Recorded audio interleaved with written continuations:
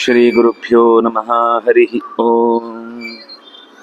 ನಾರಾಯಣಂ ಸುರಗುರುಂ ಜಗದೇಕನಾಥಂ ಭಕ್ತಪ್ರಿಯಂ ಸಕಲಲೋಕನಮಸ್ಕೃತಂ ಚ ತ್ರೈಗುಣ್ಯವರ್ಜಿತಮಜಂ ವಿಭುಮಾದ್ಯಮೀಶಂ ವಂದೇ ಭವಘ್ನಮರಾಸುರಸಿದ್ಧವಂದ್ಯಂ. ನಾರಾಯಣಂ ನಮಸ್ಕೃತ್ಯ ನರಂ ಚೈವ ನರೋತ್ತಮಂ ದೇವೀಂ ಸರಸ್ವತೀಂ ವ್ಯಾಸಂ ತತೋ ಜಯಮುದೀರಯೇ. ಸ್ವಸ್ತ್ಯಸ್ತು ಸತಾಂ. ಹರಿ ಓಂ.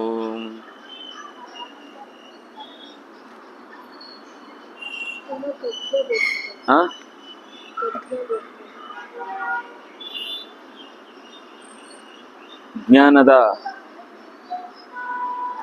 ನಿಧಿಗಳೆನಿಸಿದಂತಹ ಅನೇಕ ಹಿರಿಯರು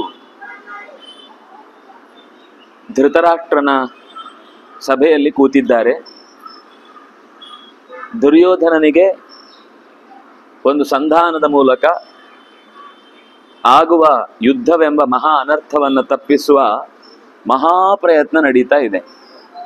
ಎಲ್ಲರೂ ಕೂಡ ಒಂದಲ್ಲ ಒಂದು ರೀತಿಯಿಂದ ಯಾಕೆ ರಕ್ತಪಾತದಿಂದ ದೇಶ ಇಡೀ ಒಂಥರ ದುಸ್ಥಿತಿಗೆ ಹೋಗಬೇಕು ಅಂತ ಯೋಚನೆ ಮಾಡಿ ಹೇಳ್ತಾನೆ ಇದ್ದಾರೆ. ಹಾಗಾಗಿ ಅಲ್ಲಿ ಪರಶುರಾಮನು ಒಂದು ದಂಭೋದ್ಭವನ ಕಥೆ ಹೇಳಿದ, ನಾರದನು ಕೂಡ ಗಾಲವನ ಕಥೆ ಹೇಳಿದ, ಯಯಾತಿಯ ಕಥೆ ಹೇಳಿದ. ಯಾವುದೇ ಕಾರಣಕ್ಕೂ ಯಾರನ್ನೂ ಒತ್ತಡ ಹೇರಿ ಒಂದು ಅವರ ಸ್ಥಾನದಿಂದ ಚ್ಯುತಿಗೊಳಿಸುವುದು, ಇಲ್ಲ ಯಾವುದೋ ಒಂದು ಸ್ಥಾನಕ್ಕೆ ಅವರನ್ನು ಒತ್ತಾಯಪೂರ್ವಕವಾಗಿ ಕಳುಹಿಸುವುದು, ಎರಡೂ ತಪ್ಪೆ. ನಿರ್ಬಂಧ ಅಂದ್ರೆ ಎರಡೂ ರೀತಿ. ನೀವೆಲ್ಲ ಇರಬೇಕು ಅಂತ ಹಠ. ಈ ಗೌತಮ ಋಷಿಗಳು ಅವರ ಆಶ್ರಮದಲ್ಲಿ ಬೇರೆ ಕಡೆ ಎಲ್ಲ ವ್ಯವಸ್ಥೆ ಚೆನ್ನಾಗಿಲ್ಲ ಅನ್ನೋದಕ್ಕೋಸ್ಕರ ಆಶ್ರಯ ಕೇಳಿ ಬಂದ ಮೇಲೆ ವಾಪಸ್ ಎಲ್ಲ ಸರಿ ಹೋಯ್ತು ಅಂದ್ಮೇಲೆ ಹೊರಡ್ತೇವೆ ಅಂದ್ರೆ ಬಿಡ್ಲಿಲ್ಲ. ಒಂಥರ ತುಂಬಾ ಒತ್ತಾಯ ಮಾಡಿ ಮಾಡಿ ಮಾಡಿ ಮಾಡಿ ಅವರನ್ನು ಕೂಡಿಸಿದ್ರು. ಅವರು ಸ್ವಲ್ಪ ಕೆಟ್ಟ ಬುದ್ಧಿ ತೋರಿಸಿದ್ರು.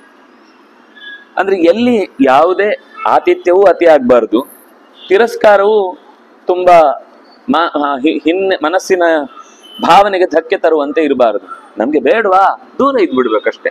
ಅದು ಬಿಟ್ಟು ಅದನ್ನ ಜಿದ್ದಿ ಸಾಧಿಸಿ ಅನ್ಯಾಯಕ್ಕೀಡಾಗುವಂತೆ ಮಾಡಬಾರದು. ದುರ್ಯೋಧನ, ನೀನು ಹಠದ ಮೇಲೆ ಹಠ ಮಾಡ್ತಾ ಇದ್ದಿ ಅಂತ ನಾರದರು ಕೂಡ ಯಯಾತಿಯ ಕಥೆಯನ್ನ ಹೇಳಿ, ನಾನು ಸಮರ್ಥ, ನನ್ನಿಂದ ಎಲ್ಲ ಆಗುತ್ತೆ, ನಾನು ಇಷ್ಟು ಮಾಡಿದ್ದೇನೆ ಅಷ್ಟು ಮಾಡಿದ್ದೇನೆ ಅಂತ ಯಾವಾಗ ಅವನು ಹಠ ತೋರಿಸಿದ, ಬಿದ್ದ. ಆದ್ರೆ ಅಲ್ಲಿ ಪುಣ್ಯಾತ್ಮ ಅವನ ದೌಹಿತ್ರ ಸಂತತಿಯನ್ನ ಚೆನ್ನಾಗಿ ಪಡೆದಿದ್ದ, ಅವನು ಉದ್ಧಾರ ಆದ. ನಿನ್ಗೆ ಯಾರು ಇಲ್ಲ ಬಿದ್ರೆ ಎತ್ತಲಿಕ್ಕೆ. ಅದರಿಂದಾಗಿ ಈ ರೀತಿ ಹಠಕ್ಕೆ ಬೀಳುವುದಾಗಲಿ ಅಥವಾ ಒಬ್ಬರನ್ನ ಒತ್ತಾಯಪೂರ್ವಕವಾಗಿ ಅವರನ್ನ ಕಾಡಿಗಟ್ಟುವ ಪ್ರಯತ್ನ ಅಥವಾ ಅವರ ಅಧಿಕಾರವನ್ನು ಕಿತ್ತುಕೊಳ್ಳುವ ಕೆಲಸ ಮಾಡಿದ್ರೆ ಅದು ನಿನಗೆ ಹಿತ ಅಲ್ಲ ಅಂತ ಹೇಳಿದ ಮೇಲೆ ಕೃಷ್ಣನೂ ಒಂದಿಷ್ಟು ವಿಷಯ ಹೇಳ್ದ. ಕೃಷ್ಣ ಅಂತೂ ನೇರ ಏನೇನ್ ತೊಂದರೆ ಆಯ್ತು ಅನ್ನೋದನ್ನ, ಆದ್ರೆ ಎಲ್ಲೂ ಕೂಡ ಅವನಿಗೆ ಸಿಟ್ಟು ಬರುವ ಹಾಗೆ ಮಾತಾಡ್ಲಿಲ್ಲ. ನಿನಗೊಬ್ಬ ಹಿತೈಷಿಯಾಗಿ ಆತ್ಮೀಯನಾಗಿ ನಾನು ಈ ಮಾತು ಹೇಳ್ತಿದ್ದೇನೆ ಅಂತೆಲ್ಲ ಹೇಳಿದ್ದ. ಆದ್ರೆ ಅವನು ಯಾವುದು ಕೂಡ ಅವನ ತಲೆಗೆ ಹೋಗ್ಲೇ ಇಲ್ಲ. ಪಾಂಡವೈಹಿ ಸಂಶಯಂ ಕೃತ್ವಾ ಚ ಸುಹೃದಾಂ ವಚಃ ಸಂಪ್ರೀಯಮಾಣೋ ಮಿತ್ರೈಶ್ಚ ಚಿರಂ ಭದ್ರಾಣ್ಯವಾಪ್ಸ್ಯಸಿ. ಪಾಂಡವರ ಜೊತೆಗೆ ಸಂಶಮಂ ಕೃತ್ವ, ಸಮಾಧಾನದ ಸಂಗತಿಗಳನ್ನ ಮಾತಾಡಿಕೊಂಡು ಇನ್ನೂ ಅನೇಕ ಸುಹೃದರ ಅಭಿಪ್ರಾಯಕ್ಕೆ ಬೆಲೆ ಕೊಟ್ಟು ಅವರಿಗೂ ಖುಷಿಯಾಗುವಂತೆ, ನಿನ್ನ ಮಿತ್ರರೂ ಸಂತೋಷ ಪಡುವಂತೆ ನೀನು ಬದುಕಿದ್ರೆ ಚಿರಂ, ಬಹಳ ಕಾಲದವರೆಗೆ ಭದ್ರಾಣಿ, ಹಿತವನ್ನ ಮಂಗಳವನ್ನ ಅನುಭವಿಸುತ್ತಿ ಅಂತ ಇಷ್ಟು ಹೇಳಿದ್ರೆ ಸುಮ್ನಾದ ಕೃಷ್ಣ. ಆಗ ಭೀಷ್ಮಾಚಾರ್ಯರು, ತತಃಶಾಂತನವೋ ಭೀಷ್ಮೋ ದುರ್ಯೋಧನಮರ್ಷಣಂ ಕೇಶವಸ್ಯ ವಚ ಶ್ರುತ್ವಾ ಪ್ರೋವಾಚ ಭರತರ್ಷಭ ಕೃಷ್ಣೇನ ವಾಕ್ಯ ಮುಕ್ತೋಸಿ ಸುಹೃದಾಂ ಶಮಮಿಚ್ಛತ ಅನ್ವಪದ್ಯತ ಯತ್ತ ತತ್ತಾತ ಮಾಮನ್ಯವಶಮನ್ವಗಾಃ. ಶಾಂತನವ ಭೀಷ್ಮಾಚಾರ್ಯರು ಆಗ್ಲೇ ಅವನು ಅಮರ್ಷಣಂ, ಸಿಟ್ಟಾಗಿ ಹಲ್ಲು ಕಟಕಟಕಟ ಅಂತ ಕಡಿತಾ ಇದ್ದಾನೆ. ಕೇಶವನ ಮಾತನ್ನ ಕೇಳಿಸಿಕೊಂಡು ಭೀಷ್ಮಾಚಾರ್ಯರು ನಿಧಾನಕ್ಕೆ ಹೇಳ್ತಾರೆ, ಕೃಷ್ಣನ ಮಾತನ್ನ ಯಾರು ಗಿಣಿಗೆ ಹೇಳಿದ ಹಾಗೆ ಹೇಳುದು ಅಂತ ಹೇಳ್ತೀವಲ್ಲ, ಹಾಗೆ ನಿನಗೆ ಬಿಡಿಸಿ ಬಿಡಿಸಿ ಶಮಮಿಚ್ಛತ, ಅವನು ಖಂಡಿತ ಶಾಂತಿಯನ್ನು ಬಯಸಿ ಈ ಮಾತನ್ನು ಹೇಳಿದನು. ಯಾರೇ ಆದ್ರೂ ಶಾಂತಿಯನ್ನು ಬಯಸದೇ ಇದ್ರೆ ಅವ್ರು ಇಷ್ಟು ಬಿಡಿಸಿ ಕೆಲವು ದೋಷಗಳನ್ನು ಎತ್ತಿ ತೋರಿಸಿ ಹೇಳುವುದಿಲ್ಲ. ಮಾ ಮನ್ಯು ವಶ ಮನ್ವಗಾಹ, ಎಂದಿಗೂ ಕೂಡ ಮನ್ಯುವಿನ ವಶಕ್ಕೊಳಗಾಗಬೇಡ, ಕೋಪಕ್ಕೆ ತುತ್ತಾಗಬೇಡ, ಬುದ್ಧಿಯನ್ನ ಕೋಪದ ಕೈ ಕೊಡಬೇಡ, ಕೋಪವನ್ನು ಬುದ್ಧಿಯ ಕೈಯಲ್ಲಿಡು. ಅಕೃತ್ವ ವಚನಂ ತಾತ, ಕೇಶವನ ಮಾತನ್ನ ನೀನು ನಡೆಸದೆ ಹೋದ್ರೆ ಶ್ರೇಯಸ್ಸಿರ್ಲಿ, ಹಿತವೂ ಆಗಲ್ಲ. ಹಿತ ಬಿಡು, ಬದುಕಿ ಉಳಿಯಲ್ಲ. ಬದುಕಿ ಉಳಿದ್ರೆ ತಾನೆ ಆಮೇಲೆ ಶ್ರೇಯಸ್ಸು, ಉತ್ತಮವಾದ ಸದ್ಗತಿ ಇತ್ಯಾದಿಗಳೆಲ್ಲ. ಯಾಕೆಂದ್ರೆ ಧರ್ಮ್ಯಂ ಅರ್ಥಂ ಮಹಾಬಾಹು ಉವಾಚ, ಧರ್ಮ್ಯವಾದ ಅರ್ಥವತ್ತಾದ ಮಾತುಗಳನ್ನಷ್ಟೇ ಕೇಶವ ಹೇಳಿದ್ದಾನೆ. ಜ್ವಲಿತಾಂ ತ್ವಮಿಮಾಂ ಲಕ್ಷ್ಮೀಂ ಭಾರತೀಂ ಸರ್ವರಾಜಸು ಜೀವತೋ ಧೃತರಾಷ್ಟ್ರಸ್ಯ ದೌರಾತ್ಮ್ಯಾತ್ ಭ್ರಂಶಯಿಷ್ಯಸಿ. ಈಗ ಕೊಡಬೇಕಾದ ವಸ್ತುವನ್ನ ಕೊಡದೆ ಹಿಡಿತದಲ್ಲಿ ಇಟ್ಟುಕೊಂಡದ್ರಿಂದಾಗಿ ನೀನು ನಿನ್ನ ಸಂಪತ್ತನ್ನು ಮತ್ತು ಅವರು ತಮ್ಮ 13 ವರ್ಷಗಳ ನಂತರ ಮರಳಿ ಬಂದಾಗ ರಾಜ್ಯವನ್ನು ಕೊಡ್ತೇನೆ ಎನ್ನುವ ಮಾತನ್ನು ಎರಡನ್ನೂ ಕೂಡ ನೀನು ಎಡಗಾಲಿನಿಂದ ದಾಟಿ ಮುಂದಕ್ಕೆ ಹೋಗ್ತಾ ಇದ್ದಿ, ತಿರಸ್ಕಾರ ಮಾಡ್ತಾ ಇದ್ದಿ.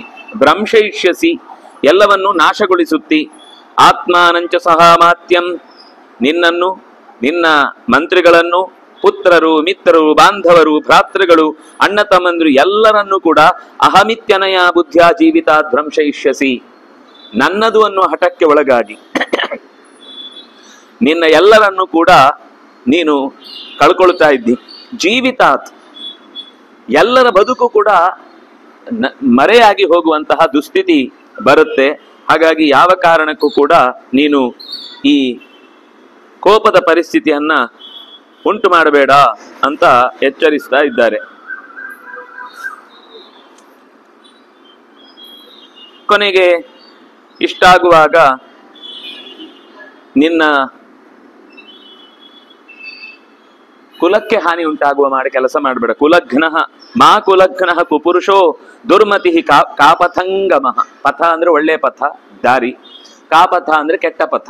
ಕೆಟ್ಟ ಪಥವನ್ನು ತುಳಿಬೇಡ. ಇದರಿಂದ ನಿನ್ನ ತಂದೆಗೂ ಅನ್ಯಾಯ ಆಗುತ್ತೆ. ವಿದುರನೂ ಕೂಡ ಇಷ್ಟೆಲ್ಲ ಈ ದೇಶದ ಹಿತದಿಂದ ಏನೆಲ್ಲ ಕೆಲಸ ಮಾಡಿದ್ದಾನೋ ಅದು ವ್ಯರ್ಥವಾಗುತ್ತೆ. ತಂದೆಯನ್ನು ತಾಯಿಯನ್ನು ಮಾಮಜ್ಜೀಹಿ ಶೋಕಸಾಗರೆ, ತಂದೆ ತಾಯಿಗಳನ್ನ ಕಣ್ಣೀರು ತೊಳೆಯುವಂತೆ ಮಾಡಬೇಡ, ಕಣ್ಣೀರಲ್ಲಿ ಕೈ ತೊಳೆಯುವಂತೆ ಮಾಡಬೇಡ.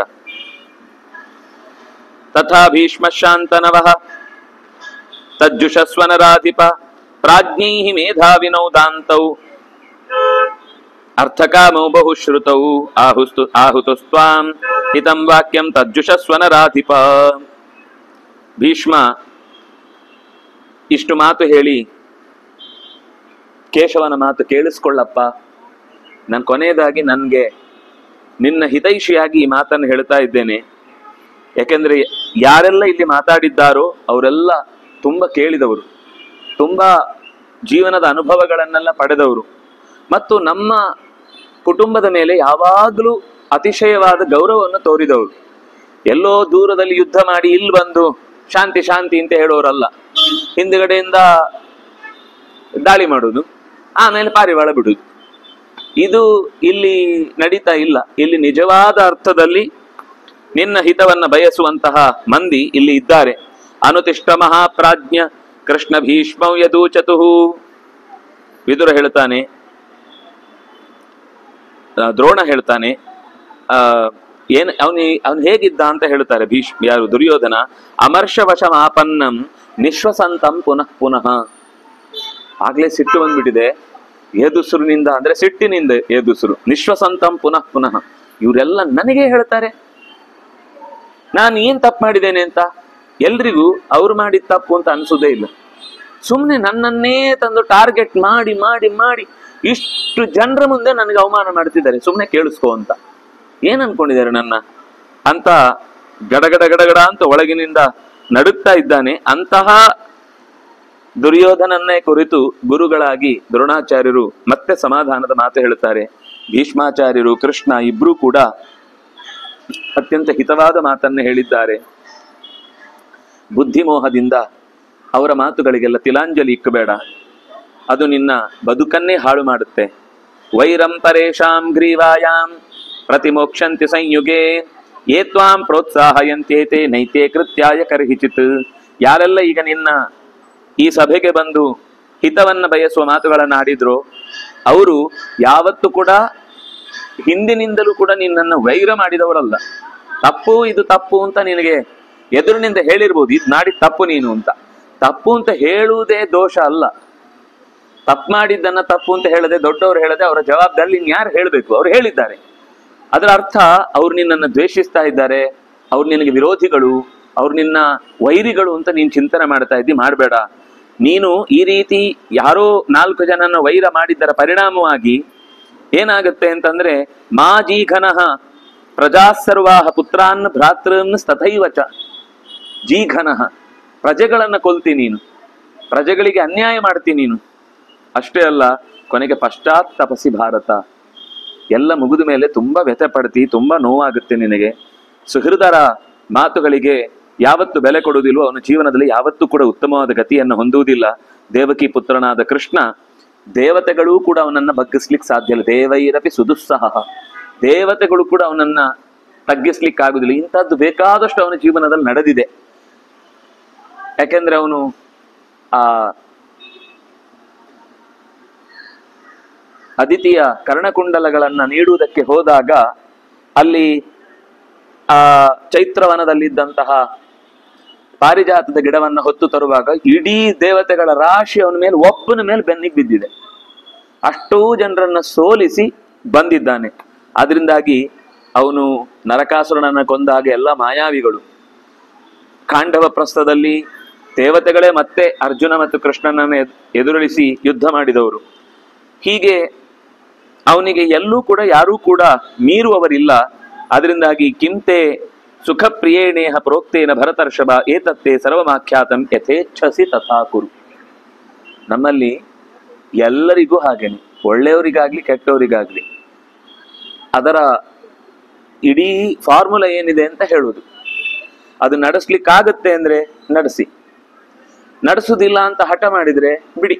ನಿಮ್ಗೆ ತಿಳಿಸುವುದಷ್ಟು ನನ್ನ ಕರ್ತವ್ಯ ಅಂತ ದ್ರೋಣಾಚಾರ್ಯರು ತಾನು ಗುರುವಾಗಿ, ಕೃಷ್ಣ ಹೇಳುವುದಕ್ಕೂ ದ್ರೋಣಾಚಾರ್ಯ ಹೇಳುವುದಕ್ಕೂ ವ್ಯತ್ಯಾಸ ಇದೆ. ಕೃಷ್ಣ ಹೇಳುವಾಗ ಅವನ ಒಳಗೆ ಹೊಕ್ಕು ಅವನ ಎಲ್ಲಾ ದೋಷಗಳನ್ನು ಎತ್ತಿ ಹೇಳಿದ್ದಾನೆ.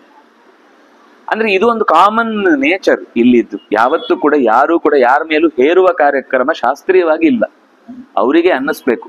ಪ್ರತಿ ಸರ್ತಿಯೂ ಮಾಡು ಮಾಡು ಮಾಡು ಮಾಡು ಅಂತ ಅದರ ಹಿನ್ನೆಲೆಯ ಮಹತ್ವವನ್ನು ಹೇಳದೆ ಮಾಡು ಅಂತ ಹೇಳಿದ್ರೆ ಯಾರಿಗೂ ಉಳಿಯಲ್ಲ. ಆದ್ರೆ ಹಿನ್ನೆಲೆ ಹೇಳಿದ್ರೂ ಕೂಡ ಕೃಷ್ಣ ಹೇಳಿ ಆಗಿದೆ. ಕೃಷ್ಣ ಬಿಡಿಸಿ ಹೇಳಿದ್ದಾನೆ. ಅದನ್ನು ಹೇಳಿದ. ಕೃಷ್ಣ ಮತ್ತೆ ಭೀಷ್ಮಾಚಾರ್ಯ ಇಬ್ರು ನಿನಗಿಷ್ಟು ಬಿಡಿಸಿ ಹೇಳಿದ್ದಾರೆ. ಇನ್ನು ಯಥೇಚ್ಛಸಿ ತಥಾಕುರು. ಇದು ಗೀತೆಯಲ್ಲೂ ಕೃಷ್ಣನಿಗೆ ಅಂದ್ರೆ ಅರ್ಜುನನಿಗೆ ಕೊನೆಯಲ್ಲಿ ಆಡಿದ ಮಾತು. ಇಲ್ಲೂ ನಿನ್ನನ್ನು ನತ್ವಾಂ ಹಿ ಉತ್ಸಾಹೇ ವಕ್ತುಂ ಭೂಯೋ ಭರತ ಸತ್ತಮ. ಇದಕ್ಕಿಂತ ಹೆಚ್ಚು ನನಗೇನು ಹೇಳಲಿಕ್ಕೆ ಕಾಣಿಸ್ತಿಲ್ಲ ಅಂತ ಹೀಗೆ ಹೇಳಿದಾಗ ಕ್ಷತ್ತ ವಿದುರ ಕೂಡ ಆ ಮಾತಿಗೆ ಜೊತೆಗೂಡಿಸ್ತಾನೆ. ಆದ್ರೆ ಅವನೊಂಚೂರು ಇಷ್ಟು ಅವನು ಹೇಳ್ತಾ ಇದ್ರೆ ಒಬ್ರಿಗೂ ರೆಸ್ಪಾನ್ಸ್ ಮಾಡ್ತಿಲ್ಲ. ಒಂದು ತಲೆಯಲ್ಲಾಡಿಸುದು, ಅದನ್ನು ನೋಡುದು, ಹೌದು ಅಂತ ಒಂದು ಭಾವನೆ ವ್ಯಕ್ತಪಡಿಸುದು, ಆಕಾಶ ನೋಡ್ಕೊಂಡು ಯಾರನ್ನ ನೋಡ್ಕೊಂಡು ಅವ್ರೇನೋ ಕೀಟ್ಲೆ ಮಾಡ್ತಾ ಇದ್ರೆ ನಕ್ಕು ತಮಾಷೆ ಮಾಡ್ಕೊಂಡು ಕೂತಿದ್ದಾನೆ. ಆಗ ದುರ್ಯೋಧನ ನ ಶೋಚಾಮಿ, ನಿನ್ ಬಗ್ಗೆ ನನಗೇನು ಬೇಸರ ಅನ್ನಿಸ್ತಿಲ್ಲ. ಇಮೌತು ವೃದ್ಧೌ ಶೋಚಾಮಿ ಗಾಂಧಾರಿ ಪಿತರಂಚ ತೇ. ಈ ವೃದ್ಧರಿದ್ದಾರಲ್ಲ, ನೀನೊಬ್ಬ ಇದ್ದೂ ಕೂಡ ಮಕ್ಕಳಿಲ್ಲದ ಹಾಗೆ ಅನಾಥರಂತೆ ಬದುಕ್ತಾ ಇದ್ದಾರೆ ಅವರು. ಅವರಿಗೆ ತನ್ನ ಮಾತು ಕೇಳಿಸ್ಕೊಳ್ಳುವಂತ ಒಬ್ಬ ಮಗ ಇದ್ದಾನೆ. ಮುಂದೆ ಅವನು ನಮ್ಮನ್ನ ಕೊನೆಯ ತನಕ ಚೆನ್ನಾಗಿ ನೋಡ್ಕೊಳ್ತಾನೆ. ನಾವು ಕಷ್ಟಪಟ್ಟದ್ದು ಕನಿಷ್ಠ ಪಕ್ಷ ಒಂದರ್ಥದಲ್ಲಾದ್ರೂ ನಮ್ಮ ಜೀವನದಲ್ಲಿ ಕೊನೆಯ ಕಾಲಕ್ಕೆ ಕಣ್ಣು ಕಾಣದೇ ಇರುವ ಹೊತ್ತಿಗೆ ತುತ್ತು ಹಾಕ್ಲಿಕ್ಕೆ ಒಬ್ಬ ಮಗ ಉಳ್ಕೊಳ್ತಾನೆ ಅಂತ ಅನ್ಕೊಂಡ್ರೆ ಅಂತದ್ದನ್ನು ಯಾವುದನ್ನು ನೀನು ಮಾಡುತ್ತಿಲ್ಲ.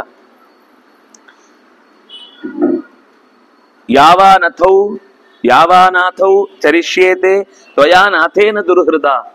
ನೀನು ನಾಥನಾಗಿ ಇದ್ದೂ ಕೂಡ ಕೆಟ್ಟ ಹೃದಯದಿಂದ ಅವರ ದೊಡ್ಡವರ ಮಾತನ್ನೇ ತಿರಸ್ಕರಿಸಿದ್ರಿಂದ ಅವರಿಗೆ ನೀನು ಇದ್ದೂ ಕೂಡ ಇಲ್ಲದ ಹಾಗೆ, ಇದ್ದೂ ಕೂಡ ಅವರ ಮಾತನ್ನು ನಡೆಸಿಕೊಡದೆ ನಮ್ಮ ಮಕ್ಕಳೇ ನಮ್ಮ ಮಾತು ಕೇಳದೆ ಇದ್ರೆ ನಾವು ಯಾರಿಗೆ ಹೇಳಬೇಕು ಅನ್ನುವ ವ್ಯಥೆಯಲ್ಲಿ ಅವರನ್ನ ಕೊರಗುವಂತೆ ಮಾಡಿದ್ದಿ.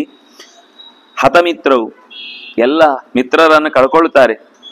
ಹತಾಮಾತ್ಯವು, ಅವರ ಅಮಾತ್ಯರು ಅಂದ್ರೆ ಮಂತ್ರಿ ಪರಿವಾರ, ಅವರನ್ನು ಕಳ್ಕೊಳ್ತಾನೆ. ಅಷ್ಟೇ ಅಲ್ಲ, ಅದನ್ನ ಒಂದು ಉದಾಹರಣೆ ಮೂಲಕ ಹೇಳ್ತಾನೆ. ಎರಡೂ ರೆಕ್ಕೆಗಳನ್ನ ಕತ್ತರಿಸಿಕೊಂಡ ಹಕ್ಕಿಯೊಂದು ಆಗಸದಲ್ಲಿ ಹಾರ್ಲಿಕ್ಕೆ ಅಂತ ಬಿಟ್ಟಾಗ ಹೇಗೆ ತೊಪ್ಪನೆ ನೆಲಕ್ಕೆ ಬಿದ್ದು ಪ್ರಾಣ ಕಳ್ಕೊಳ್ಳುತ್ತೋ, ಹಾಗೆ ಈ ಇಬ್ಬರು ಲೂನ ಪಕ್ಷ ವಿವಾಂಡಜೌ, ಲೂನ ಅಂದ್ರೆ ಕತ್ತರಿಸಿದ್ದು, ಲೂನ ಪಕ್ಷವು ಕತ್ತರಿಸಿದ ರೆಕ್ಕೆಗಳುಳ್ಳ ಹಕ್ಕಿಯೊಂದನ್ನ ಆಗಸಕ್ಕೆ ಎತ್ತರಕ್ಕೆ ಎಸೆದು ಹಾರು ಅಂತ ಬಿಟ್ಟಂತೆ ನಿನ್ನ ಅಪ್ಪ ಅಮ್ಮನನ್ನ ನೀನು ಈ ರೀತಿಯಾದ ಕೆಟ್ಟ ನಿರ್ಧಾರ ತೆಗೆದುಕೊಂಡು ಅವರನ್ನ ಕೆಳಕ್ಕೆ ತಳ್ಳುವ ಮೂಲಕ, ಅವರ ಬಂಧು ಬಾಂಧವರನ್ನೆಲ್ಲ ಕಳೆದುಕೊಳ್ಳುವ ವ್ಯಥೆಯ ಮೂಲಕ ಅವರ ಜೀವನಕ್ಕೆ ಕೊಳ್ಳಿ ಇಡ್ತಾ ಇದ್ದಿ. ಕೊನೆಗೆ ಅವರು ಭಿಕ್ಷುಕರಂತೆ ಬದುಕಬೇಕಾಗುತ್ತೆ. ಭಿಕ್ಷುಕವು ವಿಚರಿಷ್ಯೇತೆ ಶೋಚಂತವು ಪೃಥಿವೀಮಿಮಾಂ. ಏನಾಗತ್ತೆ ಗೊತ್ತಿಲ್ಲ ಅವರ ಪರಿಸ್ಥಿತಿ ಮುಂದೆ. ಅದರಿಂದಾಗಿ ದುರ್ಯೋಧನ, ಧೃತರಾಷ್ಟ್ರನ ಹಿತದಲ್ಲಿ ನೀನು ಈಗ ಕಾರ್ಯವನ್ನು ಯೋಚಿಸಬೇಕು, ಕೇವಲ ನಿನ್ನೊಬ್ಬನ ಸ್ವಾರ್ಥ ಅಲ್ಲ. ಇಷ್ಟು ಹೇಳುವಾಗ ಧೃತರಾಷ್ಟ್ರನು ತಕ್ಷಣ ತಾನು ದನಿಗೂಡಿಸ್ತಾನೆ. ಎಲ್ಲರ ಜೊತೆಗೆ ಇದ್ದವನು ದುರ್ಯೋಧನ, ನಿಬೋಧೇದಂ, ದಯವಿಟ್ಟು ಕೇಳಿಸ್ಕೊ. ಶೌರಿಣೋಕ್ತಂ ಮಹಾತ್ಮನ, ಕೃಷ್ಣ ಹೇಳಿದ ಮಾತು ತುಂಬಾ ಸತ್ಯವಾದದ್ದು, ತುಂಬಾ ಹಿತಕಾರಿಯಾದದ್ದು. ಆದತ್ಸ್ವ ಶಿವಮತ್ಯಂತಂ ಯೋಗಕ್ಷೇಮ ವದವ್ಯಯಂ. ಅಪ್ರಾಪ್ತಸ್ಯ ಪ್ರಾಪ್ತಿ, ಹಿತವಾದದ್ದೇ ಸಿಗುತ್ತೆ. ಪ್ರಾಪ್ತಸ್ಯ ಪರಿರಕ್ಷಣಂ, ಅದು ಕೊನೆಗೆ ಉಳಿಯತ್ತೆ ಪಾಂಡವರ ಜೊತೆಗೆ ಸಂಧಾನ ಮಾಡಿದ್ರೆ. ಇಲ್ಲ ಅಂದ್ರೆ ಇದ್ದದ್ದು ಕಳ್ಕೊಳ್ತಿ, ಈಗಿರುವುದು ಕಳ್ಕೊಳ್ತಿ ಮಾತ್ರ ಅಲ್ಲ, ಹೊಸ್ತನ್ ಪಡ್ಕೊಳ್ಳಿಕ್ಕೆ ಅವಕಾಶವೇ ಇಲ್ಲದಂತೆ ನಷ್ಟವಾಗಿ ಹೋಗ್ತಿ. ಇಷ್ಟಾನ್ ಸರ್ವಾನ್ ಅಭಿಪ್ರಾಯಾನ್ ಪ್ರಾಪ್ಸ್ಯಾಮಹ ಸರ್ವರಾಜಸು. ಎಲ್ಲ ರಾಜರಿಂದಲೂ ಕೂಡ ನೀನು ಈ ಸಂಧಾನವನ್ನ ಕೈಗೊಂಡ್ರೆ ಹಿತವನ್ನೇ ಅವರಿಂದ ಪರವಾಗಿಲ್ಲ. ಕೊನೆಗೊಂದು ಮಹಾಯುದ್ಧದ ಕೆಟ್ಟ ನಿರ್ಧಾರದಿಂದ ಹಿಂದೆ ಸರಿದಿಯಲ್ವಾ, ನಂಗೆ ತುಂಬಾ ಸಂತೋಷ ಆಯ್ತು ಅಂತ ಎಲ್ಲ ರಾಜರು ಕೂಡ ಹಿತ ಪಡ್ತಾರೆ. ಯಾಕೆ? ಯಾರಾದ್ರೂ ಅವರವರ ಸೈನ್ಯ ಕಳ್ಕೊಳ್ಬೇಕು ಅಂತ ಇಷ್ಟಪಡ್ತಾರ? ಇಲ್ಲಿ ಬಂದವರು ಎಲ್ಲರೂ ಕೂಡ ಸುಲಭವಾಗಿ ಪರಿಹಾರ ಆದ್ರೆ ಒಳ್ಳೇದು ಅಂತಾನೆ ಬಯಸುವುದು. ಎಲ್ಲದಕ್ಕೂ ಯುದ್ಧವೇ ಸೊಲ್ಯೂಷನ್ ಅಲ್ಲ, ಎಲ್ಲಾ ಸಂದರ್ಭದಲ್ಲೂ ಸೊಲ್ಯೂಷನ್ ಅಲ್ಲ. ಕೆಲವು ಸಂದರ್ಭದಲ್ಲಿ ಬುದ್ಧಿ ಮಾತು ಕೇಳದೆ ಇದ್ದಾಗ ಹೇಳಬೇಕಾದ ಅನಿವಾರ್ಯತೆ ಬರಬಹುದು. ಆದ್ರೆ ಈಗ ಅಂತೂ ಆ ಪರಿಸ್ಥಿತಿ ಬಂದಿಲ್ಲ. ನೀನ್ ತಿದ್ದುಕೊಂಡ್ರೆ ಇಲ್ಲೇ ಸಮಸ್ಯೆ ಕ್ಲಿಯರ್ ಆಗುತ್ತೆ. ಸುಸಂಹತ ಕೇಶವೇನ ತಾತ ಗಚ್ಚ ಯುಧಿಷ್ಠಿರಂ. ಕೇಶವೇನ ಸುಸಂಹತಃ, ಕೇಶವನಿಂದ ಚೆನ್ನಾಗಿ ಹೇಳಲ್ಪಟ್ಟ ನೀನು ಯುಧಿಷ್ಠಿರನ ಬಳಿಗೆ ಹೋಗು. ಚರಸಸ್ತ್ಯಯನಂ ಕೃತಂ ಭರತಾನಾಂ ಅನಾಮಯಂ. ಭರತ ವಂಶಕ್ಕೆ ಕೆಟ್ಟ ರೋಗ ಬರುವಂತಹ ಪರಿಸ್ಥಿತಿಯನ್ನು ತಪ್ಪಿಸು. ಕೆಟ್ಟ ಆಲಸ್ಯ ಒದಗುವಂತಹ ಅನರ್ಥ ಒದಗುವಂತಹ ಪರಿಸ್ಥಿತಿಯನ್ನು ತಪ್ಪಿಸು. ವಾಸುದೇವ ಹೇಳಿದ ಮಾತು ಅದು ತೀರ್ಥದಂತೆ, ಶಂಖದಿಂದ ಬಂದರೆ ತೀರ್ಥ ಅನ್ನುವ ಹಾಗೆ ವಾಸುದೇವ ಹೇಳಿದ್ದೆಲ್ಲವೂ ತೀರ್ಥವೇ. ಅದನ್ನು ಸ್ವೀಕರಿಸು, ಉತ್ತಮ ಬದುಕನ್ನು ನಡೆಸು, ಮಾ ಅತಿಗಾಹ, ದಾಟಿ ಹೋಗ್ಬೇಡ ಅಂತ ತುಂಬಾ ಪಶ್ಚಾತ್ತಾಪ ಪಡ್ಬೇಕು ಅಂತ ಒಂದು ವೇಳೆ ನೀನು ಇಷ್ಟು ಹೇಳಿದ ಮೇಲೂ ಪ್ರತ್ಯಾಖ್ಯಾಸ್ಯಸಿ, ಅಂದ್ರೆ ಮಾತನ್ನ ತೆಗೆದು ಹಾಕ್ತಿ ಅಂತಂದ್ರೆ ಖಂಡಿತ ನಿನಗೆ ಪರಾಭವ ಕಟ್ಟಿಟ್ಟ ಬುತ್ತಿ, ಸೋಲು ನಿನ್ನದೇ ಸೊತ್ತಾಗಿ ಹೋಗುತ್ತೆ ಅನ್ನುವಲ್ಲಿಗೆ ಇತಿ ಶ್ರೀಮನ್ ಮಹಾಭಾರತೆ ಉದ್ಯೋಗ ಪರ್ವಣಿ ಭಗವದ್ಧ್ಯಾನ ಪರ್ವಣಿ ಪಂಚವಿಂಶತ್ಯಧಿಕಶತತಮೋಧ್ಯಾಯ. ಅಥ ಮುಂದಿನ ಅಧ್ಯಾಯದಲ್ಲಿ ಭೀಷ್ಮ ದ್ರೋಣರು ದುರ್ಯೋಧನನ ಕುರಿತಾಗಿ ಮತ್ತೆ ಯುದ್ಧ ಸನ್ನಾಹ ಹೇಗಾಗಿದೆ, ಯಾಕೆ ನೀನು ಈ ಸಂಧಾನವನ್ನು ಮಾಡಿಕೊಳ್ಬೇಕು ಅನ್ನೋದಕ್ಕೆ ಕೆಲವು ಕಾರಣಗಳನ್ನು ಕೊಡ್ತಾರೆ. ಧೃತರಾಷ್ಟ್ರನ ಮಾತನ್ನು ಕೇಳಿದ ಮೇಲೆ ಭೀಷ್ಮ ದ್ರೋಣರಿಬ್ಬರೂ ಕೂಡ ಅವರಿಗೆ ಯೋಚನೆ ದುರ್ಯೋಧನನ ಮೇಲೆ ಏನು ತೀವ್ರವಾದ ಕಾಳಜಿ ಅಲ್ಲ. ಧೃತರಾಷ್ಟ್ರನ ವ್ಯಥೆ ನೋಡ್ಲಿಕ್ಕೆ ಆಗ್ತಿಲ್ಲ ಯಾರಿಗೂ. ಯಾಕಂದ್ರೆ ಧೃತರಾಷ್ಟ್ರ ತಮ್ಮ ಓರಗೆ ಅವನು, ತಮ್ಮ ಸಮಕಾಲೀನ ಮತ್ತು ತುಂಬಾ ಸ್ಟ್ರಗಲ್ ಮಾಡಿದ್ದನ್ನ ಅರ್ಥ ಮಾಡ್ಕೊಂಡಿದ್ದಾರೆ ಅವರೆಲ್ಲ. ಹಾಗಾಗಿ ಅವನ ಮೇಲಿನ ಕಾಳಜಿಯಿಂದ ಯಾವಾಗ್ಲೂ ಅಜ್ಜನಿಗೆ ಮತ್ತೆ ಮೊಮ್ಮಕ್ಕಳಿಗೆ ಜಗಳ ಆದ್ರೆ, ಮೊಮ್ಮಕ್ಕಳಿಗೆ ಮತ್ತು ತಂದೆಗೆ ಜಗಳ ಆದ್ರೆ ಅಜ್ಜಂದ್ರು ಮೊಮ್ಮಕ್ಕಳ ಪಕ್ಷ ವಹಿಸುವುದೇ ಇಲ್ಲ. ಅಂದ್ರೆ ಈ ಸಣ್ಣ ವಿಷಯದಲ್ಲಿ ವಹಿಸ್ತಾರೆ, ಅಂದ್ರೆ ಈ ತಿಂಡುವುದು ಉಣ್ಣೋದು ಏನೋ ಸಾಮಾನ್ಯ ವಿಷಯಗಳಿಗಾಗುವಾಗ ಅವ್ರ ಪಕ್ಷ ವಹಿಸ್ತಾರೆ. ಆದ್ರೆ ದೊಡ್ಡ ಮಟ್ಟದ ವ್ಯವಹಾರ, ಸಂಪತ್ತು, ಆಸ್ತಿ ಅಂತ ಬಂದಾಗ ಮಕ್ಕಳ ಪರವೇ ಜಾಸ್ತಿ ಯೋಚನೆ ಮಾಡ್ತಾರೆ.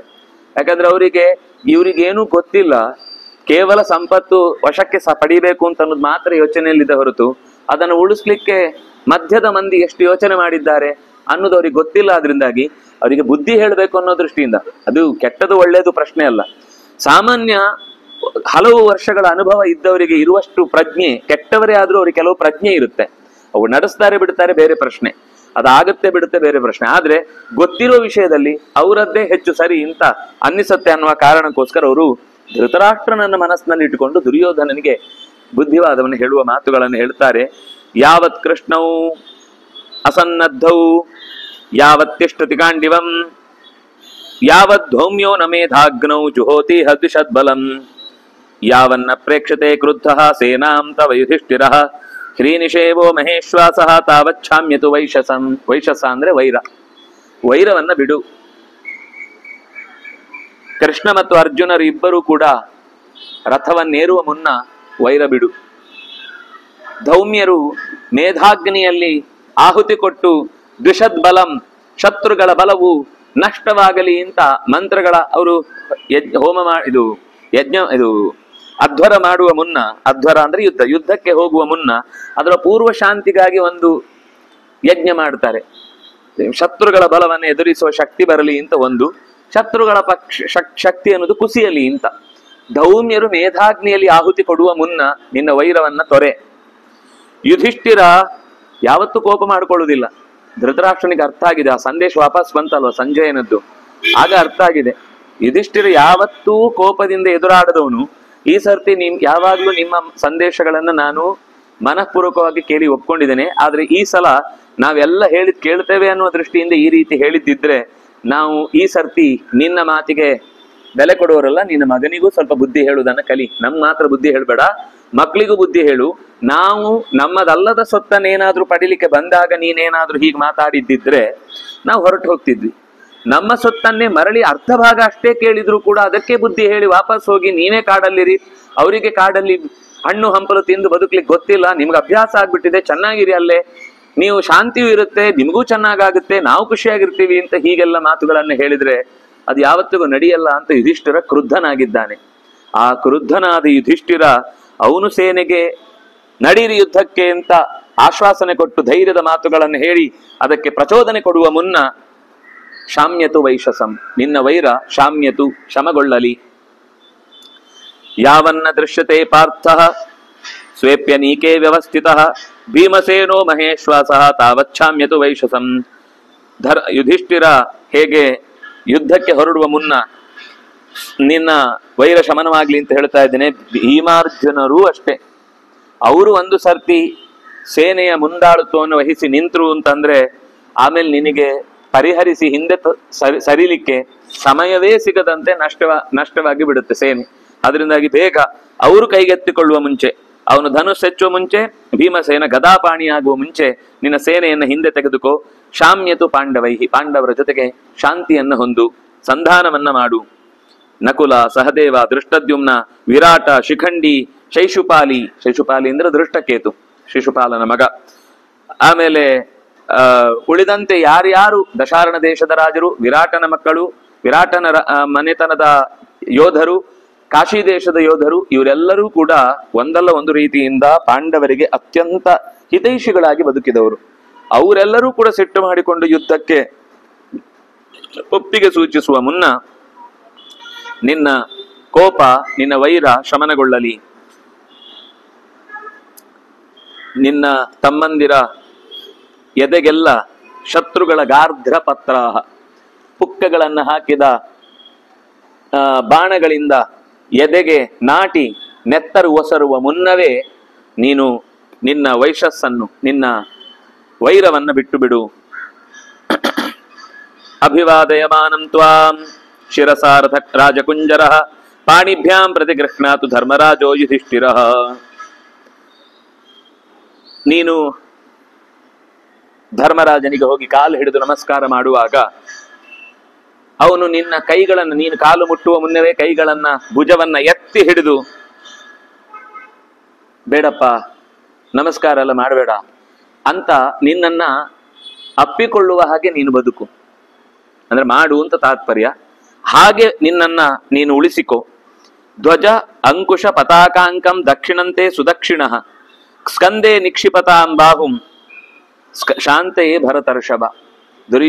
ದುರ್ಯೋಧನನನ್ನ ಕಂಡ ಕೂಡಲೇ ಯುಧಿಷ್ಠಿರ ತಕ್ಷಣ ಅವನನ್ನು ನಮಸ್ಕಾರ ಮಾಡುವುದರಿಂದ ಎತ್ತಿ ಹಿಡಿದು ಹೆಗಲ ಮೇಲೆ ಕೈ ಹಾಕಿಕೊಂಡು ತಲೆ ಸವರಿ, ಇದಲ್ಲಪ್ಪ, ನಾವು ಒಟ್ಟಿಗಿರೋಣ, ನಿನಗೇನು ನನ್ನಿಂದ ಉಪಕಾರ ಆಗ್ಬೇಕು ನಾನು ಮಾಡ್ತೇನೆ, ನೀವೇನು ಮಾಡುವುದು ಬೇಡ, ನಮ್ಗೆ ಜೊತೆಯಾಗಿ ಆತ್ಮೀಯವಾಗಿ ಇರೋಣ ಅನ್ನುವ ಸುದಕ್ಷಿಣ ಅವನ ಬಲಗೈ ಧ್ವಜ ಅಂಕುಶಾದಿ ಚಿಹ್ನೆಗಳಿಂದ ಕೂಡಿದಂತಹ ಅತ್ಯಂತ ಲಕ್ಷಣಯುಕ್ತವಾದ ಕೈಗಳು ನಿನ್ನ ಹೆಗಲ ಮೇಲೆ ಇರುವಂತಾಗಲಿ. ಅಂದ್ರೆ ಅವರು ನಿನ್ನ ನಮಸ್ಕಾರ ಮಾಡಿದ ತಕ್ಷಣ 2 ಗುದ್ದು ಬಿಡುವವರಲ್ಲ ನಿಂತರ. ಕೆಲವರಿಗೆ ಏನು ಅಂದ್ರೆ ಬಗ್ಗಿದವರಿಗೆ ಗುದ್ದು ಜಾಸ್ತಿ ಅಂತ, ಪಾಪದವರು ಅಂತಿದ್ರೆ ಅವ್ರು ಮತ್ತೆ ಮತ್ತೆ ಅನುಭವಿಸ್ತಾ ಇರ್ಬೇಕು. ಪಾಂಡವರು ಹಾಗೆ ಯಾವತ್ತೂ ಮಾಡಲ್ಲ. ತಮ್ಮ ಸುತ್ತ ಇದ್ದವರು ಯಾರೇ ಇದ್ರು, ಬೆಳೆಯೋರಿದ್ರೆ ಅವರನ್ನು ಬೆಳೆಸುವ ಕೆಲಸ ಮಾಡ್ತಾರೆ ಹೊರತು ತಾವೇ ಬೆಳಿಬೇಕು ಅನ್ನೋ ಹಠ ಮಾಡುವರಲ್ಲ. ಅದರ ಜೊತೆಗೆ ರತ್ನೋಪತಿ ಸಮೇತೇನ ರತ್ನಾಂಗುಲಿ ಲತೇನ ಚ ಉಪದಿಷ್ಟಸ್ಯತೆ ಪೃಷ್ಠಂ ಪಾಣಿನ ಪರಿಮಾರ್ಜತು. ನೀನನ್ನ ಪ್ರೀತಿಯಿಂದ ತಗೊಂಡು ಹೋಗಿ ತನ್ನದೇ ಸಿಂಹಾಸನದಲ್ಲಿ ಒಟ್ಟಿಗೆ ಕೂಡಿಸಿಕೊಂಡು ಬೆನ್ನು ಸವರುತ್ತಾ, ಅದೆಷ್ಟಂದ ಇದೆ ಮಾತು ನೋಡಿ, ಉಪವಿಷ್ಟಸ್ಯ ತೇ ಪೃಷ್ಠಂ, ಕುಳಿತ ನಿನ್ನ ಬೆನ್ನನ್ನ ಸವರುತ್ತಾ ಪಾಣಿನ ಪರಿಮಾರ್ಜತು, ಅದು ಸವರಿ ನಿನಗೊಂದು ಅಣ್ಣನ ಆತ್ಮೀಯ ಅನುಬಂಧದ ಒಂದು ಸ್ಪರ್ಶ ನಿನಗುಂಟಾಗಲಿ. ಅದರ ಸೌಖ್ಯದ ಪರಿಚಯ ನಿನಗಿಲ್ಲ.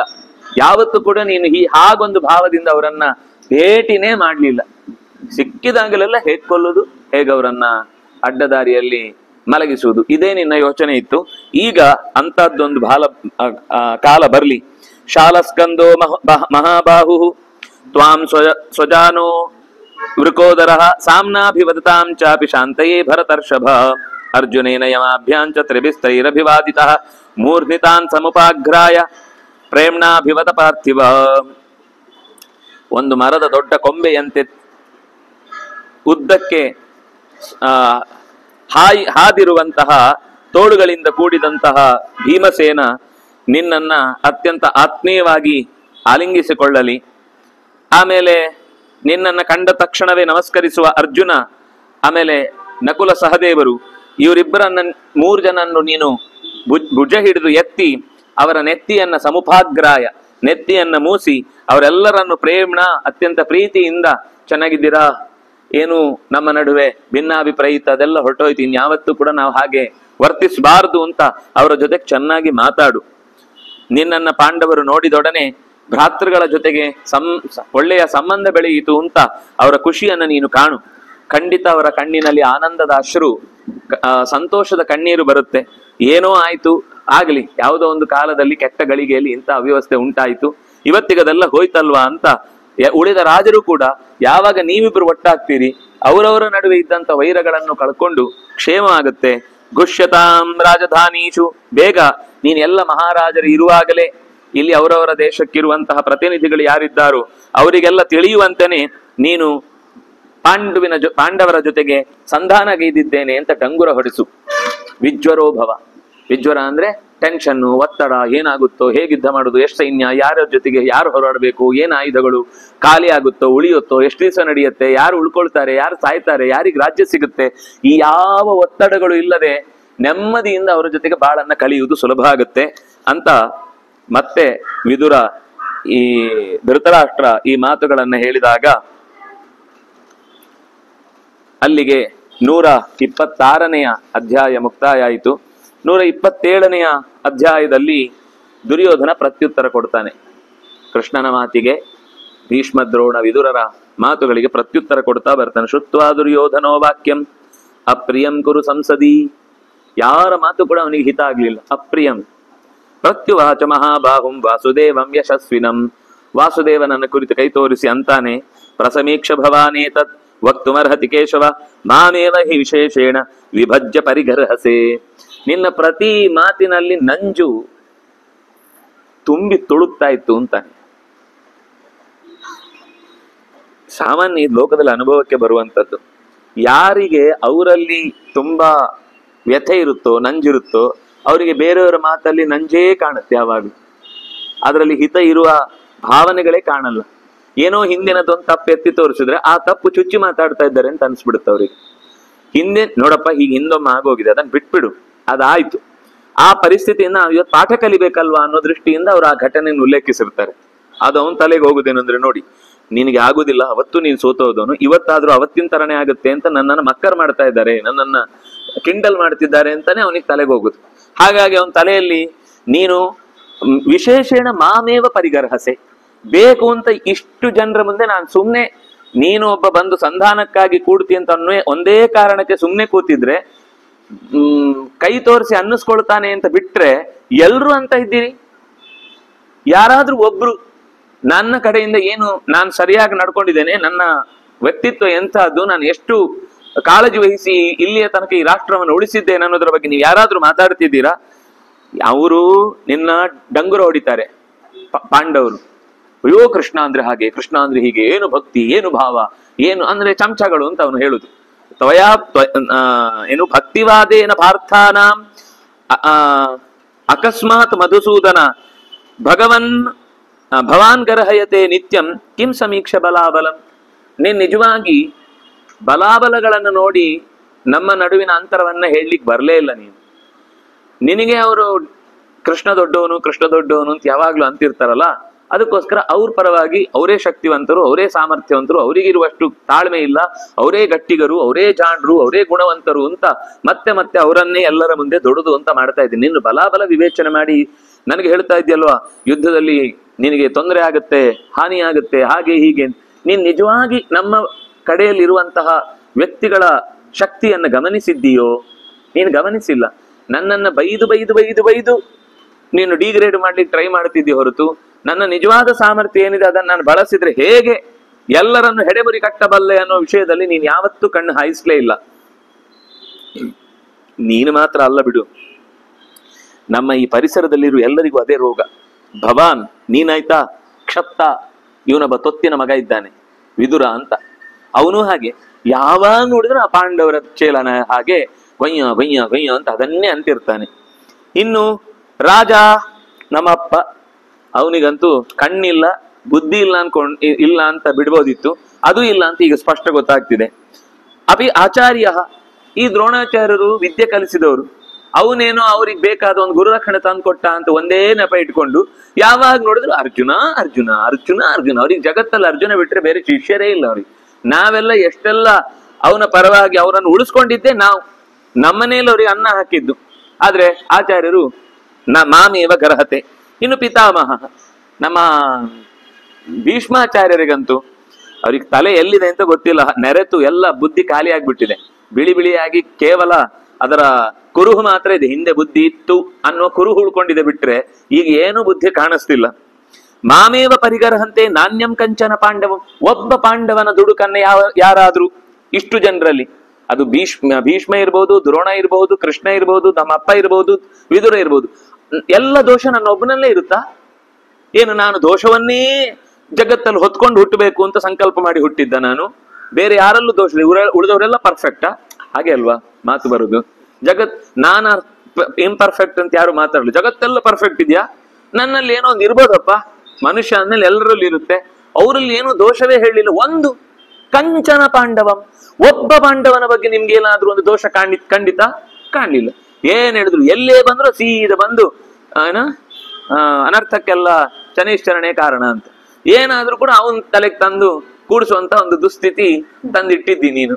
ನಾನೊಬ್ಬ ಇದ್ದೇನೆ ಇಲ್ಲಿ ಕೇಳಿಸ್ಕೊಳ್ಲಿಕ್ಕೆ, ಬೇರೆಯವರೆಲ್ಲ ವಾಪಸ್ ತಂದು ಬಿಡ್ತಾರೆ, ನಾನೊಬ್ಬ ಇಲ್ಲಿ ಬಯಸ್ಕೊಳ್ಳಿಕ್ಕಿದ್ದೇನೆ ಅಂತ ಒಬ್ಬ ಪಾಂಡವನನ್ನ ನೀವು ಲಕ್ಷ್ಯ ಮಾಡ್ತಾ ಇಲ್ಲ, ನನ್ನನ್ನೇ ಲಕ್ಷೀಕರಿಸಿ ಬೈತಾ ಇದ್ದೀರಿ. ನಚಾಹಂ ಲಕ್ಷ್ಯ ಕಿಂಚಿತ್. ನಾನು ನಿಮ್ಮ ಈ ಬೈಗುಳದ ಮಾತುಗಳಿಗೆ ಅಥವಾ ನನ್ನನ್ನು ಡಿಗ್ರೇಡ್ ಮಾಡುದು, ನನ್ನನ್ನು ಕೆಳಗೆ ಹೇಗಾದ್ರೂ ಮಾಡಿ ಮಾರಲ್ ಸಪೋರ್ಟ್ ಇಲ್ಲದಂತೆ ನನ್ನನ್ನ ಕೆಡಹುವುದು ಅಂತನ್ನುವ ಕೆಲಸದಲ್ಲಿ ನೀವೇನಾದ್ರೂ ಯಶಸ್ವಿಗಳಾಗ್ತೀರಿ ಅಂತ ಅನ್ಕೊಂಡ್ರೆ ನಾನು ಅಷ್ಟು ಬಕ್ಕೆಲ್ಲ ಬಗ್ಗೋನಲ್ಲ. ಅಥ ಸರ್ವೇ ಭವಂತೋ ಮಾಂ ವಿದ್ವಿಷಂತೆ ಸರಾಜಕಾಹ. ನೀವೆಲ್ಲರೂ ಸೇರ್ಕೊಂಡು ನನ್ನನ್ನು ದ್ವೇಷ ಮಾಡ್ತಾ ಇದ್ರಿ. ನೀವು ನನಗೆ ಹೇಳ್ತಾ ಇದ್ರಿ ದ್ವೇಷ ಮಾಡ್ತಿದ್ದೀನಿ. ನೀವೆಲ್ಲರೂ ನನ್ನನ್ನು ದ್ವೇಷ ಮಾಡೋದ್ರಿಂದಾಗಿ ನಿಮಗೆ ನಾನು ದ್ವೇಷ ಮಾಡಿದಾಗ ಕಾಣಿಸ್ತಿದೆ. ನೀವು ನನ್ನಲ್ಲಿ ಒಳ್ಳೆ ಗುಣಗಳನ್ನು ಹುಡುಕಿ ನೋಡೋಣ. ನಿಮ್ಗೆ ನನ್ನಲ್ಲಿರುವ ಎಷ್ಟು ಒಳ್ಳೆ ಕೆಲಸಗಳಿದೆ ಅದನ್ನೆಲ್ಲ ಒಮ್ಮೆ ಯೋಚನೆ ಮಾಡಿ. ನಿಮ್ಗೆ ಏನು ಕಾಣಿಸಲ್ಲ ಅಂದ್ರೆ ನಿಮ್ಗೆ ನನ್ನ ಮೇಲೆ ಬರೀ ದ್ವೇಷದಿಂದಾಗಿ ಮೊಸರಲ್ಲೂ ಕಲ್ ಸಿಗುತ್ತೆ. ನಿಮ್ಗೆ ಮೊಸರು ಯಾವತ್ತೂ ಕೂಡ ಅದರಲ್ಲಿ ಅಂತಹದ್ದೊಂದು ದುರವಸ್ಥೆ ಆಗ್ಲಿ, ಯಾರು ಹಾಕ್ಬೇಕಷ್ಟೇ ಕಲ್ಲು, ಬಿಟ್ರೆ ಅದ್ರಲ್ಲಿ ಬರ್ಲಿಕ್ಕೆ ಸಾಧ್ಯವೇ ಇಲ್ಲ. ಅಂದ್ರೆ ಅದು ಯಾವ ರೀತಿಯಿಂದಲೂ ಕೂಡ, ಈಗ ಅಕ್ಕಿಯೋ ರಾಗಿಯೋ ಜೋಳೋ ಎಲ್ಲೋ ಒಣಗಿಕ್ಕೆ ಹಾಕಿದ್ವಿ, ಇನ್ನೇನೋ ಆಯ್ತು, ಕಲ್ಲು ಬರುವ ಸಾಧ್ಯ. ಇದು ಅಂತದ್ದು ಅವಕಾಶವೇ ಇರುವುದಿಲ್ಲ. ಅಂತದ್ರೂ ನಿಮಗೆ ನನ್ನಲ್ಲಿ ಕಲ್ಲು ಕಾಣ್ತಾ ಇದೆ ಅಂದ್ರೆ ನಾನು ಮೊಸರು ಅಂತ ಅನ್ನೋದನ್ನ ಮರ್ತೇ ಬಿಟ್ರಿ ಅಂತ ಅನಿಸ್ತಾ ಇದೆ. ನಚಾಹಂ ಕಂಚಿದತ್ಯರ್ಥಂ ಅಪರಾಧಮರಿಂದಮ. ನನ್ನ ಅಪರಾಧ ಏನು ಹೇಳಿ? ನಾಹಂ ಕಂಚನ ಅಪರಾಧಂ ಅಕುರ್ವಂ. ನಾನು ಯಾವ ಅಪರಾಧವೂ ಮಾಡಿಲ್ಲ. ಏನ್ ಅಪರಾಧ ಮಾಡಿದ್ದೇನೆ? ವಿಚಿಂತಯನ್ ಪ್ರಪಶ್ಯಾಮಿ ಸುಸೂಕ್ಷ್ಮಮಪಿ. ನನಗೆ ಎಳ್ಳಷ್ಟು ಒಂದು ಸಣ್ಣ ದರ್ಬೆಯ ತುದಿಯಷ್ಟು ಒಂದು ದೋಷವನ್ನ ನನ್ನದು ತೋರಿಸ್ಕೊಡಿ. ಏನ್ ತಪ್ಪು ಮಾಡಿದ್ದೇನೆ, ಏನ್ ಅನ್ಯಾಯ ಮಾಡಿದ್ದೇನೆ ಹೇಳಿ. ಸುಸೂಕ್ಷ್ಮಮಪಿ. ಕೇಶವ ಆಗದಿಂದ ನನ್ನನ್ನ ತಪ್ಪಿತಸ್ಥ ಅಂದ್ರೆ ಅವನು ಲಿಸ್ಟ್ ಕೊಟ್ಟಿರ್ಲಿಲ್ಲ. ನೀನು ಹಿಂದೆಯೂ ಹೀಗೆ ಮಾಡಿದಿ, ಈಗ್ಲೂ ಹೀಗೆ ಮಾಡ್ತಿದ್ದಿ ಅಂತ ಬರೀ ಜನರಲ್ ಆಗಿ ಹೇಳ್ತಿದ್ದ. ಅದಕ್ಕೆ ಅವನು ಅದನ್ನು ವಾಪಸ್ ಟ್ಯಾಕಲ್ ಮಾಡುದು. ಒಂದೇ ಒಂದು ದೋಷವನ್ನ ಗುರುತು ಹಿಡಿದು ತೋರಿಸ್ಲಿಕ್ಕೆ ನಿನಗೆ ಸಿಗಲಿಲ್ಲ. ಸುಸೂಕ್ಷ್ಮಮಪಿ. ಆದ್ರೆ ನೀನೇ ದೋಷಿ, ನೀನೇ ವೈರಿ, ನೀನೇ ಹಾಗೆ, ನೀನೇ ಹೀಗೆ ಅಂತ ಇದ್ದಿದ್ದಲ್ಲ ನನ್ನ ತಲೆ ಮೇಲೆ ತಂದು ಹಾಕ್ತಾ ಇದ್ದಿ. ಪ್ರಿಯಾಭ್ಯುಪಗತೆ ದ್ಯೂತೆ ಪಾಂಡವ ಮಧುಸೂದನ. ಪಾಂಡವರಿಗೆ ದ್ಯೂತಾಡುವುದು ಪ್ರಿಯವಾಗಿತ್ತು. ಸಹಜವಾಗಿ ರಾಜರು ಅದನ್ನು ಕರೆದಾಗ ಅವ್ರು ಬಂದ್ರು. ಜಿತಾಹ ಸೋತ್ರು ನನ್ನ ಕೈಯಿಂದ. ಶಕುನಿ ನನಗೆ ಹೆಲ್ಪ್ ಮಾಡ್ದ, ಅವ್ನು ನನ್ನವನು, ಅವ್ನು ನನಗೆ ಹೆಲ್ಪ್ ಮಾಡದೆ ಪಾಂಡವರಿಗೆ ಹೆಲ್ಪ್ ಮಾಡ್ತಾನ? ಅವ್ನು ಮಾಡುವುದೇ ನನಗೆ ಹೆಲ್ಪ್. ಶಕುನಿನ ಜಿತಾಹ ರಾಜ್ಯಂ ತತ್ರ ಕಿಂ ದುಷ್ಕೃತಂ. ಇದರಲ್ಲಿ ದುಷ್ಕೃತವಾದ ಮಾತೇನಿದೆ? ಜೂಜಾಡುವುದೇ ಇಲ್ವಾ ಜಗತ್ತಲ್ಲಿ ಯಾರು? ಆಗ ಮಾತಲ್ಲಿ ಮೊದ್ಲೇ ಹೇಳಿದೀವಲ್ವಾ, ನಾವು ಜೂಜಾಡಿದ್ಮೇಲೆ ಆ ರಾಜ್ಯ ಸಿಕ್ಕಿದ್ರೆ ನಮ್ದು. ಬರೀ ಜೂಜಾಡುದಾದ್ರೆ ನಾವ್ ಯಾಕೆ ಆಡ್ಬೇಕು? ಸಾಮಾನ್ಯರು ಆಡ್ತಾರೆ, ಬಡವರೆಲ್ಲ ಆಡ್ತಾರೆ. ಅವ್ರಿಗೆ ಆಡಿದ್ರದಲ್ಲಿ ಕಿಕ್ಕಿಲ್ಲ, ಯಾಕೆಂದ್ರೆ ಅವ್ರಿಗೆ ಕೊಟ್ಕೊಳ್ಳಿಕ್ಕೆ ಏನಿಲ್ಲ. ನಮ್ಗೆ ಆಟೋದಲ್ಲಿ ಒಂದು ರುಚಿ ಬರ್ಬೇಕು ಅಂದ್ರೆ ಏನಾದ್ರೂ ಇಟ್ಟಾಡ್ಬೇಕು. ಇಟ್ಟಾಡಿದಾಗ ಅದ್ರಲ್ಲಿ ಬಿಸಿ, ಆ ಬಿಸಿಗೆ ನಾವು ಆಡುವಾಗ ಅವರು ಆ ಬಿಸಿ ಅನುಭವಿಸಿದ್ದಾರೆ ತಾನೆ. ಆಮೇಲೆ ಬಿಸಿ ಜಾಸ್ತಿ ಆಯ್ತು, ಒದ್ದಾಡಿದ್ರಷ್ಟೇ. ನನಗೆ ಆ ಬಿಸಿ ಹಿತ ಆಯ್ತು, ನಾನು ಅದರಿಂದ ಕಾಯಿಸ್ಕೊಂಡೆ, ನನ್ನ ಊಟ ಅಡಿಗೆ ರೆಡಿ ಮಾಡ್ಕೊಂಡೆ, ನನ್ಗೆ ರಾಜ್ಯ ಸಿಕ್ತು. ದುಷ್ಕೃತ ಏನಿದೆ ಅದರಲ್ಲಿ? ಯತ್ ಪುನರ್ದ್ರವಿಣಂ ಕಿಂಚಿತ್ ತತ್ರ ಜೀಯಂತ ಪಾಂಡವಾ ತೇಭ್ಯ ಏವಾನು ಅಭ್ಯನುಜ್ಞಾತಂ ತತ್ತದಾ ಮಧುಸೂದನ. ಎರಡನೇ ಬಾರಿ ಮತ್ತೆ ನಾವೇ ಅವರಿಗೆ ಕರೆದಾಗ ಅವ್ರ ಹತ್ರ ಹೇಳಿದ್ದೀವಿ, 12 ವರ್ಷ ವನವಾಸ, 1 ವರ್ಷ ಅಜ್ಞಾತವಾಸ. ಇದು ಅಜ್ಞಾತವಾಸದಲ್ಲಿ ತಿಳಿದ್ರೆ ಮತ್ತೆ 12 ವರ್ಷ ವನವಾಸ ಇತ್ಯಾದಿಗಳನ್ನು ಹೇಳಿಯೇ ಅಭ್ಯನುಜ್ಞಾತ. ಅವರನ್ನ ಒಪ್ಪಿಸಿದ್ಮೇಲೆನೆ, ಅವರನ್ನ ಹೆಡೆಮುರಿ ಕಟ್ಟಿ ಕೈಯಲ್ಲಿ ನಾವೇ ದ್ಯೂತ ಆಡಿಸಿ ಏನು ಅವರನ್ನ ಮೋಸ ಮಾಡಿದ್ದಲ್ಲ. ಅವರು ಆಡಿದ್ದಾರೆ, ಅವ್ರು ಆಡಿದ್ರಿಂದ ಅವ್ರು ಸೋತಿದ್ದಾರೆ. ಪ್ರವ್ರಜಿತಾಹ ಕಾಡಿಗೆ ಹೋದ್ರು. ಅದ್ರಲ್ಲಿ ನಾವೇನ್ ಮಾಡಿದ್ವಿ? ಕಾಡಿಗೆ ಹೋಗ್ಲಿ ಅಂತ ನಾವು ಏನಾದ್ರೂ ಒಂದು ಬಲವಂತ ಮಾಡಿದ್ದ? ಆಟದಲ್ಲಿ ಸೋತದಕ್ಕೆ ಹೋದ್ರು ಅವ್ರೆ. ಅವ್ರು ಆಗ್ಲೇ ಕೇಳ್ಬೋದಿತ್ತು, ನಾವು ಕಾಡಿಗೆ ಹೋಗಲ್ಲ, ವಾಪಸ್ ರಾಜ್ಯ ಕೊಡಿ ಅಂತ ಅವತ್ತೇ ಕೇಳ್ಬೇಕಿತ್ತು. ಕೇಳಲಿಲ್ಲ. ಅಂದ್ರೆ ಅವ್ರಿಗೆ ಕಾಡಿಗೆ ಹೋಗೋದು ಎಷ್ಟೇ ಇತ್ತು, ಹೋದ್ರು. ಹುಟ್ಟಿದ್ದೆ ಕಾಡಲ್ಲಿ, ರುಚಿಯಲ್ಲಿ ಬಿಟ್ಟು ಹೋಗುತ್ತೆ. ಅಪ್ಪ ಅಮ್ಮನ ಗತಿ ಇಲ್ಲ ಅವುಗಳಿಗೆ. ಅಲ್ಲೇ ಇದ್ರೆ ಚೆನ್ನಾಗಿರುತ್ತೆ ಅಂತ ಕಾಡು ಪ್ರಾಣಿಗಳ ಜೊತೆಗೆ ಋಷಿಗಳ ಜೊತೆಗೆ ಬದುಕುವುದು ಅಭ್ಯಾಸ ಆಗೋಗಿದೆ. ಸ್ವಲ್ಪ ದಿವಸ ಅಲ್ಲೇ ಇರೋಣ ಅಂತ ಅವ್ರಿಗೆ ಅನ್ನಿಸಿರುತ್ತೆ, ಅದಕ್ಕೆ ಹೋಗಿದ್ದಾರಷ್ಟೇ. ಕೇನವಾಪ್ಯಪವಾದೇನ ವಿರುದ್ಧಂತೆ ಅರಿಭಿಸ್ಸಹ ಅಶಕ್ತಾಹ ಪಾಂಡವ ಕೃಷ್ಣ ಪ್ರಹೃಷ್ಟ ಪ್ರತ್ಯಮಿತ್ರವತ್. ಯಾವ ಅಪವಾದದಿಂದ ನೀನು ನನ್ನನ್ನ ಇಷ್ಟು ವಿರೋಧ ವ್ಯಕ್ತಪಡಿಸ್ತಾ ಇದ್ದಿ? ನಾನು ಯಾವ ತಪ್ಪು ಮಾಡಿಲ್ಲ. ಇಷ್ಟಾಗಿ ಅಶಕ್ತರಾದ ಈ ಪಾಂಡವರು ಕೇವಲ ಸೋತಿದ್ದಾರೆ ಅನ್ನೋ ಮಾತ್ರಕ್ಕೆ ನಮ್ಮ ಹತ್ರ ಬಂದು ಕೇಳಲಿಲ್ಲ. ಅವ್ರೇನ್ ಮಾಡಿದ್ದಾರೆ? ನಮ್ಮ ವೈರಿಗಳನ್ನ ಹಿಡ್ಕೊಂಡು ಕೂತಿದ್ದಾರೆ. ಈ ದಶಾರ್ಣ, ವಿರಾಟ ಮತ್ತು ಪಾಂಚಾಲ ಈ ದೇಶ ಮೊದಲಿಂದನೂ ಕುರುದೇಶಗಳ ಜೊತೆಗೆ ಒಂದು ಗಲಾಟೆಯಲ್ಲೇ ಇದ್ದಿದ್ದು. 1000 ವರ್ಷದ ಇತಿಹಾಸ ಇದೆ ಅದಕ್ಕೆ, ಹೋರಾಟಕ್ಕೆ, ಅದರ ನಡುವೆ ಜಗಳಕ್ಕೆ. ಯಾರಾದ್ರೂ ಇಲ್ಲಿ ಈ ದೇಶದಲ್ಲಿ ಬಿಟ್ಟು ಓಡಿಸಿದ್ರು ಅಂತ ಯಾವುದೋ ಒಂದು ಪಾಕಿಸ್ತಾನದಲ್ಲಿ ಕೂತ್ಕೊಂಡು ಅವ್ರಿಗೆ ಸಪೋರ್ಟ್ ಮಾಡ್ಕೊಂಡು ಅವರನ್ನ ಸಹಾಯಕ್ಕೆ ತಗೊಂಡು ಬಂದು ನಮ್ಮ ಮೇಲೆ ಯುದ್ಧ ಮಾಡುದಾ? ಏನಿದ್ರು ಒಳಗೆ ಕೂತ್ಕೊಂಡು ಬಗೆಹರಿಸ್ಬೇಕು. ಸೃಂಜಯೈಹಿ ಸಹ ಪಾಂಡವಾಹ ಧಾರ್ತರಾಷ್ಟ್ರನ್ ಜಿಘಾಂಸಂತಿ. ಸೃಂಜಯರ ಜೊತೆಗೆ ಸೇರ್ಕೊಂಡು ನಮ್ಮ ಶತ್ರುಗಳು, ಈ ನೆಲದ ಶತ್ರುಗಳು ಅವ್ರು ಯಾವತ್ತೂ ಕೂಡ ಇದರ ಜೊತೆಗೆ ಒಟ್ಟಿಗೆ ಹೆಜ್ಜೆ ಇಟ್ಟವರೇ ಅಲ್ಲ. ಅಂತವರ ಜೊತೆಗೆ ಸಹಕಾರ ತಗೊಂಡು ಇವತ್ತು ನಮಗೆ ಬುದ್ಧಿವಾದ ಹೇಳಲಿಕ್ಕೆ ಬರ್ತಾರೆ. ನೀವು ಹಾಗೆ ಮಾಡಬಾರ್ದು, ಹೀಗೆ ಮಾಡಬಾರ್ದು. ಇವ್ರು ಈ ದೇಶಕ್ಕೆ ವಿರೋಧಿಗಳ ಜೊತೆಗೆ ಸೇರಿದ ಮೇಲೆ ಇವರನ್ನ ನಾವು ನಮ್ಮವರು ಅಂತ ಹೇಗೆ ಅನ್ಕೊಳ್ಳುದು? ಏನಾದ್ರೂ ಅವಕಾಶ ಇದೆಯಾ? ಅಂತವ್ರಿಗೆ ಯಾಕೆ ಜಾಗ ಬಿಟ್ಟುಕೊಡ್ಬೇಕು? ಶತ್ರುಗಳ ಜೊತೆ ಸೇರಿದವರಿಗೆ ನಮ್ಮ ಜಾಗ ಬಿಟ್ಟುಕೊಟ್ಟು ನಮ್ಮ ಶತ್ರುಗಳನ್ನ ನಾವೇ ಇನ್ನಷ್ಟು ವೃದ್ಧಿ ಮಾಡಿಕೊಳ್ಬೇಕು ಅಂತ ಅರ್ಥನಾ? ಹೋಗ್ಲಿ ಪಾಪ ಅಂತ ಬಿಟ್ಟು ಕೊಟ್ರೆ ಗಾಜವನ್ನ ಅಲ್ಲಿಂದನೇ ತಿಂದು ವಾಪಸ್ ಬಾಂಬ್ ಹೊಡಿಸಿದ್ರೆ ವಾಪಸ್ ಅವ್ರಿಗೆ ಅದನ್ನ ಕೊಡ್ಬೇಕಾ? ಕಿತ್ಕೊಳ್ತೇವೆ ನಾವು ಅಷ್ಟೇ. ಇಲ್ಲಿ ನಮ್ದೇನು ಇದ್ರಲ್ಲಿ ತಪ್ಪೇ ಇಲ್ಲ. ನಾವು ಒಂದು ರಾಜ್ಯದ ದೃಷ್ಟಿಯಿಂದ ಯೋಚನೆ ಮಾಡೋದು. ನೀನು ದುರ್ಯೋಧನ ಅಂತ ಯೋಚನೆ ಮಾಡಬೇಡ. ನಮ್ಮ ದೇಶದ ಕುರುದೇಶ ಅಂತ ಯೋಚನೆ ಮಾಡು, ಹಸ್ತಿನಾವತಿ ಹಿನ್ನೆಲೆಯಲ್ಲಿ ಯೋಚನೆ ಮಾಡು. ನ ಚಾಪಿ ವಯಮುಗ್ರೇಣ ಕರ್ಮಣ ವಚನೇನ ಚ ಪ್ರಭ್ರಷ್ಟ ಪ್ರಣಮಾಮೇಹ ಭಯಾದಪಿ ಶತಕ್ರತುಂ. ಏನೋ ಭಾರಿ ಕೃಷ್ಣ ಪಾಂಡವರು ಎಲ್ಲ ದೇವತೆಗಳನ್ನ ಗೆದೆಯಬಲ್ಲವರು, ಸೋಲಿಸಬಲ್ಲವರು, ಅವರಿಗೆ ಅಸಾಧಾರಣವಾದ ಶಕ್ತಿ ಇದೆ ಅಂತೆಲ್ಲ ಹೇಳಿದ್ಯಲ್ವಾ. ನಾವು ಏನು ಸುಮ್ಮನೆ ಇಲ್ಲ, ನಮಗೂ ಬೇಕಾದಷ್ಟು ತಾಕತ್ತಿದೆ. ನಾವೇನು ಶತಕ್ರತುವಿಗೆ ಭಯದಿಂದಲೋ ಅಥವಾ ಇನ್ನೇನೋ ಅವನೇನೋ ನಮಗೆ ಪುಸಲಾಯಿಸಿ ಬಂದೇನೋ ಕೊಡ್ತಾನೆ ಅಂತ ಅನ್ನುವ ಕಾರಣಕ್ಕೂ ತಲೆ ಬಗ್ಗೋರಲ್ಲ. ನಾವ್ ಯಾವತ್ತಿದ್ರು ಕೂಡ ಶೌರ್ಯದಿಂದಲೇ ಎದುರಿಸುವವರು. ನಚತಂ ಕೃಷ್ಣಂ ಕೃಷ್ಣ ಪಶ್ಯಾಮಿ ಕ್ಷತ್ರಧರ್ಮ ಅನುಷ್ಠಿತಂ.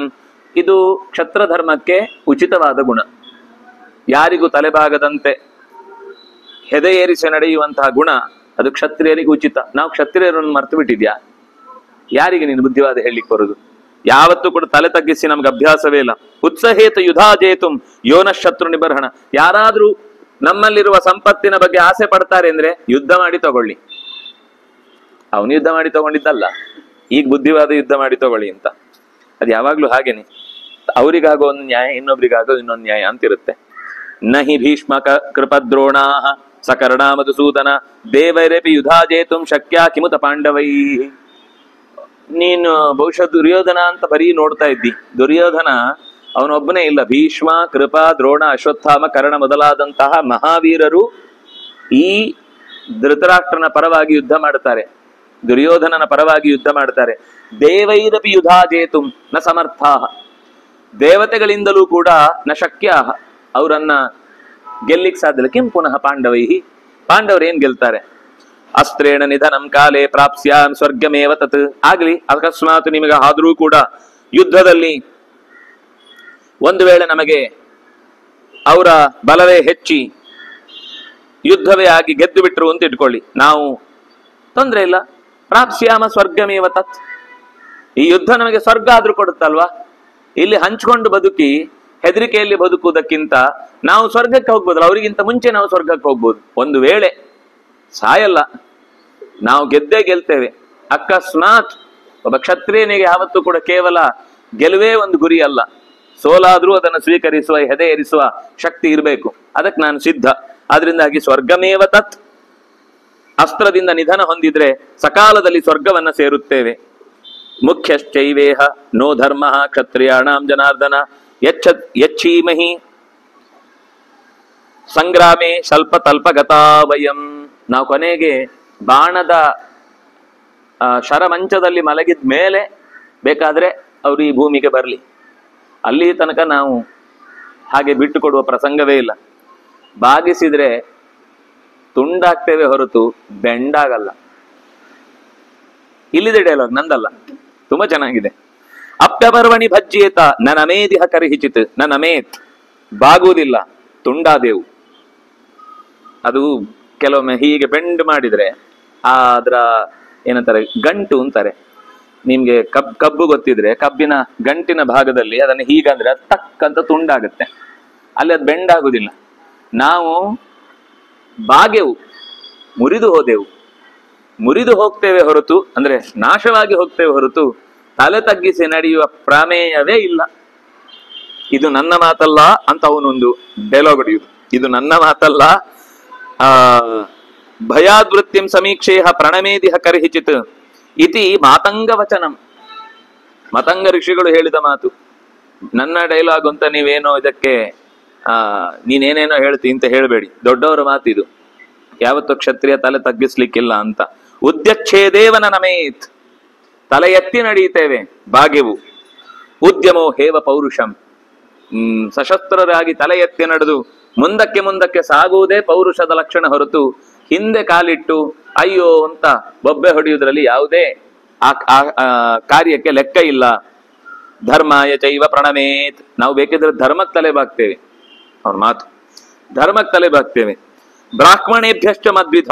ನನ್ನಂತಹ ಬ್ರಾಹ್ಮಣನಿಗೆ ಬೇಕಿದ್ರೆ ನಾನು ತಲೆ ಬಾಗ್ತೇನೆ, ನನ್ನಂತಹವನು ಬ್ರಾಹ್ಮಣರಿಗೆ ಬೇಕಾದ್ರೆ ತಲೆ ಬಾಗ್ತೇವೆ. ಅಚಿಂತಯನ್ ಕಶ್ಚಿತ್ ಕಂಚಿದನ್ಯಂ ಯಾವಜ್ಜೀವಂ ತಥಾವದೇತ್. ಅಂಥದ್ದಕ್ಕೆ ಬಿಟ್ಟು ಶತ್ರುಗಳಿಗೆ, ನಮ್ಮನ್ನೇ ಶತ್ರುಗಳ ಜೊತೆಗೆ ಸೇರಿ ಹಣಿಯ ಬಂದವರಿಗೆ ತಲೆಬಾಗೆವು, ಅದೆಂದೂ ಆಗದು.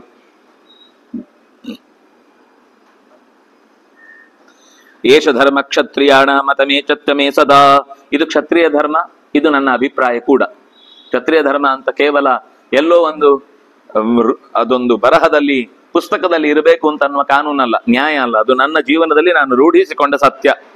ಆದ್ರಿಂದಾಗಿ ರಾಜ್ಯಾಂಶ್ಚಾಭ್ಯಾನುಜ್ಞಾತೋ ಯೋ ಮೇ ಪಿತ್ರಾ ಪುರಾಭವತ್ ನ ಸ ಲಭ್ಯ ಪುನರ್ಜಾತು ಮೈ ಜೀವತಿ ಕೇಶವ. ಏನೋ ಹಿಂದೆ ಒಂದ್ಸರ್ತಿ ಅವರು ಅರಗಿನ ಮನೆಯಲ್ಲಿ ಸುಟ್ಟು ಹೋಗಿದ್ದಾರೆ ಅಂತ ಅನ್ಕೊಂಡು ಬದುಕಿ ಬಂದಾಗ ಎಲ್ಲ ನಮ್ಮಪ್ಪ ಕೊಟ್ಟ. ನಾನು ಆಗ ಇನ್ನೂ ಚಿಕ್ಕವನಿದ್ದೆ, ನನಗೆ ಅಧಿಕಾರ ಇರಲಿಲ್ಲ, ಅದರಿಂದ ನಾನು ಸುಮ್ಮನಿದ್ದೆ. ಇಲ್ಲಾಂದ್ರೆ ಅವತ್ತೇ ಅವ್ರಿಗೆ ಕೊಡ್ಲಿಕ್ಕೆ ಬಿಡ್ತಿರ್ಲಿಲ್ಲ. ಅವ್ರು ನಮ್ಮ ಪರಂಪರೆಯ ಮಕ್ಕಳೇ ಅಲ್ಲ, ಅವರು ಕಾಡಲ್ಲಿ ಎಲ್ಲೋ ಯಾರಿಗೋ ಹುಟ್ಟಿದವರು. ಅವರ ತಂದೆಗೆ ನೇರ ಹುಟ್ಟುವ ಅಂದ್ರೆ ಆ ರೀತಿ ತಂದೆ ಆಗುವ ಶಕ್ತಿಯೇ ಇಲ್ಲದೆ ಇದ್ದ ಸಂದರ್ಭದಲ್ಲಿ ಇವರು ಹೇಗೆ ಹುಡ್ತಾರೆ? ಇವ್ರ ಅಪ್ಪನ ಬಗ್ಗೆ ಗೊತ್ತಿಲ್ಲ ಅವನಿಗೆ. ದುರ್ಯೋಧನನಿಗೆ ಧೃತರಾಷ್ಟ್ರ ಏನು ಅಂತ ಗೊತ್ತಿಲ್ಲ, ಗೊತ್ತಿದೆ, ಆದ್ರೂ ಅಂತ ಸಂದರ್ಭದಲ್ಲಿ ಅವರ ಮಾತು ದೊಡ್ಡದಾಗ್ಬಿಡುತ್ತೆ. ಕೆಲವೊಂದ್ಸರ್ತಿ ಅಧಿಕಾರ ಇದ್ದಾಗ ಉಡಾಫೆ ಮಾತಾಡಿ ಬಿಟ್ರೆ ಎಲ್ಲ ಸರಿ ಅಂತ ಅನ್ಕೊಂಡ್ಬಿಡ್ತಾರೆ. ಸುಮ್ನೆ ಅಂದ್ಬಿಟ್ರೆ ಮುಗಿದಾಯ್ತು. ಅವನು ಪಾಪ ಏನು ಮಾತಾಡ್ಲಿಕ್ಕಿಲ್ಲ, ಯಾಕೆಂದ್ರೆ ಅವರು ವಾಪಸ್ ಮಾತಾಡಿದ್ರೆ ಅವನ IAS ಆಫೀಸರ್ ಏನಿಲ್ಲ, ಅವನು ಮಂತ್ರಿ. ಅವನು ನಮ್ ಬುದ್ಧಿ ಹೆಂಗ್ ಹೇಳ್ತಾರೋ ಹಂಗೆ ಅಂತಾನ ಅವನು, ಕೆಳಗಡೆ ಇದ್ದವನು. ಅದು ಮಾತಾಡ್ಲಿಕ್ಕಿಲ್ಲ ಅಂತ ಆಗುತ್ತೆ. ಹಾಗಾಗಿ ಈ ಹುಚ್ಚರ ಸಹವಾಸದಲ್ಲಿ ಅಧಿಕಾರ ಇದ್ದಾಗ ಅವರಿಂದ ಯಾವ ಮಾತುಗಳನ್ನು ಆಡಿ ನಾವು ಜಯಿಸ್ಕೊಳ್ಳಿಕ್ ಸಾಧ್ಯ ಇಲ್ಲ. ಹಾಗಾಗಿ ಅವನು ಹೇಳ್ತಾನೆ, ನಮ್ಮ ಅಪ್ಪ ಆಗಿದ್ದಕ್ಕೆ ಪುರಾ ಮೇ ಪಿತ್ರ ಅಭ್ಯನುಜ್ಞಾತಃ. ನಮ್ಮ ಅಪ್ಪ ಏನೋ ಒಂಚೂರು ಬುದ್ಧಿ ಕೆಟ್ಟು ಅರ್ಧ ರಾಜ್ಯ ಕೊಟ್ಟು ಕಳುಹಿಸಿದ್ದ, ಆಗ್ಲೇ ಕೊಟ್ಟಿದ್ ತಪ್ಪಿತ್ತು. ಅದು ನಮ್ಮ ಅಪ್ಪನ ಸೊತ್ತು, ಅವ್ರಿಗೆ ಯಾಕೆ ಕೊಡ್ಬೇಕು? ಅವರ ಅಪ್ಪನಿಗೆ ಅಧಿಕಾರ ನಡೆಸ್ಲಿಕ್ಕೆ ಆಗುದಿಲ್ಲ ಅಂತ ವೈರಾಗ್ಯ ಬಂದು ತಾನೇ ಹೋದದ್ದು. ವೈರಾಗ್ಯ ಬಂದ್ಮೇಲೆ ಮಕ್ಕಳನ್ನ ಯಾಕೆ ಪಡಿಬೇಕು? ಅದು ಅವನದ್ದಲ್ಲದನ್ನ. ಮತ್ತವರಿಗೆ ಯಾಕೆ ಅಧಿಕಾರ ಕೊಡ್ಬೇಕು? ನಮ್ಮ ಕೈಯಲ್ಲಿ ಇದ್ದದ್ದನ್ನ ಕೊಡ್ಲಿಕ್ಕೆ ಆಗ್ಬಾರ್ದಿತ್ತು. ಆಗ ನಾನು ಪುಟ್ಟವನಿದ್ದೆ, ಬಿಟ್ಟೆ. ಯಾವಚ್ಚ ರಾಜ ಧ್ರಿಯತೆ ಧೃತರಾಷ್ಟ್ರೋ ಜನಾರ್ದನ ನ್ಯಸ್ಸಶಸ್ತ್ರ ವಯಂತೆ ವಾ ಅಪ್ಯುಪಜೀವಾಮ ಮಾಧವ. ಆಗ ನಮಗೆ ಶಸ್ತ್ರಾಸ್ತ್ರಗಳನ್ನು ಹಿಡಿದು ಯುದ್ಧ ಮಾಡುವ ಕೌಶಲವೂ ಇರ್ಲಿಲ್ಲ, ಗೊತ್ತೂ ಇರ್ಲಿಲ್ಲ ಏನು ಅಂತ. ನೋಡ್ಕೊಂಡು ಸುಮ್ನೆ ನಾವು ಮಿಕ ಅಂತ ಕೇವಲ ಆ ಹೊತ್ತಿನ ಒಂದು ಬಲಿಯ ಪಕ್ಷಿಯಾಗಿದ್ದೆವು ಹೊರತು ನಮಗೆ ಆಗ ನಿಜವಾಗ ನಿರ್ಧಾರ ತೆಗೆದುಕೊಳ್ಳುವ ಅನುಕೂಲ ಇರಲಿಲ್ಲ. ಅಪ್ರದೇಯಂ ಪುರಾದತ್ತಂ, ಆಗ್ಲೇ ಕೊಡಬಾರ್ದಿತ್ತು. ಆಗ ನಮ್ಮ ಅಪ್ಪ ಇದ್ದ, ನಡೆದು ಹೋಯ್ತು. ಈಗ ಧೃತರಾಷ್ಟ್ರ ಇರುವುದಲ್ಲ, ಧಾರ್ತರಾಷ್ಟ್ರ ಇರುವುದು. ಅವನು ಕೊಡ್ತಾನೆ ಅಂತ ನೀವೇನಾದ್ರೂ ನಂಬಿಕೆ ಇಟ್ಕೊಂಡಿದ್ರೆ ಮನೆಗೆ ಹೋಗಿ. ಧ್ರಿಯಮಾಣೆ ಮಹಾಬಾಹು ಮೈ ಸಂಪ್ರತಿ ಕೇಶವ ಯಾವತ್ತಿ ತೀಕ್ಷ್ಣಯ ಸೂಚ್ಯ. ಎಷ್ಟು ತೀಕ್ಷ್ಣವಾದ ಒಂದು ಸೂಜಿಯನ್ನ ನೀವು ತಗೊಂಡು ಬನ್ನು ಅದರ ತುದಿಯನ್ನ ನೆಲಕ್ಕಿಟ್ಟು ಇಷ್ಟೇ ಜಾಗ ಕೊಡಪ್ಪ ಸಾಕು ಅಂದ್ರೂ ಕೂಡ ನಾನು ಕೊಡಲ್ಲ. ತಾವದಪ್ತ ಪರಿತ್ಯಾಜ್ಯಂ ಭೂಮಿರ್ನ ಪಾಂಡವಾನ್ ಪ್ರತಿ. ಪಾಂಡವರನ್ನ ಕುರಿತು ಸೂಜಿಯ ತುದಿಯ ಕೊನೆಯ ಜಾಗದ ಒಂದು ನೆಲದ ಸ್ಪರ್ಶಕ್ಕೆ ಏನು ಜಾಗ ಸಿಗುತ್ತೋ ಅಷ್ಟನ್ನು ಕೂಡ, ಸೂಜಿ ಮೊನೆಯಷ್ಟು ಜಾಗವನ್ನು ಕೂಡ ಅದರ ಅಗ್ರಕ್ಕೂ ಕೂಡ ಹೊಂದುವಷ್ಟು ಭೂಮಿಯನ್ನು ನಾನು ಕೊಡಲ್ಲ ಅಂತ ಅನ್ನುವಲ್ಲಿಗೆ ಮಹಾಭಾರತದ ಭಗವದ್ಯಾನ ಪರ್ವದ 127ನೇ ಅಧ್ಯಾಯ ಮುಕ್ತಾಯ ಆಗುತ್ತೆ. ಆಗ ಕೃಷ್ಣ ಸ್ವಲ್ಪ ಮೊದಲು ಅವನ ಅನ್ಯಾಯಗಳ ಬಗ್ಗೆ ನೇರವಾಗಿ ಮಾತಾಡಿರ್ಲಿಲ್ಲ.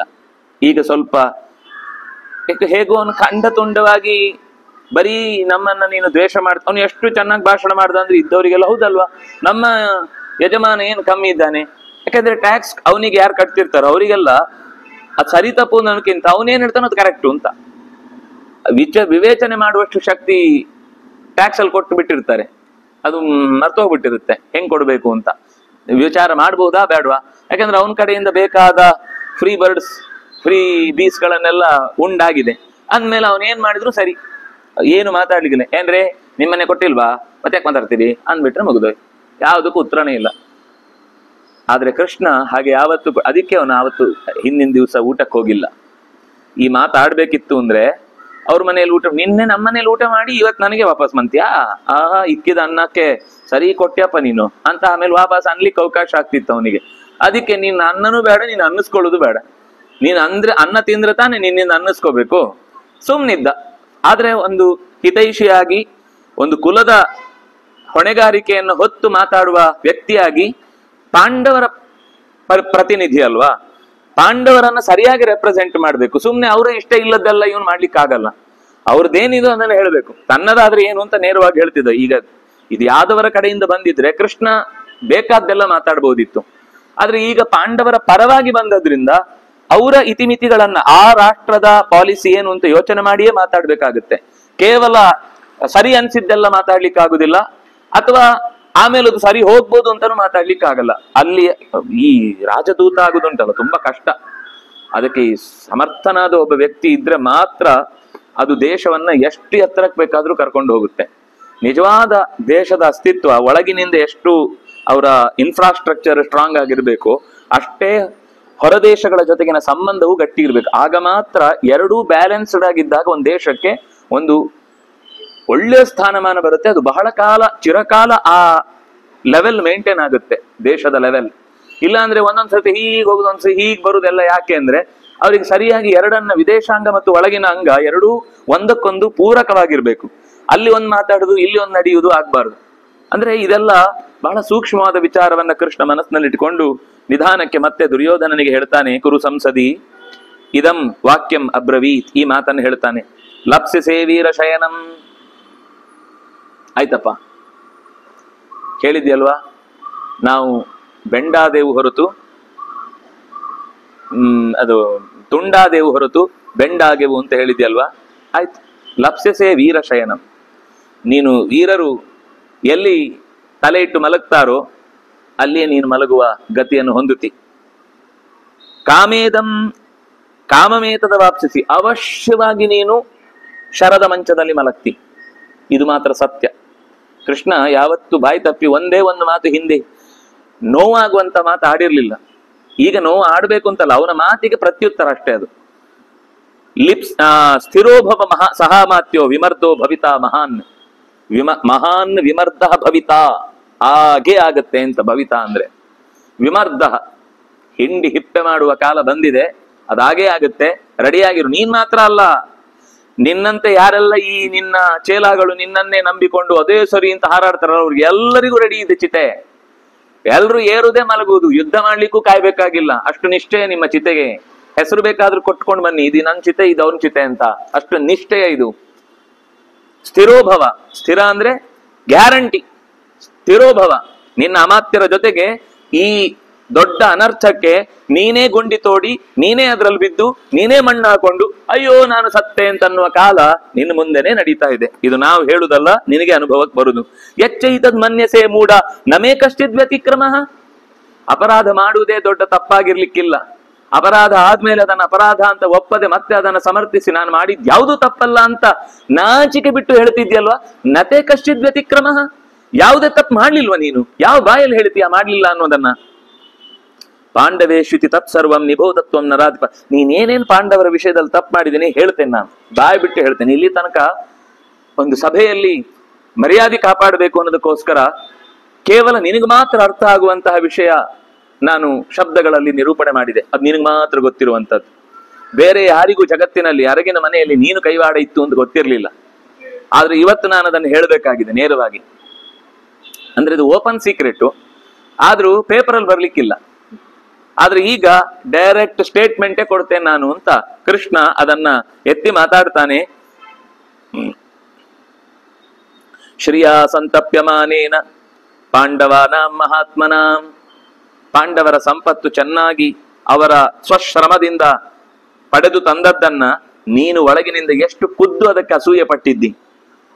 ಇದು ಸುಳ್ಳ? ಶ್ರಿಯಾ ಸಂತಪ್ಯಮಾನೇನ ಪಾಂಡವಾನ ಮಹಾತ್ಮನ ತ್ವಯಾ ದುರ್ಮಂತ್ರಿತಂ. ನಿನ್ನ ಉದ್ದೇಶ ಇದ್ದದ್ದೇ ಬರೀ ಆಟ ಆಡಿ ಮೋಜು ಮಾಡುವ ಅಂತಲ್ಲ. ಆ ಜೂಜಿನಿಂದಲೇ ಅವರ ಅಷ್ಟೂ ಸಂಪತ್ತನ್ನು ನೀನು ಅರಮನೆಯಲ್ಲಿ ಬಿದ್ದು ಹೊರಟಾಗ್ಲೇ ತೀರ್ಮಾನ ಮಾಡಿದ್ದಿ, ಈ ಸಂಪತ್ತು ನನ್ನ ವಶ ಆಗಬೇಕು ಅಂತ. ಅದೇ ಉದ್ದೇಶಕ್ಕೆ ನಿನಗೆ ಶಕುನಿ ಸಾಥ್ ಕೊಟ್ಟ, ನೀನು ಅದನ್ನ ಅಪ್ಲೈ ಮಾಡಿದಿ.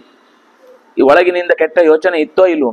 ಯಾರಾದ್ರೂ ಕೂಡ ಸಂಪತ್ತನ್ನ ನೀನೀಗ ಹಿಂದೆ ಒಂದು ದೊಡ್ಡ ಮಾತು ಹೇಳಿದೆಯಲ್ಲ, ಬೇಕಾದ್ರೆ ಯುದ್ಧದಲ್ಲಿ ಗೆದ್ದುಕೊಂಡು ಹೋಗ್ಲಿ ಅಂತ. ನಿನಗೂ ಇದೇ ಬುದ್ಧಿ ಇರ್ಬೇಕಿತ್ತಲ್ವಾ? ಪಾಂಡವರ ನಿನ್ನ ಯುದ್ಧದಲ್ಲಿ ಸೋಲಿಸಿ ತಗೊಂಡು ಹೋಗಿದ್ರೆ ನಾನು ಇವತ್ತು ಈ ದೌತ್ಯ ಕೆಲಸಕ್ಕೆ ಬರ್ತಾನೆ ಇರ್ಲಿಲ್ಲ. ಅವತ್ತು ನೀನು ಅನ್ಯಾಯದಿಂದ ಆ ಸಂಪತ್ತನ್ನ ಅಪಹರಿಸಿದ್ದು, ಅದನ್ನ ನ್ಯಾಯ ಅಂತ ಬೇರೆ ಸಮರ್ಥನೆ ಮಾಡ್ತೀಯಾ? ನತೆ ವ್ಯತಿಕ್ರಮ. ಅದು ವ್ಯತಿಕ್ರಮ ಅಲ್ವಾ? ಯಾರಿಗಾದ್ರೂ ಸಜ್ಜನರಿಗೆ ದ್ಯೂತ ಅಂತ ಅನ್ನೋದು ಒಂದು ಒಳ್ಳೆಯ ಆಟ ಅಂತ ಏನಾದ್ರೂ ಒಳ್ಳೆಯ ಆಟ ಅಲ್ಲ ಅನ್ನೋದ್ರಲ್ಲಿ ಸಂದೇಹ ಇದೆಯಾ? ಯಾರು ಕೇಳಿದ್ರು ಹೇಳ್ತಾರೆ ಅದು ಕೆಟ್ಟ ಆಟ ಅಂತ. ಅದು ಯಾವತ್ತೂ ಕೂಡ ದೇಶದ ಶ್ರೇಯಸ್ಸಿಗೆ, ಆತ್ಮದ ಶ್ರೇಯಸ್ಸಿಗೆ, ಸಜ್ಜನರ ಜೊತೆಗಿನ ಒಳ್ಳೆಯ ಸಂಬಂಧಕ್ಕೆ ಹುಳಿ ಹಿಂಡುವಂತದ್ದು ಹೇಳ್ತಾರೆ ಹೊರತು ಅದು ಒಳ್ಳೆಯದು ಅಂತ ಯಾರು ಹೇಳಲ್ಲ. ಕಥಂಚ ಜ್ಞಾತಯಸ್ತಾತ ಶ್ರೇಯಾಂಸ ಸಾಧು ಸಮ್ಮತಾಃ ತಥಾನ್ಯಾಯಂ ಉಪಸ್ಥಾತುಂ ಜಿಹ್ಮೇನ ಅಜಿಹ್ಮಚಾರಿಣಃ. ಅವ್ರು ಯಾವತ್ತೂ ನಿನ್ನ ವಿಷಯದಲ್ಲಿ ಅಥವಾ ನಿಮ್ಮವರ ವಿಷಯದಲ್ಲಿ ಜಿಹ್ಮ ಮಾಡ್ಲೇ ಇಲ್ಲ. ಜಿಹ್ಮ ಅಂದ್ರೆ ಮೋಸ. ನಿನ್ನ ವಿಷಯದಲ್ಲಿ ಯಾವತ್ತಾದ್ರೂ ಅವರು ಹೇಗಾದ್ರೂ ಒಂದು ಕೆಟ್ಟ ದಾರಿಯಿಂದ ನಿನ್ನ ಕೈಗೆ ಸಿಗಬೇಕಾದ್ದನ್ನ ತಪ್ಪಿಸಿ ತಾವು ತೆಗೆದುಕೊಂಡಂತಹ ಒಂದು ದೃಷ್ಟಾಂತ ಇದೆಯಾ? ಅಜಿಹ್ಮಚಾರಿಣ. ಆದ್ರೆ ಅವರ ವಿಷಯದಲ್ಲಿ ನೀನು ಜಿಹ್ಮದನ್ನೇ ಮಾಡಿದ್ದಿ, ಅನ್ಯಾಯವನ್ನೇ ಮಾಡಿದ್ದಿ. ನಿನಗೆ ಅವರ ಶ್ರೇಯಸ್ಸನ್ನ ಕಂಡು ಸಹಿಸ್ಲಿಕ್ಕಾಗ್ಲಿಲ್ಲ. ಅವ್ರು ಯಾವತ್ತೂ ಕೂಡ ನಿನ್ನ ಶ್ರೇಯಸ್ಸಿಗೆ ಕಲ್ಲು ಹಾಕಿ ತಮ್ಮ ಶ್ರೇಯಸ್ಸನ್ನು ಬೆಳೆಸ್ಕೊಳ್ಳಿಲ್ಲ. ಅವ್ರು ಯಾವ ಕಾಲಕ್ಕೂ ಕೂಡ ಹಸ್ತಿನಾವತಿಯ ಮೇಲೆ ಯುದ್ಧ ಮಾಡಿ ಅದರ ಸಂಪತ್ತನ್ನ ಟ್ಯಾಕ್ಸ್ ಅನ್ನು ತಗೊಳ್ಳೇ ಇಲ್ಲ. ಅದನ್ನ ಬಿಟ್ಟು ಅಂತಾನೆ ಯೋಚನೆ ಮಾಡ್ತಿದ್ರು. ತಮ್ಮ ಊರಿಗೆ ನಿನ್ನ ಊರಿನ ಎಲ್ಲಾ ಪ್ರಜೆಗಳು ಬಂದಾಗ ನನ್ನನ್ನು ಹೇಗೆ ಗೌರವಿಸ್ತೀರೋ ಹಾಗೆ ನೀವು ಧೃತರಾಷ್ಟ್ರನನ್ನು ಗೌರವಿಸ್ಬೇಕು, ಅವರೂ ಕೂಡ ಒಂದು ದೇಶದ ರಾಜನಾಗಿ ಗೌರವಕ್ಕೆ ಅರ್ಹರು, ನೀವು ಅಲ್ಲೇ ಇರಬೇಕು ಅಂತ ಹೇಳಿ ಒಂದಿಷ್ಟೇ ಜನರಿಂದ ಕೂಡಿಕೊಂಡು ಅವನು ಇಂದ್ರಪ್ರಸ್ಥಕ್ಕೆ ಬಂದದ್ದು. ಕಾಡಿಗೆ ಹೋಗುವಾಗ್ಲೂ ಎಲ್ಲ ಜನ ಬಂದ್ಬಿಡ್ತಾರೆ, ಬೇಡ ಹಾಗೆ ಮಾಡಬಾರ್ದು, ನಿಮಗೆ ನಿಜವಾಗಿಯೂ ನನ್ನ ಮೇಲೆ ವಿಶ್ವಾಸ ಇದ್ರೆ, ನಮ್ಮ ಅಪ್ಪನ ಪಾಂಡುವಿನ ಆಡಳಿತದ ಬಗ್ಗೆ ನಿಮಗೆ ನಿಜವಾಗಿ ಸಂತೋಷ ಇದ್ರೆ ನನ್ನ ಮಾತನ್ನು ನಡೆಸಿಕೊಡಿ, ಇದೇ ನೀವು ನಿಜವಾದ ಪ್ರಜೆಗಳು ಅಂತ ಗುರುತಿಸ್ಲಿಕ್ಕೆ ನನ್ನ ಮುಂದೆ ಆಡುವ ಮಾತು ಅಂತ ಮಾತು ಕೊಡಿ ಅಂತ ಹೇಳಿ ಕಳುಹಿಸಿದ್ದ. ಈ ಮಾತು ಬೇರೆಯವರು ಯಾರಾದ್ರೂ ಆಗಿದ್ರೆ ಆಡ್ತಿದ್ರ? ಅವರ ನಿನ್ನ ಸೇನೆ ಬಿಟ್ಟು, ನಿನ್ನ ಅಧಿಕಾರದ ವಲಯಗಳನ್ನ ಬಿಟ್ಟು, ನಿನ್ನ ಪ್ರಜೆಗಳ ಸ್ಥಾನವನ್ನ ಬಿಟ್ಟು ಈ ಮನೆಯಲ್ಲಿ ಇಲಿ ಹೆಗ್ಗಣಗಳು ಇರುವ ಹಾಗೆ ಆ ದುರ್ಯೋಧನಾದಿಗಳು ಇರ್ಲಿ ಅಂತ ಹೇಳಿ ಹೊರಟಿದ್ರು ಅವರು.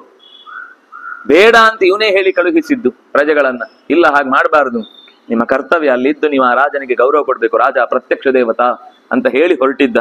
ಅಂಥ ಅಜಿಹ್ಮಚಾರಿಗಳನ್ನ ಜಿಹ್ಮತೆಯಿಂದ ಮೋಸ ಮಾಡಿ ಅನ್ಯಾಯದ ದಾರಿಯಿಂದ ಅವರನ್ನ ಹಿಡಿದು ನಾವೇನು ತಪ್ಪೇ ಮಾಡಿಲ್ಲ ಅಂತೆಲ್ವಾ. ಅಸತಾಂ ತತ್ರ ಜಾಯಂತೆ ಭೇದಾಶ್ಚ ವ್ಯಸನಾನಿಚ. ಒಳ್ಳೆಯವರಲ್ಲಿ ಬಿಡಿ, ಅದು ಯೋಗ್ಯವೇ ಅಲ್ಲ. ಒಳ್ಳೆಯವರಲ್ಲದವರಲ್ಲೂ ಕೂಡ ಜೂಜು, ಅವರಲ್ಲೇ ಪರಸ್ಪರ ಜಗಳನ್ನುಂಟು ಮಾಡಿ ವಿನಾಶಕ್ಕೆ ಕಾರಣ ಆಗುತ್ತೆ. ಒಳ್ಳೆಯವರಲ್ಲಿ ಮಾತ್ರ ಅದು ಹಾನಿ ಮಾಡುವುದಲ್ಲ, ಕೆಟ್ಟವರಲ್ಲೇ ಪರಸ್ಪರ ಆಡಿದ ಜೂಜು ಒಬ್ಬನನ್ನು ಯಾರನ್ನು ಬಲಿ ತೆಗೆದುಕೊಳ್ಳುತ್ತೆ. ಅದಕ್ಕಷ್ಟು ಶಕ್ತಿ ಇದೆ. ಅಂತದ್ದನ್ನು ನೀನು ತಪ್ಪೇ ಇಲ್ಲದೆ ಪಾಂಡವರು ಜೂಜಾಡ್ಲಿಕ್ಕೆ ಬಂದ್ಬಿಟ್ರು, ನಿನ್ಗೆ ಯಾಕೆ ಕರಿಬೇಕಿತ್ತು? ಕರಿಯೋ ಉದ್ದೇಶ ಏನಿತ್ತು? ಅವನ ವೀಕ್ನೆಸ್ ಗೊತ್ತಿದ್ದೆ ಅಲ್ವಾ? ದೊಡ್ಡಪ್ಪನ ಮಾತನ್ನು ಅವ್ನು ಮೀರಲ್ಲ ಅನ್ನುವಾಗ ನೀನ್ ಕರಿಬೋದಿತ್ತು, ಯಾಕೆ ಕರೀಲಿಲ್ಲ? ದೊಡ್ಡಪ್ಪನ ಕಡೆಯಿಂದ ಯಾಕೆ ಕರೆಸಿದಿ? ಇದೆಲ್ಲ ಸಂಚಲ್ವಾ? ಇದೆಲ್ಲ ಒಳ್ಳೆತನನ? ಈ ಒಳ್ಳೆತನವನ್ನ ನೀನು ಸಮರ್ಥನೆ ಮಾಡಿ ನನ್ನ ಹತ್ರ ನಾನೇನು ತಪ್ಪೇ ಮಾಡಿಲ್ಲ ಅಂತ ಇಡೀ ಸಭೆಯ ಮುಂದೆ ನಾನೊಬ್ಬ ನಿರಪರಾಧಿ, ನಾನು ಸಾಕ, ನಾನು ಒಬ್ಬ ಮುಗ್ಧ ಅನ್ನುವ ರೀತಿಯಲ್ಲಿ ತೋರಿಸಿಕೊಳ್ಳಿ ಪ್ರಯತ್ನ ಮಾಡ್ತಿದ್ಯಲ್ವಾ? ತದಿದಂ ವ್ಯಸನಂ ಘೋರಂ. ಈ ವ್ಯಸನ ಇದೆಯಲ್ವಾ ಅತ್ಯಂತ ಘೋರ, ದ್ಯೂತ ಅಂತ ಅನ್ನೋದು. ತ್ವಯಾ ದ್ಯೂತ ಸುಖಂ ಮುಖಂ ಕೃತಂ ಅಸಮೀಕ್ಷ ಸದಾಚಾರಾನ್ ಸಾರ್ಧಂ ಪಾಪಾನುಬಂಧನೈ. ಅದಕ್ಕೆ ಬೇರೆ ನಿನ್ನ ಏನು ಸಹವರ್ತಿಗಳು ಬೇರೆ, ದುಶ್ಯಾಸನ, ಕರ್ಣ, ಶಕುನಿ ಎಲ್ಲ ಚೆನ್ನಾಗಿದ್ದಾರೆ. ಒಬ್ರಿಗೆ ಓತಿ ಕಾಟಕ್ ಬೇಲಿ ಸಾಕ್ಷಿ ಅಂತ, ಒಬ್ರಿಗಿಂತ ಒಬ್ರು ಅನರ್ಥ ಪರಮಾವಧಿ. ಅವರನ್ನ ಕೈಯಲ್ಲಿ ಪಕ್ಕದಲ್ಲಿ ಇಟ್ಕೊಂಡು ನಾವು ನೋಡಿ ಅವರೆಲ್ಲರೂ ಕೂಡ ಒಪ್ಕೊಂಡಿದ್ದಾರೆ, ಅವರಿಗೆ ಗೊತ್ತಿದೆ ನಾನೇನು ತಪ್ಪು ಮಾಡಿಲ್ಲ ಅಂತ. ಅಲ್ಲ, ನೀನು ಟಕ್ಕ ಅವನು ಟಿಕ್ಕ, ಇಬ್ರು ಸೇರ್ಕೊಂಡು ನೀವು ಇಬ್ರು ಸೇರ್ ಮಾಡಿದ್ಮೇಲೆ ಅದರಲ್ಲಿ ನ್ಯಾಯ ಅಂತ ಎಲ್ಲಿಂದ ಹುಡುಕುದು? ಕಷ್ಟಾನ್ಯೋ ಭ್ರಾತೃ ಭಾರ್ಯಾಂ. ಆಯ್ತು, ಇದಕ್ಕಿಂತ ದೊಡ್ಡದು ಹೇಳ್ತೇನೆ. ಸಭೆಯಲ್ಲಿ ನಿನ್ನ ಅಣ್ಣನ ಹೆಂಡತಿ ಅವಳು, ಈ ಮನೆಯ ಸೊಸೆ, ಹಿರಿಯ ಸೊಸೆ, ಮೊದಲ ಸೊಸೆ. ಅಷ್ಟೇ ಅಲ್ಲ, ಆ ರಾಜಸೂಯ ಯಾಗದ ಪ್ರಧಾನವಾದ ಆಹುತಿಗಳನ್ನ ಕೊಟ್ಟ ರಾಜ್ಞಿಯಾಗಿ ಆ ಕಲಶಗಳಿಂದ ತನ್ನ ಶಿರಸ್ಸಿಗೆ ಅದರ ಅಭಿಷೇಕವನ್ನು ಮಾಡಿಸಿಕೊಂಡವಳು. ಎಷ್ಟು ಯೋಗ್ಯತೆಯಲ್ಲಿ ದೊಡ್ಡವಳು ಗೊತ್ತವಳು, ರಾಣಿ, ಮಹಿಷಿ. ಆ ಯಾಗ ಮಾಡುವುದು ಸುಲಭದಲ್ಲಿ ಯಾರಿಗೂ ಸಿಗುವ ಸಂಗತಿ ಅಲ್ಲ. ರಾಜಸೂಯ ಯಾಗದ ಬಗ್ಗೆ ನಮಗೆ ಮಹತ್ವವೇ ಗೊತ್ತಿಲ್ಲ, ಆದ್ರಿಂದ ನಾವು ಸುಮ್ಮನೆ ಒಂದು ರಾಜಸೂಯ ಯಾಗ ಮಾಡಿದ್ರು, ಯಾವ್ದೋ ಗಣಹೋಮ ಮಾಡಿದಂಗೆ ಇದು ಅಂತ ಅನ್ಕೊಂಡ್ಬಿಟ್ಟಿದೀವಿ ನಾವು. ಆದ್ರೆ ಅದು ಇಡೀ ದೇಶದ ಆ ಕಾಲದ ಎಲ್ಲಾ ರಾಜರೂ ಕೂಡ ಒಪ್ಪಿಕೊಂಡು ಕಪ್ಪವನ್ನ ಕಟ್ಟಿದ ಮೇಲೆ ಮಾಡಬಹುದಾದ ಯಾಗ ಅದು. 22,800 ರಾಜಕುಮಾರರನ್ನ ಬಗ್ಗು ಬಡಿಯುವಂತಹ ಕೆಲಸದಲ್ಲಿ ಜರಾಸಂಧನನ್ನ ನಾಶಗೊಳಿಸಿದ ಮೇಲೆ ಆ ಯಾಗ ಮಾಡ್ಲಿಕ್ಕಾದದ್ದು. ಅದನ್ನಾಗ ಅದು ಸಾಧಾರಣ ಯಾಗ ಅಲ್ಲ. ಅಷ್ಟು ದೊಡ್ಡ ಯಾಗದ ದೀಕ್ಷಿತಳಾದಂತಹ ಹೆಣ್ಣು ಮಗಳು, ನಿನಗೆ ಸಂಬಂಧವೇ ಇಲ್ಲದೆ ಇದ್ರು ಕೂಡ, ನಿನಗೆ ಯಾರು ಅಂತಾನೆ ಗೊತ್ತಿಲ್ಲ ಅಂತ ಆದ್ರೂ ಕೂಡ ಅವಳು ದೀಕ್ಷಿತಳಾದ ಹೆಣ್ಣು ಮಗಳು. ಅವಳಿಗೆ ಯಾವತ್ತೂ ಅವಮಾನ ಮಾಡ್ಲಿಕ್ಕೆ ಅವಕಾಶ ಕೊಡಬಾರದಿತ್ತು. ಎಲ್ಲೋ ಯಾರೋ ಮಾಡ್ತಾ ಇದ್ದಾರೆ ಅಂದ್ರೆ ನೀನ್ ನಿಗ್ರಹ ಮಾಡ್ಬೇಕಿತ್ತು. ಅದು ಬಿಟ್ಟು ನೀನೇ ಸ್ವತಃ ನಿನ್ನ ಸಭೆಯಲ್ಲಿ ನಿನ್ನ ಮುಂದಾಳುತ್ವದಲ್ಲಿ ಈ ಎಲ್ಲ ದೊಡ್ಡವರು ಎದುರುಗಡೆ ನಿಂತಿರುವ ಆ ಸಂದರ್ಭದಲ್ಲೇ ಅವರ ಯಾವ ಮಾತಿಗೂ ಕೂಡ ಅವ್ರು ಏನ್ ಅನ್ಕೋತಾರೋ ಅಂತನೂ ಒಳಗಿನಿಂದ ಹೇಸಿಗೆ ಅಂದುಕೊಳ್ಳದೆ ಅದನ್ನ ಕಾರ್ಯಪ್ರವೃತ್ತಗೊಳಿಸಿ ತಮ್ಮಂದಿರ ಮುಂದೆ ನಿನ್ನ ಆ ತಪ್ಪು ಮಾತುಗಳು, ಅನ್ಯಾಯದ ಸಭೆಯ ಗೌರವವನ್ನೇ ಕಳಚುವಂತಹ ಆ ಕರ್ಣನ ಮಾತು, ದುಶ್ಯಾಸನನ ಮಾತು, ನಿನ್ನ ಮಾತು ಇದೆಲ್ಲ ಮರ್ತು ಹೋಯ್ತಾ ನಿನಗೆ? ಯಾವತ್ತೂ ನಾವು ಮಾಡಿದ ತಪ್ಪು ಆ ಘಟನೆಗಳು ನಮ್ಗೆ ನೆನಪಿರುವುದಿಲ್ಲ. ನಮ್ಮ ಉದ್ದೇಶದಿಂದ ಏನಿರುತ್ತೋ ಅದನ್ನ ಮಾತ್ರ ಯೋಚನೆ ಮಾಡ್ತೇವೆ. ನೀನ್ ಅವತ್ ಮಾಡಿದ ಕೆಲಸಕ್ಕೆ ಯಾರತ್ರಾದ್ರೂ ಹೋಗಿ ಕೇಳು, ನಾನು ಅಪರಾಧ ಮಾಡಿಲ್ಲ, ಬರೀ ಒಂದು ಹೆಣ್ಮಗಳು ನನ್ನ ಅಂತಃಪುರಕ್ಕೆ ಬರಬೇಕಿತ್ತು, ಅದಕ್ಕೆ ಅವಳನ್ನು ನಾನು ತನ್ನ ಹೆಂಡತಿ ಅಲ್ಲ, ಒಬ್ಳು ಸಾಮಾನ್ಯ ಹೆಣ್ಮಗಳಿಗೆ ಅವಮಾನ ಆಗ್ತಾ ಇದೆ, ಅವಳಿಗೆ ಮರ್ಯಾದೆ ಶೀಲದ ಪ್ರಶ್ನೆಗೆ ತೊಂದರೆ ಆಗ್ತಾ ಇದೆ ಅಂದ್ರೆ ನಾವಲ್ಲಿ ಹೋಗಿ ರಕ್ಷಣೆ ಮಾಡ್ಬೇಕು. ನನ್ನ ಹೆಂಡತಿ ಆಗ್ಬೇಕಾಗಿಲ್ಲ, ನನ್ನ ದೇಶದ ಪ್ರಜೆಯೂ ಆಗ್ಬೇಕಾಗಿಲ್ಲ. ಇದು ಇಂಟರ್ನ್ಯಾಷನಲ್ ಲೆವೆಲ್ ನಲ್ಲಿ ಆ ಮಾನವೀಯತೆ ಅನ್ನೋದು ಮೊದಲಾಗುತ್ತೆ. ಲಾಹೋರ್ನಲ್ಲಿ ನಮ್ಮ ದೇಶದ ಒಂದು ಮಧ್ಯದ ಇದೇ ತರ ಹಿಂದೆ ಆಯ್ತು ಒಂದು ತಿಂಗಳ ಕೆಳಗಡೆ ಏರ್ ಪ್ರಾಬ್ಲಮ್ ಆಗಿ ಜಾಗ ಕೊಡ್ಲಿಕ್ಕೆ ಅಂತ ಲಾಹೋರ್ ಕೇಳಿದ್ರು. ಭಾರತದ ವಿಮಾನ ಕೊಡ್ಲಿಲ್ಲ ಅವರು. ಆಗ ಇಡೀ ಜಗತ್ತು ಚೀಮಾರಿ ಹಾಕಿತ್ತು. ನಿಮ್ಗೆ ಎಷ್ಟೇ ಒಂದು ದೇಶದ ಮೇಲೆ ದ್ವೇಷ ಇರ್ಲಿ, ಆದ್ರೆ ಮನುಷ್ಯತ್ವದ ಹಿನ್ನೆಲೆ ಒಬ್ಬರಿಗೆ ನೀವು ಇಳಿಲಿಕ್ಕೆ ಜಾಗ ಕೊಡಬೇಕು ಅಂತಂದಾಗ ಅದನ್ನ ಫಸ್ಟ್ ಅಲೋ ಮಾಡ್ಬೇಕು. ಅದೆಲ್ಲ ಆಮೇಲೆ ಹಿಡಿದ ಮೇಲೆ ಬೇಕಿದ್ರೆ ಅವ್ರನ್ನ ಬೇರೆ ರೀತಿ ಯಾವುದೇ ರೀತಿಯಿಂದ ಅವರ ವಿಷಯದಲ್ಲಿ ನಾವು ಹೀಗ್ ಮಾಡಿದ್ರೆ ಹಾಗೆ ಮಾಡ್ತೀವಿ ಅಂತ ಹೇಳ್ಕೊಳ್ಳಿ. ಆದ್ರೆ ಮೊದ್ಲು ಜೀವ ಉಳಿಬೇಕು. ಆಕಾಶದಲ್ಲೇ ಸುಟ್ಟು ಹೋಗಿದ್ರೆ ಅಷ್ಟು ಜನ ಅವರದೆಲ್ಲರದ್ದು ಬರಹ ಗಟ್ಟಿ ಇತ್ತು. ಸೀದಾ ಆಮೇಲೆ ಕಾಶ್ಮೀರದ ಭಾಗಕ್ಕೆ ಎಲ್ಲೂ ಶ್ರೀನಗರಕ್ಕೆ ಹೋಗಿ ಅಲ್ಲಿ ಇಳಿಯುವುದಾಯ್ತು. ಅಂದ್ರೆ ಇಂಟರ್ನ್ಯಾಷನಲ್ ಲಾ ಬಂದಾಗ ಒಂದು ಸಾಮಾನ್ಯ ಪ್ರಜೆಗೆ ಅನ್ಯಾಯ ಆಗುವುದನ್ನ ಮನುಷ್ಯತ್ವದ ಹಿನ್ನೆಲೆಯಲ್ಲಿ ತಡಿಬೇಕಿತ್ತು. ಇದೂ ಒಂದು ಹೆಣ್ಣು ಸಭೆಯಲ್ಲಿ ಇಂತಹ ಹೆಣ್ಣಿಗೆ ಅವಮಾನ ಆಗುವಂತಹ ಪ್ರಸಂಗವನ್ನ ನೀನು ತಡೆಯುವುದು ಬಿಟ್ಟು ನಡಿಲಿ ಅಂತ ಪ್ರೋತ್ಸಾಹಿಸಿದ್ಯಲ್ವಾ, ಇದು ತಪ್ಪೇ ಅಲ್ವೇನಪ್ಪ ನಿಮ್ ಪ್ರಕಾರ? ಇದರಲ್ಲಿ ಯಾವುದೇ ದೋಷ ಇಲ್ಲ. ಹೆಣ್ಣು ಹೇಗ್ ಬೇಕಾದ್ರೂ ಭೋಗಿಸ್ಲಿಕ್ಕಿರುವಂತಹ ವಸ್ತು, ಅದು ನಮ್ಮ ಮನೆಯ ಕೆಲಸ, ಅಂದ್ರೆ ನಮ್ಮ ಮನೆ ಕೆಲಸಕ್ಕೆ ಸೇರಿದ ಹೆಣ್ಣು ಹೇಗ್ ಬೇಕಾದ್ರೂ ಭೋಗಿಸಬಹುದು ಅಂತ ಇದಕ್ಕೂ ಸಮರ್ಥನೆ ಕೊಡ್ತೀಯಾ? ಇದು ಕೂಡ ನಿಂದೆ ನ್ಯಾಯದಲ್ಲಿ ಸೇರಿಕೊಳ್ಳುವಂತಹ ಮಾತಾ? ಅದು ಎಂಥವಳು ಕುಲೀನ, ಅವಳೇನು ಯಾರೋ ಬೀದಿಗೆ ಬಿದ್ದವಳಲ್ಲ. ಅಂಥವಳು ನಿನ್ನಿಂದ ಅಪಮಾನಕ್ಕೊಳಗಾಗ್ಬೇಕಾಗಿಲ್ಲ. ಆದ್ರೂ ನೀನ್ ಅಂಥದ್ದೇನು ಅಷ್ಟು ಮಹತ್ವ ಕೊಡುದು ಅಂತ ಹೇಳ್ಬೇಡ. ಕುಲೀನ ಧೃತರಾಷ್ಟ್ರನ ದೃಪದನ ಮನೆತನದ ಹೆಣ್ಮಗಳವಳು, ಬೆಂಕಿಯಿಂದ ಹುಟ್ಟಿದವಳು, ಸಾಮಾನ್ಯ ಹೆಣ್ಮಗಳಲ್ಲ. ಅದರಿಂದಾಗಿ ಕುಲೀನ, ಶೀಲ ಸಂಪನ್ನ, ಪ್ರಾಣೇಭ್ಯೋಪಿ ಗರಿಯಸಿ, ತನ್ನ ಗಂಡಂದ್ರಿಗೆ ಜೀವಕ್ಕಿಂತ ಹೆಚ್ಚವಳು. ಅವ್ರಿಗೆ ಬೇಜಾರಾಗುತ್ತೆ ಅಂತ ಆದ್ರೂ ಯೋಚನೆ ಮಾಡ್ಬೋದಲ್ವಾ? ಅವರು ಈಗ ದಾಸರು ಅಂತ ಅನ್ನುವ ಕಾರಣಕ್ಕೆ ಸುಮ್ಮನಿದ್ದಾರೆ ಅಂತ ಅಷ್ಟೇ ಅವರ ವೀಕ್ನೆಸ್ ಅನ್ನ ಯೋಚನೆ ಮಾಡಿ ಅವಳಿಗೆ ಅವಮಾನ ಮಾಡುದಂತ ನೀನ್ ಹೇಗೆ ಸಮರ್ಥಿಸಿಕೊಳ್ತಿ? ಮಹಿಷಿ ಪಾಂಡುಪುತ್ರಾಣ ತಥಾ ವಿನಿಕೃತಾತ್ವಯ. ಅಷ್ಟೆಲ್ಲ ತಪ್ಪುಗಳಿದ್ದೂ ಕೂಡ ನೀನು ನಿನ್ನನ್ನು ಸಮರ್ಥಿಸಿಕೊಳ್ತಿ. ಅವಳನ್ನು ಸಭೆಯಲ್ಲಿ ಎಲ್ಲರ ಮುಂದೆ ಅವಮಾನ ಮಾಡಿದ್ದಿ. ಜಾನಂತಿ ಕುರವಸ್ಸರ್ವೇ. ಆಗ ನೀವು ಆಡಿದ ಮಾತುಗಳಂತೂ ನಾನದನ್ನು ನನ್ನ ಬಾಯಿಯಿಂದ ಹೇಳಲಾರೆ. ಈ ಸಭೆಯೇ ಸಾಕ್ಷಿ. ಆವಾಗ ಯಾರೆಲ್ಲ ಇದ್ರೋ ಅವ್ರು ಹೆಚ್ಚಿನವ್ರು ಈಗ್ಲೂ ಇದ್ದಾರೆ. ಆ ಸಭೆಯಲ್ಲಿ ಯಾರೆಲ್ಲ ಇದ್ರೋ ಅವರೆಲ್ಲರೂ ಈಗ್ಲೂ ಆ ಸಭೆಯಲ್ಲಿ ಇದ್ದಾರೆ. ದುಶ್ಯಾಸನೇನ ಕೌಂತೆಯ ಪ್ರವ್ರಜಂತ ಪರಂತಪ ಜಾನಂತಿ ಕುರವಸ್ಸರ್ವೇ ಯಥೋಕ್ತ ಕುರು ಸಂಸದಿ. ಅವಳನ್ನು ಮಾತ್ರ ಅಲ್ಲ, ಈ ಎಲ್ಲ ಕುರುಗಳು ವಾಪಸ್ಸು ಕಾಡಿಗೆ ನಡ್ಕೊಂಡು ಹೋಗ್ಬೇಕಾದ್ರೆ ಗೌರ್ ಗೌ ಅಂತ ಭೀಮ ನಡೆಯುವ ಹಾಗೆ ಹಿಂದಿನಿಂದ ಅವನಂತೆ ನಡೆದು ತೋರಿಸ್ತಾ ಹೋಗು ಕಾಡಲ್ಲಿ ಹೋಗಿ ಮೇಯ್ ಅಂತೆಲ್ಲ ಅವಮಾನ ಮಾಡಿದಂತಹ ಮಾತುಗಳು ಎಲ್ಲರ ಕಿವಿಯಲ್ಲಿ ಇನ್ನೂ ಕೂಡ ಗುನುಗುಡ್ತಾ ಇದೆ. ಮರ್ತು ಹೋಗಿಲ್ಲ ಯಾರು ಕೂಡ. ಅದನ್ನು ಕೂಡ ಏನು ಅನ್ಯಾಯವೇ ಅಲ್ಲ, ಅದು ತಪ್ಪೇ ಅಲ್ಲ ಅಂತ ಸಮರ್ಥಿಸ್ತೀಯ. ಸಮ್ಯಗ್ ವೃತ್ತೇಷು ಅಲುಬ್ಧೇಷು ಸತತಂ ಧರ್ಮಚಾರಿಷು ಸ್ವೇಷು ಬಂಧುಷು ಕಃ ಕುರ್ಯಾತ್ ಚರೇ ದೇವಂ ಅಸಾಂಪ್ರತಂ. ತನ್ನವರು, ಅತ್ಯಂತ ಹತ್ತಿರದವರು, ಆತ್ಮೀಯರು, ಜೊತೆಗೆ ಸಾಧುಗಳು, ಸಜ್ಜನರು, ಅದರ ಜೊತೆಗೆ ಲೋಕದಲ್ಲಿ ಎಲ್ಲರಿಗೂ ಕೂಡ ಅವರು ಅತ್ಯಂತ ಪ್ರೀತಿ ಪಾತ್ರರು, ಅನ್ಯಾಯ ಮಾಡುವವರು ಅಂತ ಯಾರೂ ಅವರನ್ನ ಪರಿಗಣಿಸ್ಲಿಲ್ಲ. ಅಂಥ ವ್ಯಕ್ತಿಗಳ ವಿಷಯದಲ್ಲಿ ನೀನು ನಡೆದುಕೊಂಡಂತಹ ಕೆಲಸ ಸಾಧುವೇನೋ? ಅದು ಸರಿ ಇದೆಯಾ? ನೃಶಂಸಾನಾಂ, ನೀನು ಮಾಡಿದ ಕೆಲಸ ಉಂಟಲ್ಲ, ಅತ್ಯಂತ ಕ್ರೂರಿಗಳಾದ ಅನಾರ್ಯರಾದ ಆ ಕೆಟ್ಟ ಮಾತುಗಳು, ಕರ್ಣ ದುಶ್ಯಾಸನಾಭ್ಯಾಂಚ ತ್ವಯಾಚ ಬಹುಶಃಕೃತಂ. ನೀನು ಕೂಡ ಆ ಹೆಣ್ಣಿಗೆ ತೊಡೆ ತೋರಿಸಿದ ಒಂದು ಕೆಟ್ಟ ಸಂಜ್ಞೆ ಇದೆಯಲ್ವಾ, ಅದನ್ನ ಜೀವಮಾನದಲ್ಲಿ ಯಾವ ಹೆಣ್ಣು ಮರಿಲಿಕ್ಕೆ ಸಾಧ್ಯ ಇಲ್ಲ, ಯಾರಿಗೂ ಮರಿಲಿಕ್ಕೆ ಸಾಧ್ಯ ಇಲ್ಲ. ಕೇವಲ ದ್ರೌಪದಿಗಲ್ಲ, ಇನ್ಯಾವುದೇ ಒಬ್ಬ ವ್ಯಕ್ತಿಗೂ ಕೂಡ ಈ ಪರಿಸ್ಥಿತಿ ಅಂತ ಅವಳದ್ದು ಗಮನಿಸಿದ್ರೆ ಅದು ತನಗೇ ಆದಷ್ಟು ವ್ಯಥೆ ಪಡುವಷ್ಟು ಕೆಟ್ಟ ನಡೆ ಅದು. ಇದು ಯಾರು ಆರ್ಯರು ಮಾಡುವಂತ ಮಾತುಗಳಲ್ಲ. ಇಲ್ಲಿ ಆರ್ಯರು ಅಂದ ಮತ್ತೆ ಯಾವುದೋ ಆ ಕಾಲದಲ್ಲಿ ಉದುರಿ ಬಿದ್ದವರು, ಆ ಕಡೆಯಿಂದ ಈ ಕಡೆ ಹಾರಿ ಬಂದವರು ಅಂತೆಲ್ಲ. ಈಗ ಇಗಳಿಗೆ ಏನ್ ಬುದ್ಧಿ ಹೇಳ್ಬೇಕು? ಕರ್ಮ. ಆರ್ಯ ಅನ್ನುವ ಶಬ್ದ ಯಾವತ್ತೂ ಕೂಡ ನ್ಯಾಯ ನಿಷ್ಠೆಗಳಲ್ಲಿ ಬದುಕಿದವನು ಅಂತ ಅಷ್ಟೇ ಅರ್ಥ. ಅದು ಈ ಭಾಗದಲ್ಲೂ ಇದ್ರು, ಆ ಭಾಗದಲ್ಲೂ ಇದ್ರು. ಎಲ್ಲಿಂದಲೋ ಯಾರೋ ಯಾರ ಮೇಲೋ ಹೇರಿ ಬಂದದ್ದಲ್ವೇ ಅಲ್ಲ. ಅದು ಒಂದು ಕಾಲದಲ್ಲಿ ಹಾಗೆ ಇಲ್ಲಿಂದ ಬಹಳ ಜನ, ಈಗ ಕೇರಳದ ಎಷ್ಟೋ ಗ್ರಂಥಗಳು ಕಾಶ್ಮೀರದಲ್ಲಿ ಸಿಗುತ್ತೆ, ಅಲ್ಲಿ ನಡೆದ ಎಷ್ಟೋ ಕೃತಿಗಳು ಕೇರಳದಲ್ಲಿ ಸಿಗುತ್ತೆ. ಗಣಪತಿ ಶಾಸ್ತ್ರಿಗಳು ಅಂತ ಭಾಸನಿಂದ ರಚಿತವಾದ ಅನೇಕ ಸಂಸ್ಕೃತ ನಾಟಕಗಳು ಸಿಕ್ಕಿದ್ದು ಅದು ವಸ್ತುತಃ ಉತ್ತರ ಭಾರತದ್ದು, ಸಿಕ್ಕಿದ್ದು ಕೇರಳದಲ್ಲಿ. ಅಂದ್ರೆ ಇಲ್ಲಿಂದ ಆಚೆಗೆ ಅಲ್ಲಿಂದ ಈಚೆಗೆ ಕೊಂಡುಕೊಳ್ಳುವ ಗುಣ ಅದು ಆ ಕಾಲದಿಂದ ಬರ್ತಾ ಇದೆ. ಅದು ಮಧ್ಯದಲ್ಲಿ ಯಾವುದೋ ಒಬ್ರು ದಂಡೆತ್ತಿ ಬಂದು ಇಲ್ಲಿ ಅವರನ್ನೆಲ್ಲ ನಿಗ್ರಹಿಸಿ, ನೀವೆಲ್ಲ ಕಪ್ಪಿರುವವರು, ನೀವು ನಮ್ಮಿಂದ ನಿಗ್ರಹಿತರು, ನಾವೆಲ್ಲ ಬೆಳ್ಳಗಿದ್ದವರು, ಆದ್ರಿಂದಾಗಿ ನಾವು ಮೇಲ್ವರ್ಗದವರು ಅನ್ನುವ ಈ ಎಲ್ಲ ಘಟನೆಗಳೇ ನಡೆಯದೆ ಅದನ್ನು ನಡೆದಿದೆ ಅಂತ ಬೇರೆ ಹತ್ತಾರು ಪುಸ್ತಕಗಳಲ್ಲಿ ಮತ್ತೆ ಮತ್ತೆ ಮತ್ತೆ ಮತ್ತೆ ಬರೆದು ನಮ್ಮ ದೇಶದ ಇತಿಹಾಸವನ್ನ ಹೊಲೆಗೆಡಿಸಿದಂತಹ ಮಂದಿಗೆ ಕ್ಷಮೆಯೇ ಇಲ್ಲ, ಯಾವತ್ತಿಗೂ ಕ್ಷಮೆ ಇಲ್ಲ.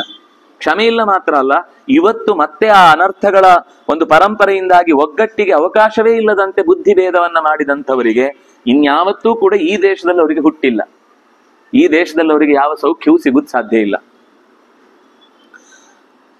ಹಾಗಾಗಿ ಕರ್ಣ ದುಶಾಸನರು ಆಡಿದ ಮಾತು, ನೀನು ತೋರಿದ ಆ ಸಂಜ್ಞೆ, ಇದು ಯಾವ ಒಬ್ಬ ಒಳ್ಳೆಯ ವ್ಯಕ್ತಿಗೂ ಕೂಡ ಇದರಲ್ಲಿ ಹಿತ ಇದೆ, ಇದು ರಾಜ ನೀತಿಯಲ್ಲಿ ಮಾಡಿದ್ದು ಸರಿ ಅಂತ ಹೇಳ್ಕೊಳ್ಳಿಕ್ ಅವಕಾಶವೇ ಇಲ್ಲ. ಊಶುಷ್ಟ ಸುಚಿರಂ ಕಾಲಂ ಪ್ರಚ್ಛನ್ನ ಪಾಂಡವಾಸ್ತದ ಮಾತ್ರ ಸಹೈಕ ಮಾತ್ರಾಯಾಮ್ ಬ್ರಾಹ್ಮಣಸ್ಯ ನಿವೇಶನೆ. ನಿಮ್ಮಿಂದಾಗಿ ಆರಂಭದಲ್ಲಿ ಅವರು ಅರಗಿನ ಮನೆಯಲ್ಲಿ ಸುಟ್ಟು ಹೋಗ್ಬೇಕಾಯ್ತು. ದೇವರ ದಯೆ, ವಿದುರನ ಸಹಕಾರ, ಬದುಕಿ ಉಳಿದ್ರು. ನಿಂತಲಲ್ಲಿ ಏನ್ ಖುಷಿ ಇತ್ತು. ನಾನು ನೋಡಿದ್ದೇನೆ ಅವತ್ತು ನೀನು ಬಂದಾಗ ತರ್ಪಣ ಕೊಡುವಾಗ ಹೇಗಿತ್ತು ನಿನ್ನ ಮುಖ ಅಂತ. ನನ್ನನ್ನು ನೋಡಿದಾಗ ಕಣ್ಣೀರು ಹಾಕಿದವನಂತೆ ನಟಿಸ್ತಾ, ಆಚೆ ಕರ್ಣನನ್ನು ಮತ್ತು ಶಕುನಿಯನ್ನ ದುಶಾಸನನ್ನ ನೋಡ್ತಾ ಒಳಗಿನಿಂದಲೇ ಕಣ್ಸನ್ನೆ ಮಾಡ್ತಾ ನಗುತ್ತಾ ಇರುವುದನ್ನ ನಾನು ನೋಡಿಲ್ಲ ಅನ್ಕೊಂಡಿದ್ಯಾ? ಅದನ್ನ ಮರಣವನ್ನ ನೀನು ಹರ್ಷಪಟ್ಟವನು, ಮರಣವನ್ನ ವಿಜೃಂಭಿಸಿದವನು ನೀನು ಈಗ ನಾನೇನು ತಪ್ಪು ಮಾಡಿಲ್ಲ ಅಂತ ಹೇಳ್ತಿ. ನಿನ್ನ ಆ ಕಾರಣದಿಂದ ಅವರು ಹಿರಿಂಬವನದಲ್ಲಿ ರಾಕ್ಷಸರ ಪಾಲಾಗುವಂತಹ ಸ್ಥಿತಿ ಬಂತು. ಕೊನೆಗೆ ಬಕಾಸುರನಂತಹ ರಾಕ್ಷಸನನ್ನ ಎದುರಿಸಬೇಕಾದ ಪರಿಸ್ಥಿತಿ ಬಂತು. ಎಂತಹ ದೊಡ್ಡ ದೇಶದ ಮನೆತನದ ಮಕ್ಕಳು ಯಾವುದೋ ಭಿಕ್ಷೆ ಬೇಡಿಕೊಂಡು ಸ್ನಾತಕರಂತೆ ಏಕಚಕ್ರ ನಗರದಲ್ಲಿ ಯಾರೋ ಒಬ್ಬ ಋತ್ವಿಜನ ಮನೆಯ ಹೊರಗಿನ ಕೋಣೆಯಲ್ಲಿ ಕೈಕಾಲು ಕಟ್ಟುವಂತೆ ಆಗಿತ್ತು. ಅಂತಹ ಸ್ಥಿತಿಗೆ ಕಾರಣ ನೀನು. ವಿಷೇಣ ಸರ್ಪಬಂಧೈಶ್ಚ ಪಾತಿತಾ ಯತಿತಾ ಪಾಂಡವಾಸ್ತ್ವಯ. ಅಷ್ಟೇ ಅಲ್ಲ, ಸಂತೋಷದಿಂದ ನಿನ್ನ ಜೊತೆಗೆ ಆಟಕ್ಕೆ ಬಂದಾಗ ಅವನಿಗೆ ವಿಷದ ಲಡ್ಡುಗೆಯನ್ನು ತಿನ್ನಿಸ್ತಿ. ಇನ್ನೊಂದ್ಸರ್ತಿ ಅವನನ್ನು ಮೂರ್ಛೆ ಭರಿಸುವ ಹಾಗೆ ಅವನಿಗೆ ಕಾಲಿಗೆ ಚೆನ್ನಾಗಿ ಕಟ್ಟಿ ಸರ್ಪಗಳಿರುವಂತಹ ಪ್ರಮಾಣ ಕೋಟಿಯನ್ನು ಅತ್ಯಂತ ಆಳವಾದ ಗಂಗೆಯ ಮಡುವಿಗೆ ತಳ್ಳಿದಿ. ಇದೆಲ್ಲವೂ ಕೂಡ ಸಾತ್ವಿಕವಾದ ಯೋಚನೆಗಳೇನು ಒಂದಲ್ಲ. ಇಂಥ ನೂರಾರು ಘಟನೆ ನಡೆದದ್ದು ವಿದುರನಿಗೆ ಗೊತ್ತಿದೆ, ನಿನಗೂ ಗೊತ್ತಿದೆ, ನನಗೂ ಗೊತ್ತಿದೆ. ಇದನ್ನೆಲ್ಲ ಇಲ್ಲ ಅಂತ ಹೇಳಲಿಕ್ಕೆ ನಿನ್ನ ಹತ್ರ ಬಾಯಿ ಇದೆಯಾ? ಸರ್ವೇಶಾಂ, ಒಬ್ಬರನ್ನಲ್ಲ ಎಲ್ಲರನ್ನೂ ನಾಶಗೊಳಿಸ್ಬೇಕು ಅಂತ ಏನು ಪ್ರಯತ್ನಗಳನ್ನ ನೀನು ಮತ್ತೆ ಮತ್ತೆ ಮಾಡಿದಿ, ಅದು ಸಿದ್ಧಿ ಆಗ್ಲಿಲ್ಲ ಅಷ್ಟೇ. ಅವರು ಗಟ್ಟಿಪಿಂಡಗಳು, ದೇವರು ಉಳಿಸಿದ್ರು, ಬದುಕಿ ಬಂದ್ರು ಅವರೆಲ್ಲ. ಹಾಗಾಗಿ ದೇವರ ಚಿತ್ತದಲ್ಲಿದ್ರೆ ರಮೇಶ್ ವಿಶ್ವಾಸ್ನಂತವರು ಎಲ್ಲಿದ್ರು ಬದುಕಿ ಬರ್ತಾರೆ. ದೇವರ ಚಿತ್ತದಲ್ಲಿ ಆಶ್ಚರ್ಯ ಅಂದ್ರೆ ಆಶ್ಚರ್ಯ. ಅಷ್ಟೂ ಜನ ಸುಟ್ಟು ಕರಕಲಾಗಿದ್ದಾರೆ, ಈ ಒಬ್ಬ ವ್ಯಕ್ತಿ ನಡ್ಕೊಂಡು ಬಂದಿದ್ದಾನೆ ಹೊರಗಡೆ. ಬಿದ್ದ ಫೋರ್ಸಿಗೆ ಒಂದು ಭಾಗ ತುಂಡಾಗಿ ಅವನ ಚೇರ್ ಸಮೇತ ಹೊರಗೆ ಹೋಗಿ ಬಿದ್ದಿದ್ದಾನೆ. ಆ ಬಾಗಿಲಿನಿಂದ ಆಚೆಗೆ ಬಿದ್ದ ತಕ್ಷಣ ದೇವರ ದಯವನಿಗೆ ಎಚ್ಚರ ಆಗಿದೆ. ಆ ಸೀಟ್ ಬೆಲ್ಟ್ ಬಿಚ್ಚಿಸ್ಕೊಂಡು ಗೋಡೆಯಿಂದ ಆ ಕಡೆಗೆ ಹೋಗಿದ್ದಾನೆ. ಆದ್ರಿಂದ ಅದು ಎಲ್ಲ ಬರ್ಸ್ಟ್ ಆಯ್ತಲ್ಲ, ಅಂದ್ರೆ ಒಳಗಿನ ಈ ಫ್ಯೂಯಲ್ ಸಿಡಿದೋಯ್ತಲ್ಲ, ಅವನಿಗೆ ತಾಗ್ಲಿಲ್ಲ. ಇಲ್ಲಾಂದ್ರೆ ಅದು ಸುಟ್ಟು ಹೋಗ್ಬೇಕಿತ್ತು. ಅರ್ಧ ಅಂದ್ರೆ ಹೆಚ್ಚು ಕಮ್ಮಿ ಎಲ್ಲರೂ ಆ ಹೊಡೆತದ ಫೋರ್ಸಿಗೆನೆ ಎದೆ ಬಡಿತ ಜಾಸ್ತಿಯಾಗಿ ಪ್ರಾಣ ಹೋಗಿರುತ್ತೆ. ಚೂರು ಚೂರು ಜೀವಂತ ಇದ್ದವರು ಕೂಡ ಆಮೇಲೆ ಈ ಉರಿವಿಕೆಗೆ ಪ್ರಾಣ ಹೋಗಿರುತ್ತೆ. ಅದು ಅದರಲ್ಲಿ ಏನೋ ಒಂದು ಮತ್ತೆ ಭಗವದ್ಗೀತೆ ಸುಡದೆ ಇದ್ದದ್ದು ಸಿಕ್ತು ಅಂತ ಎಲ್ಲೋ ಒಂದು, ಒಬ್ಬೊಬ್ಬರಿಗೆ ಒಂದೊಂದು ಸಿಗುತ್ತೆ. ಆದ್ರೆ ಗೋವಿಂದಾಚಾರ್ಯ ಒಂದು ಯಾವಾಗ್ಲೂ ಕತೆ ಹೇಳ್ತಿದ್ರು. ಬಹಳ 45ನೇ ಇಸ್ವಿ ಯಾವತ್ತೋ ಒಂದು ದೊಡ್ಡ ವಿಮಾನ ಕ್ರ್ಯಾಶ್ ಆದಾಗ, ಅದು 2010 ಯಾವುದು ಮಂಗಳೂರು ವಿಮಾನ ನಿಲ್ದಾಣದಲ್ಲೂ ಹಾಗೆ ಒಂದು ಮಗು ಉಳಿದಿತ್ತು.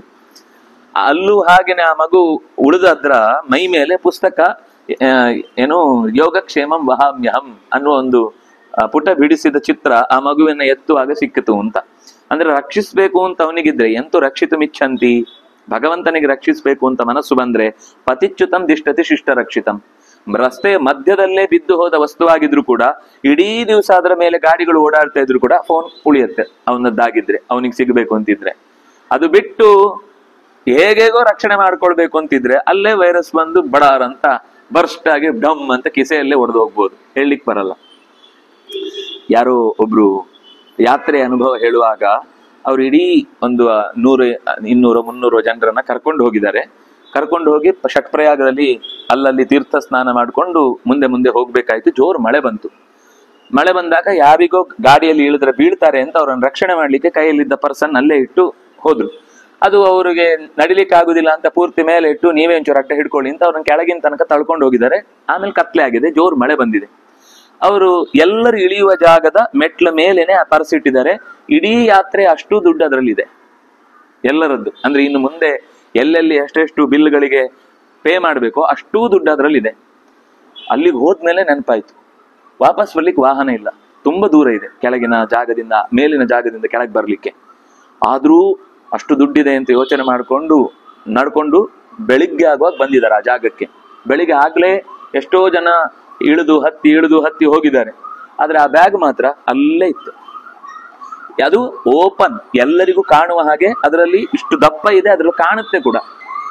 ಯಾರು ತೆಗಿಲಿಲ್ಲ. ಅಂದ್ರೆ ಆ ನ್ಯಾಯವಾದ ದುಡ್ಡು ಅಷ್ಟೂ ಜನರ ಅದು ತೀರ್ಥಕ್ಷೇತ್ರದ ಪುಣ್ಯದ ವಶದಿಂದ ಬಂದದ್ದಾದ್ರಿಂದ ಅದು ನಷ್ಟವಾಗ್ಲಿಲ್ಲ.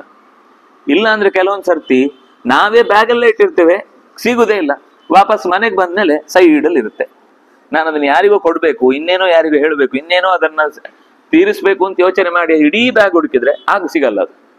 ಆ ನೋಟು ಅಥವಾ ಇನ್ನೇನೋ ಒಂದು ವಸ್ತು ಕೊನೆಗೆ ಎಲ್ಲ ಮುಗಿದ ಮೇಲೆ ವಾಪಸ್ ಬಂದಾಗ ಸಿಗುತ್ತೆ, ಅಥವಾ ಕೆಲವೊಮ್ಮೆ ಕಳೆದೇ ಹೋಗುತ್ತೆ. ಹಾಗಾಗಿ ಕೌರವರು ಪಾಂಡವರು ಅಗ್ನಿಯ ದುರಂತದಿಂದ ಬದುಕಿದ್ರು, ಹಿಡಿಂಬನ ಅಪಾಯದಿಂದ ಪಾರಾದ್ರು. ಕಾಡಿನಲ್ಲೂ 12 ವರ್ಷ ವನವಾಸದಲ್ಲಿ ಅನೇಕ ತರದ ಊಟೋಪಚಾರಗಳ ತೊಂದರೆಯಿಂದಲೂ ಅವರಿಗೆ ತೊಂದರೆ ಆಗ್ಬಹುದಿತ್ತು. ಆದ್ರೆ ಅಲ್ಲೂ ಕೂಡ ಭಗವಂತನ ವಿಶೇಷ ಅನುಗ್ರಹದಿಂದ ಅವರಿಗೆ ರಕ್ಷಣೆ ಸಿಕ್ಕಿತು, ಆಹಾರದ ವ್ಯವಸ್ಥೆ ಆಯಿತು. ನೀನು ಅವರನ್ನು ವಿಷ ಕೊಟ್ಟು ಕೊಲ್ಲಬೇಕು ಅಂತ ಯೋಚನೆ ಮಾಡಿದಿ. ಸರ್ವೋಪಾಯ ಎಲ್ಲಾ ರೀತಿಯ ಉಪಾಯಗಳನ್ನು ಮಾಡಿದ್ರು ನಿನಗೆ ಸಿದ್ಧಿ ಆಗ್ಲಿಲ್ಲ. ಏವಂ ಬುದ್ಧಿ ಪಾಂಡವೇಶು ಮಿಥ್ಯಾವೃತ್ತಿ ಸದಾ ಭವಾನ್. ಒಂದ್ ಸರ್ತಿಯು ನೀನು ಕೂಡ ಅವರ ವಿಷಯದಲ್ಲಿ ಸಾತ್ವಿಕವಾಗಿ ಸತ್ಯದ ದಾರಿಯಲ್ಲಿ ನೀನು ಯೋಚಿಸ್ಲೇ ಇಲ್ಲ. ಮಿಥ್ಯಾಚಾರ, ಯಾವಾಗ್ಲೂ ಸುಳ್ಳೇ ಮಾತಾಡಿದ್ದು, ಸುಳ್ಳೇ ಯೋಚಿಸಿದ್ದು ನೀನು. ಕಥಂತೇನ ಅಪರಾಧೋಸ್ತಿ ಪಾಂಡವೇಶು, ಇಷ್ಟೆಲ್ಲ ಮಾಡಿದವನು ಅಪರಾಧವೇ ಕಾಂಡವರಲ್ಲಿ ಮಾಡ್ಲಿಲ್ಲ ಅಂತ ಯಾವ ನಾಲಿಗೆಯಿಂದ ಆ ಮಾತನ್ನು ನೀನು ಹೇಳ್ತಿ? ಅದು ಸದಾ ಭವಾನ್, ಯಾವಾಗ್ಲೂ ಹೇಳ್ತಾನೆ ಇರ್ತೀನಿ, ನಾನೇನ್ ತಪ್ಪು ಮಾಡಿಲ್ಲ. ಯಾವಾಗ್ಲೂ ತಪ್ಪು ಮಾಡಿದವರಿಗೆ ತಾವು ಮಾಡಿದ ತಪ್ಪುಗಳೆಲ್ಲ ಮರ್ತು ಹೋಗ್ತಾ ಇರುತ್ತೆ. ಅದಕ್ಕೆ ನಮ್ಗೆ ಇದನ್ನ ನೆನ್ಪಿಟ್ಕೊಳ್ಬೇಕಾಗತ್ತೆ, ನಿನಗೆ ಹೇಳ್ಬೇಕಾಗತ್ತೆ. ನೀನು ಬಾಯಿ ದೊಡ್ಡದು ಮಾಡಿ ಎಲ್ಲ ನಾನು ಸಾರಿ ಇಂತ ಸಾಧಿಸ್ಬಿಡ್ತೀನಿ. ಏವಂ ವೃತ್ತ ಕಥಂ ರಾಜ್ಯೇ ಸ್ಥಾತುಮರ್ಹಸಿ ಪಾಪಕೃತ್. ಇಂಥವನು ಈ ದೇಶದ ನಾಯಕನಾಗ್ಲಿಕ್ಕೆ ನಿನಗೆ ಅರ್ಹತೆ ಇದೆಯಾ? ಡೈರೆಕ್ಟ್ ಹೇಳ್ತಾನೆ. ಏವಂ ಈ ರೀತಿಯಾಗಿ ಬುದ್ಧಿ ಇರುವ ನೀನು, ಏವಂ ವೃತ್ತ ಈ ರೀತಿ ನಡತೆ ಇರುವ ನೀನು, ಕಥಂ ರಾಜ್ಯೇ ಸ್ಥಾತುಮರ್ಹಸಿ. ಇಲ್ಲಿ ತನಕ ಇಬ್ರು ಬದುಕೋಣ ಅಂತ ಹೇಳ್ತಿದ್ದ, ಈಗ ನಿನ್ನನ್ನು ಡಿಲೀಟ್ ಮಾಡಿ ಆಗಿದೆ, ನೀನಿಲ್ಲ. ಅದು ರಾಮಾವತಾರದಲ್ಲೂ ಹಾಗೆ, ಮೊದಲೇ ವಿಭೀಷಣನಿಗೆ ಅಭಿಷೇಕ ಮಾಡಿ ಬಿಟ್ಟಿರ್ತಾನೆ, ಆಮೇಲೆ ಯುದ್ಧಕ್ಕೆ ಹೋಗುದು. ಜರಾಸಂಧನ ಜೊತೆ ಯುದ್ಧ ಮಾಡುವಾಗ್ಲೂ ಕೃಷ್ಣ ಮೊದಲು ಸಹದೇವನಿಗೆ ಪಟ್ಟಾಭಿಷೇಕ ಮಾಡಿ ಒಳಗೆ ಹೋಗ್ತಾನೆ. ಇದು ಎಲ್ಲ ಕಾಲದಲ್ಲೂ ದೇವರದು ನಿಶ್ಚಯ ಅಂತಂದ್ರೆ ಅದು ಪೂರ್ತಿ ನಿಶ್ಚಯನೇ. ಇಡೀ ಮಹಾಭಾರತವನ್ನೇ 1000 ವರ್ಷಕ್ಕಿಂತ ಮೊದಲು ಬರೆದಿದ್ದು. ಇದೆಲ್ಲ ಏನಾಮೆ ದೊಡ್ಡ ವಿಷಯವೇ ಅಲ್ಲ. ತಚ್ಚ ಪಾಪ ಪ್ರದಾತಾಸಿ ಭ್ರಷ್ಟೈಶ್ವರ್ಯೋ ನಿಪಾತಿತಃ ಹೆಚ್ಚೇಭ್ಯೋ ಯಾಚಮಾನೇಭ್ಯ ಪಿತೃವಂಶಂ ನದಿತ್ಸ್ಯಸಿ. ನೀನು ತನ್ನ ತಂದೆಯ ಒಂದು ಭಾಗದ ದಾತೃವಾದ್ರೆ ಸಾಕು, ಅಷ್ಟನ್ ಕೊಟ್ರೆ ಸಾಕು, ನಾವು ನಿನ್ನ ಹತ್ರ ಯಾವುದೇ ಹೆಚ್ಚಿನದನ್ನ ಬೇಡುವುದಿಲ್ಲ ಅಂತ ಯಾಚಮಾನೋಪಿ, ಇಷ್ಟು ಪ್ರೀತಿಯಿಂದ ನಿನ್ನನ್ನು ಬೇಡಿಕೊಳ್ತಾ ಇದ್ರು ಕೂಡ ಅವರನ್ನ ಪ್ರದಾತಾಸಿ, ನೀನ್ ಯಾವ ಕಾರಣಕ್ಕೂ ಅವ್ರಿಗೆ ಕೊಡ್ಲಿಲ್ಲ ಅಂದ್ಮೇಲೆ ನೀನು ಭ್ರಷ್ಟೈಶ್ವರ್ಯೋ ನಿಪಾತಿತ, ನೀನು ಐಶ್ವರ್ಯಗಳನ್ನೆಲ್ಲ ಕಳಚಿಕೊಂಡು ಬಿದ್ದೇ ಹೋಗ್ತಿ. ಯಾಕೆಂದ್ರೆ ಬೇಕಾದಷ್ಟು ಅಕಾರ್ಯಗಳನ್ನು ಮಾಡಿ ಪಾಪದ ಕೊಡವನ್ನು ತುಂಬಿಸಿಕೊಂಡಾಗಿದೆ. ಇನ್ನು ಬದುಕ್ಲಿಕ್ಕೆ ನಿನಗೆ ಜಾಗವೇ ಇಲ್ಲ. ಪಾಂಡವರಲ್ಲಿ ಕೆಟ್ಟತನವನ್ನು ತೋರಿ ಮಿಥ್ಯಾವೃತ್ತಿಯಿಂದ ನಡೆದು ಅನಾರ್ಯನಂತೆ ಬದುಕಿ ಸದ್ಯನ್ನ ವಿಪದಿಶ್ಯಸೆ, ನೀನು ಕೂಡ್ಲೇನೆ ವಿಪತ್ತಿಗೆ ಒಳಗಾಗ್ತಿ. ಇದಕ್ಕೆ ಬಹಳ ತಡ ಆಗ್ಬೇಕಾಗಿಲ್ಲ. ರಾಜ್ಯವನ್ನು ಕಳ್ಕೊಳ್ತಿ, ಇಲ್ಲಿಯ ತನಕ ಪಡೆದ ಸುಖಗಳನ್ನೆಲ್ಲ ಮನಸ್ಸಲ್ಲಿಟ್ಕೋ, ಅದನ್ನು ಕಳ್ಕೊಳ್ತಿ. ಮಾತರಾ ಪಿತೃಭ್ಯಾಂ ಭೀಷ್ಮೇಣ ದ್ರೋಣೇನ ವಿದುರೇಣ ಚ ಶಾಮ್ಯೇತಿ ಮುಹುರುಕ್ತೋಸಿ ನ ಚ ಶಾಮ್ಯಸಿ ಪಾರ್ಥಿವ. ತಂದೆ, ತಾಯಿ, ಭೀಷ್ಮ, ದ್ರೋಣ, ವಿದುರ ಎಲ್ಲರೂ ಕೂಡ ಶಾಮ್ಯ, ಸಮಾಧಾನಕ್ಕೊಳಗಾಗು, ಸಂಧಿ ಮಾಡಿಕೋ ಅಂತ ಇಷ್ಟು ಬಿಡಿಸಿ ಹೇಳಿದ ಮೇಲೂ ಕೂಡ ನಚ ಶಾಮ್ಯಸಿ, ಯಾವ ಕಾರಣಕ್ಕೂ ನೀನು ತಲೆ ತಗ್ಗಿಸ್ಲಿಕ್ಕೆ ರೆಡಿ ಇಲ್ಲ ಅಂತ ಹೇಳ್ತಾ ಇದ್ದಿ. ಯಾಕೆಂದ್ರೆ ಶಮೇಹಿ ಭಗವತ್ ಸುಮಹಾನ್ ಲಾಭ, ದೊಡ್ಡವರ ಜೊತೆಗಿನ ಹೋರಾಟ ಅಥವಾ ಒಳ್ಳೆಯದನ್ನು ಉಳಿಸಿಕೊಳ್ಳುವ ಪರಿಪಾಠದಲ್ಲಿ ಶಮ ಅನ್ನೋದು ತುಂಬಾ ಲಾಭದಾಯಕ. ಶಾಂತಿಯ ಭಾವಕ್ಕೆ ಬಹಳ ದೀರ್ಘವಾದ ಆಯುಷ್ಯ ಇದೆ. ಉಳಿದಂತೆ ಏನೇ ಬಲವಂತಿಕೆಯಿಂದ ಅದನ್ನ ಗೆದ್ರೂ ಕೂಡ ಅದು ಬಹಳ ಕಾಲ ಉಳಿಯಲ್ಲ. ಯಾಕೆಂದ್ರೆ ನಿನಗೆ ಬುದ್ಧಿಯೂ ಲಾಘವ, ನಿನ್ನ ಜೊತೆಗೆ ಇರುವಂತಹ ಮಂದಿಯೂ ಕೂಡ ನಶರ್ಮ ಪ್ರಾಪ್ಸಿಸೇ ರಾಜನ್ ಉತ್ಕ್ರಮ್ಯ ಸುಹೃದಾಂ ವಚಃ ಅಧರ್ಮ್ಯಂ ಅಯಶಸ್ಯಂಚ ಕ್ರಿಯತೆ ಪಾರ್ಥಿವತ್ವಯ. ನೀನು ಯಾವ ಕಾರಣಕ್ಕೂ ಕೂಡ ಒಂದು ಹೆಜ್ಜೆಯನ್ನು ಕೂಡ ಧರ್ಮದ ದಾರಿಯಲ್ಲಿ ಇಟ್ಟಿಲ್ಲ, ಯಶಸ್ಸಿನ ಮೆಟ್ಟಿಲನ್ನು ಏರುವುದಕ್ಕೆ ಬೇಕಿರುವಂತಹ ಅನುಕೂಲದ ಮಾತುಗಳನ್ನು ಆಡಿಲ್ಲ. ಏವಂ ಬ್ರುವತಿ ದಾಶಾರ್ಹೇ ದುರ್ಯೋಧನಮರ್ಷಣಂ ದುಶ್ಶಾಸನ ಇದಂ ವಾಕ್ಯಂ ಅಬ್ರವೀತ್ ಕುರು ಸಂಸದಿ. ದುರ್ಯೋಧನ ಕೇಳಿಸ್ಕೊಳ್ತಾ ಇದ್ದ, ದುಶ್ಶಾಸನನಿಗೆ ತಡಿಲಿಕ್ಕಾಗ್ಲಿಲ್ಲ. ಎಲ್ಲರ ಮುಂದೆ ಸಭೆಯಲ್ಲೇ ವಾಪಸ್ ಅಂತಾನೆ, ನಚೇತ್ ಸಂಧಾಸಸೇ ರಾಜನ್ ಸ್ವೇನ ಕಾಮೇನ ಪಾಂಡವೈಹಿ ಬದ್ಧ್ವಾ ಕಿಲ ತ್ವಾಂ ದಾಸ್ಯಂತಿ ಕುಂತಿ ಪುತ್ರಾಯ ಕೌರವಾಹ. ನೀನು ಹೀಗೆ ಕೇಳ್ತಾ ಕೇಳ್ತಾ ಕೂತ್ರೆ, ನೀನು ಸಂಧಾನ ಮಾಡ್ಲಿಲ್ಲ ಅನ್ನುವ ಕಾರಣಕ್ಕೆ ಇವರೇ ಎಲ್ಲರೂ ಸೇರಿ ನಿನ್ನನ್ನು ಹಿಂಗಟ್ಟು ಮಾಡಿ ಕೈಯನ್ನ ಹಿಂದಕ್ಕೆ ಕಟ್ಟಿ ಪಾಂಡವಿಗೆ ಪಾರ್ಸೆಲ್ ಮಾಡ್ತಾರೆ. ಇವ್ರು ಬಿಡಲ್ಲ. ನೀನ್ ಹೀಗೆ ಸುಮ್ಮನೆ ಇದ್ರೆ ನಿನ್ನನ್ನು ಮಾರಿ ತಿಂದು ಬಿಡ್ತಾರೆ ಇವರೆಲ್ಲ. ಬದ್ಧ್ವಾ ಕಿಲ ತ್ವಾಂ ದಾಸ್ಯಂತಿ ಕುಂತಿ ಪುತ್ರಾಯ, ಕುಂತಿ ಪುತ್ರನೇ ನಿನ್ನನ್ನು ಕಟ್ಟಿ ಕೊಟ್ಟು ಬಿಡ್ತಾರೆ, ಏನಾದ್ರೂ ಮಾಡ್ಕೊಳ್ಳಿ ಇವನನ್ನ ಅಂತ. ನಿನ್ನನ್ನು ಮಾತ್ರ ಅಲ್ಲ, ಬದ್ಧ್ವ ವೈಕರ್ತನಂ ತ್ವಾಂಚ ಮಾಂಚ, ಮುಖ್ಯವಾಗಿ ನನ್ನನ್ನು, ಕರ್ಣನನ್ನು ಮತ್ತು ನಿನ್ನನ್ನು, 3 ಜನರನ್ನ ಹಿಡಿದು ಕೊಡ್ತಾನೆ. ಅವನೇನು ಬಲಿಷ್ಠ ಅಲ್ಲ ಶಕುನಿ, ಅವನೇ ಓಡೋಗ್ತಾನೆ. ನಾವು ಮೂವರೇ ಅವನಿಗೆ ತುಂಬಾ ಪ್ರಾಬ್ಲಮ್. ಅದನ್ನಾಗಿ ನಮ್ಮ ಮೂವರ ಬಗ್ಗೆ ಏನಾದ್ರೂ ಮಾಡಿ ಈ ಮಾತು ಮುಂದುವರೆದು ನಾವು ಒಪ್ಕೊಳ್ಳಿಲ್ಲ ಅಂತ ಅನ್ನೋದನ್ನೇ ನೆಪವಾಗಿಟ್ಟುಕೊಂಡು ರಾಜದ್ರೋಹ ಅಂತ ಒಂದು ಹಣೆಪಟ್ಟಿ ಕಟ್ಟಿ ನಮ್ಮನ್ನ ಬಂಧಿಸಿ ಒಳಗೆ ಹಾಕಿಬಿಡ್ತಾರೆ. ಈ ಮಾತು ಕೇಳಿದ ತಕ್ಷಣವೇ ಧೃತರಾಷ್ಟ್ರ ಕೋಪಗೊಳ್ತಾನೆ. ನೆಲವನ್ನ ಥಟ್ ಅಂತ ಕಾಲಿಂದ ಒದೀತಾನೆ. ಒದ್ದು ವಿದುರನನ್ನು, ಧೃತರಾಷ್ಟ್ರನನ್ನು, ಬಾಕ್ಲಿಕನನ್ನು, ಕೃಪಾ, ಸೋಮದತ್ತ, ಭೀಷ್ಮ, ದ್ರೋಣ, ಜನಾರ್ದನ ಎಲ್ಲರನ್ನು ಒಂದು ತುಚ್ಛೀಕಾರದ ನೋಟದಿಂದ ಅನಾದೃತ್ಯ. ನಿಮ್ಮನ್ನೆಲ್ಲ ನಂಬ್ಕೊಂಡ್ರೆ ನಾನು ನಿಮ್ಮ ಎಲ್ಲ ಹೆದರಿಕೆಯ ಮಾತುಗಳಿಗೆ ನಾನು ಬಗ್ಗುತ್ತೇನೆ ಅಂತ ಅನ್ಕೊಂಡಿದ್ದೀರಾ? ನೀವ್ಯಾರೂ ಕೂಡ ನನಗೆ ಲೆಕ್ಕಕ್ಕೆ ಇಲ್ಲ, ನಿಮ್ಮನ್ನ ಯಾರನ್ನು ನಾನು ಗಣಿಸುವುದು ಇಲ್ಲ ಅಂತ ಸರ್ವಾನ್ ಏತಾನ್ ಅನಾದೃತ್ಯ.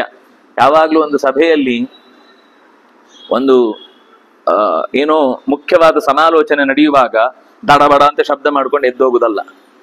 ಕೆಲವರಿಗೆ ಕಾಮನ್ ಸೆನ್ಸ್ ಇರುದಿಲ್ಲ. ಉಪನ್ಯಾಸ ಆಗ್ತಾ ಇರುತ್ತೆ, ಯಾರೋ ಬಂದ್ರೆ ಬರಲಿ ಅಂತ ಚೇರ್ ಹೇಳ್ದ, ಕೂತ್ಕೊಂತ ಶಬ್ದ ಮಾಡ್ತಾ ದಡಾಲ್ ಅಂತ ಕೂಡಿಸಿದ.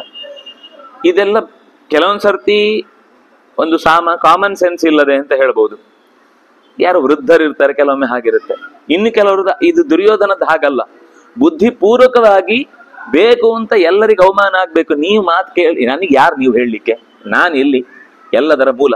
ನನ್ನನ್ನೇ ಇಟ್ಟುಕೊಂಡು ನೀವು ಗರ್ಭಗುಡಿಯದ್ದೇ ಪ್ರತಿಮೆಯನ್ನೇ ಎತ್ತಿಕೊಂಡು ಇದರಿಂದ ನೀವು ಬದುಕ್ತಾ ಇರೋದು ಊಟಕ್ಕೆ, ಅದಕ್ಕೆ ಉಪದೇಶ.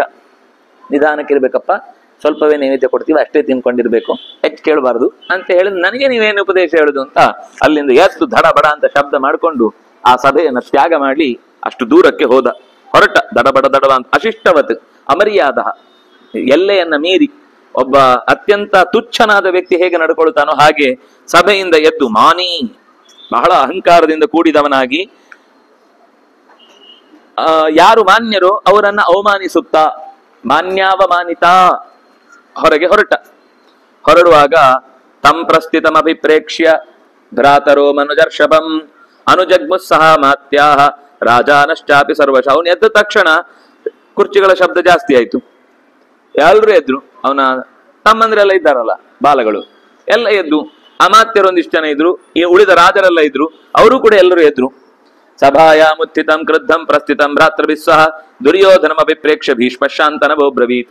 ಅವನು ಎದ್ದ ತಕ್ಷಣವೇ ಅವನನ್ನ ಅನುಸರಿಸಿದ ಅನುಜರೆಲ್ಲರೂ ಕೂಡ ಎದ್ದು ನಿಂತು ಸದ್ದಿನಲ್ಲಿ ಒಂದು ರೀತಿ ಭರಾಟೆ ಉಂಟಾದಾಗ ಭೀಷ್ಮಾಚಾರ್ಯರು ತಕ್ಷಣ ಎದ್ದು ನಿಂತು ಹೇಳ್ತಾರೆ, ಏನಪ್ಪ, ಎಷ್ಟೇ ಮನಸ್ಸಿಗೆ ಘಾಸಿಯಾಗಿದ್ರು ಕೂಡ ದುಡುಕು ನಿರ್ಧಾರ ತೆಗೆದುಕೊಳ್ಳಬಾರದು, ಸ್ವಲ್ಪ ಶಾಂತವಾಗಿ ಯೋಚನೆ ಮಾಡಬೇಕು. ಯಾಕೆ ಹೀಗಾಗ್ತಿದೆ, ಯಾಕೆ ಎಲ್ಲರೂ ಸೇರಿ ಮಾತಾಡಿದ, ಹಾಗಾದ್ರೆ ಇಷ್ಟೂ ಜನ ಮೂರ್ಖರು ನೀನೊಬ್ಬನೇ ಮೂರ್ಖ ಅಲ್ಲ ಅಂತ ಭ್ರಮಿಸಿದ್ಯಾ? ಇಲ್ಲಿ ಹೇಳ್ತಾ ಇರುವ ಯಾರಿಗೂ ಕೂಡ ಅವರ ಜೀವನದ ಅನುಭವದಿಂದ ಅವ್ರು ಏನು ಕಲ್ತೇ ಇಲ್ವಾ? ಸ್ವಲ್ಪ ಯೋಚನೆ ಮಾಡಿ. ವ್ಯಸನ ಕಾಲ ಅಂದಾಗ ಸಮಾಧಾನದಿಂದ ಇರಬೇಕು. ಏನೇ ಅನ್ಯಾಯ ಆಗಿದೆ ಅಂತ ಅಂದಾಗಲೂ ನಮಗೆ ನಾವು ಸ್ವಲ್ಪ ಹೊತ್ತು ಅದಕ್ಕೆ ಹೇಗಾದ್ರೂ ಪರಿಹಾರ ಹುಡುಕಬೇಕು ಅಂತ ಕಾಯ್ಬೇಕು ಹೊರತು ಎದುರುತ್ತರ ಕೊಟ್ಟು ಎದ್ದು ಹೋಗುವುದರಿಂದ ಏನೂ ಆಗುದಿಲ್ಲ. ಸಂರಂಭಂ ಯೋನು ಮನ್ಯತೆ, ದಡಬಡ ಅಂತ ಎದ್ದು ಹೋದ್ರೆ ನಾನ್ ಮಾಡಿದ್ದೆ ಸರಿ, ಜೋರ್ ಮಾತಾಡಿದವರೆಲ್ಲ ಸರಿ ಅನ್ನುವ ರೀತಿಯಲ್ಲಿ ನಡಿಲಿಕ್ಕಾಗಲ್ಲಪ್ಪ. ನಗ್ತಾರೆ ನಿನ್ನ ಈ ದುರ್ದೆಸೆಯನ್ನು ನೋಡಿ. ಮತ್ತೆ ಇದರಿಂದ ನೀನು ಖಂಡಿತ ಹೆಚ್ಚು ಹೆಚ್ಚು ಅನ್ಯಾಯಕ್ಕೊಳಗಾಗ್ತಿ. ದುರಾತ್ಮ ರಾಜಪುತ್ರೋಯಂ ಧಾರ್ತರಾಷ್ಟ್ರೋಪಾವಿಶ್ ಅನುಪಾಯವಿತ್ ಮಿಥ್ಯಾಭಿಮಾನಿ ರಾಜ್ಯಸ್ಯ ಕ್ರೋಧಲೋಭವಶಾನುಗ. ನೀನು ಹೀಗೆ ಎದ್ದು ಹೋದಾಗ ಎಲ್ರಿಗೂ ಕನ್ಫರ್ಮ್ ಆಗುತ್ತೆ ನೀನು ಎಲ್ಲಾ ತಪ್ಪುಗಳನ್ನು ಮಾಡಿದವನು ಅಂತ. ಎಲ್ರಿಗೂ ಲೋಕೋತ್ತರವಾಗಿ ಎಲ್ಲರಿಗೂ ಅರ್ಥ ಆಗುತ್ತೆ ದುರ್ಯೋಧನ ತಪ್ಪು ಮಾಡಿದ, ಅದಕ್ಕೆ ಅವನಿಗೆ ಹೇಳಿದ್ದೆ ಅವನು ಕೇಳಿಸ್ಕೊಳಿಕ್ಕಾಗ್ಲಿಲ್ಲ ಎದ್ದು ಹೋದ ಅಂತ. ಈ ಸಂದರ್ಭದಲ್ಲಿ ನೀನು ಇಲ್ಲಿದ್ದು ನಿನ್ನ ಛಾತಿಯನ್ನ ತೋರ್ಬೇಕು ಅಂದ್ರೆ ಈ ಸಭೆ ಸಾರ್ಥಕವಾಗುವ ಹಾಗೆ ಮಾಡು. ಈ ಸಭೆಯ ನಿಜವಾದ ಫಲ ಎಲ್ಲರಿಗೂ ಕ್ಷೇಮ ಆಗುವುದಕ್ಕೆ ಏನ್ ಬೇಕೋ ಆ ತರ ಮಾಡು. ಯಾಕೆಂದ್ರೆ ಈ ಹೆಸರು ಬರೋದು ಯಾರಿಗೆ ಅಂದ್ರೆ ಧೃತರಾಷ್ಟ್ರನಿಗೆ. ಧೃತರಾಷ್ಟ್ರಾದಿಗಳು ಎದುರುಗಡೆ ಇರ್ಬೇಕಾದ್ರೇನೆ ಮಗ ಹೀಗೆ ಈ ಪಕ್ಷದ ನಾಯಕರೇ ಇರ್ಬೇಕಾದ್ರೆ ಅವ್ರ ಮುಂದೆ ಅವನೇನು ಅದೇ ಪಕ್ಷವನ್ನು ಬೈದು ಹೋದ ಅಂದ್ರೆ ಮುಗಿದೋಯ್ತು, ಅವನಿನ್ ಅಲ್ಲಿ ಉಳಿಗಾಲ ಇಲ್ಲ ಅಂತ ಆಗುತ್ತೆ. ಹಾಗೆ ನೀನು ಕೂಡ ಉಳಿಗಾಲ ಕಳೆದುಕೊಳ್ಳುವಂತಹ ಸ್ಥಿತಿ ಬರುತ್ತೆ. ಕಾಲ ಪಕ್ವಮಿದಂ ಮನ್ಯೇ, ಇದು ಸರಿಯಾದ ಕಾಲ. ಜನಾರ್ದನ ಸರ್ವೇ ಅನುಸೃತ ಮೋಹಾತ್ ಪಾರ್ಥಿವ ಸಹ ಮಂತ್ರಿಭಿ. ಅವನು ಹೇಳಿದ್ ಕೇಳಿಸ್ಕೊಳ್ತಿಲ್ಲ. ನಿನಗೆ ನಾನು ಹೇಳಬೇಕಾದ ಸಂಗತಿ ಇಷ್ಟೇ, ಯಾರೆಲ್ಲ ಮಂತ್ರಿಗಳು ರಾಜರು ಅವನ ಜೊತೆಗೆ ಎದ್ದು ಹೊರಟಿದ್ದಾರೋ, ಈಗ ಎದ್ದು ಕೂತಿದ್ದಾರೋ, ಅವರು ತಮ್ಮ ಕೊನೆಗಾಲವನ್ನೇ ಅನುಮೋದಿಸ್ತಾ ಇದ್ದಾರೆ ಅಂತ ಅರ್ಥ ಆಗ್ತಾ ಇದೆ. ನೀನು ಜನಾರ್ದನ, ಆ ಶಬ್ದ ಅಲ್ಲಿ ಕರೆಕ್ಟ್ ಹೊಂದುತ್ತೆ. ಜನಾನ್ ಅರ್ಧಯತೀತಿ ಜನಾರ್ದನ ಅಂತ. ಎಲ್ಲ ಜನರನ್ನು ಹಿಂಸೆ ಮಾಡಿ ಮುಗಿಸುವವನು ಜನಾರ್ದನ, ದುಷ್ಟರನ್ನೆಲ್ಲ. ಅದಕ್ಕೆ ಅಲ್ಲಿ ಅದೇ ಶಬ್ದವನ್ನು ಬಳಸ್ತಾನೆ. ಹೇ ಜನಾರ್ದನ, ನಿನಗೆ ಏನು ಸುಕಾಲಮಿದಂ, ಸರಿಯಾದ ಕಾಲ. ನೀನ್ ಜನಾರ್ದನ ಅನ್ನೋದಕ್ಕೆ ಸರಿಯಾಗಿ ಎದ್ದು ಹೋಗ್ತಿದ್ದಾರೆ ಎಲ್ರು. ಎಲ್ಲ ಮುಗೀತು ಅವ್ರ ಕತೆ. ಇನ್ನು ಹೆಚ್ಚು ದಿವಸ ಇಲ್ಲಿ ಅವರಿಗೆ ಆಟೋಪಗಳಿಲ್ಲ ಅಂತ ಗೊತ್ತಾಗುತ್ತೆ. ಸರ್ವೇಷಾಂ ಕುರು ಬುದ್ಧಾನಾಂ ವೃದ್ಧಾನಾಂ ಮಹಾನಯಮತಿಕ್ರಮಃ ಪ್ರಸಖ್ಯಮಂದಮೈಶ್ವರ್ಯಂ ನಿಯಚ್ಛಂತಿ ಚ ಯನ್ೃಪಂ. ಎಲ್ಲ ಹಿರಿಯರು ಇರ್ಬೇಕಾದ್ರೇನೆ ಈಗ ಎದ್ದು ಹೋಗುದು ಮಹಾ ಅತಿಕ್ರಮ. ಇದು ಸಭಾ ಮರ್ಯಾದೆನೂ ಅಲ್ಲ, ವ್ಯಕ್ತಿಶಃ ಇಂಥ ಕಾರ್ಯಕ್ಕೂ ಯಾವತ್ತು ಶೋಭೆ ಇಲ್ಲ. ಸಂಪತ್ತು ಬಂದವನ ಅರ್ಧರಾತ್ರಿ ಕೊಡೆ ಹಿಡ್ದ ಅಂತ ಇದೆಯಲ್ಲ, ಹಾಗೆ ಮಂದನಿಗೆ ಐಶ್ವರ್ಯ ಬಂದ್ರೆ ಹೀಗೆ. ಯಾವ ಕಾಲದಲ್ಲಿ ಯಾರೊಟ್ಟಿಗೆ ಹೇಗೆ ವರ್ತಿಸ್ಬೇಕು ಅಂತ ಅವನಿಗೆ ಗೊತ್ತಾಗಲ್ಲ. ಕ್ರಿಯಮಾಣೇ ಭವೇತ್ ಶ್ರೇಯ ತತ್ಸರ್ವಂ ಶೃಣುತಾ ನಖಾಹ. ಈ ಕಾಲದಲ್ಲಿ ಏನ್ ಮಾಡಬೇಕು ಅದನ್ನ ಓ ರಾಜರೇ ಗಮನ ಇಟ್ಟು ಕೇಳಿ. ಪ್ರತ್ಯಕ್ಷಮೇ ತದ್ಭವತಾಂ ಯದ್ವಕ್ಷ್ಯಾಮಿ ಹಿತಂ ವಚಃ ಭವತಾಂ ಆನುಕೂಲ್ಯೇನ ಯದಿರೋಚತೆ ಭಾರತ. ಎಲೈ ಭಾರತರೇ, ನಿಮಗೆಲ್ಲರಿಗೂ ಕೂಡ ಭರತ ವಂಶದ ಅಂದ್ರೆ ಭರತ ಕುಲದ ಹಿತವರಾಗಿ ನೀವೆಲ್ಲರೂ ಯೋಚನೆ ಮಾಡಬೇಕಾದ್ದು ನಾನೇನು ಹೇಳ್ತೇನೋ ಅದನ್ನ ಗಮನ ಇಟ್ಟು ಕೇಳಿ. ಪುತ್ರ ವೈ ಭೋಜರಾಜಸ್ಯ ದುರಾಚಾರೋ ಯನಾತ್ಮವಾನ್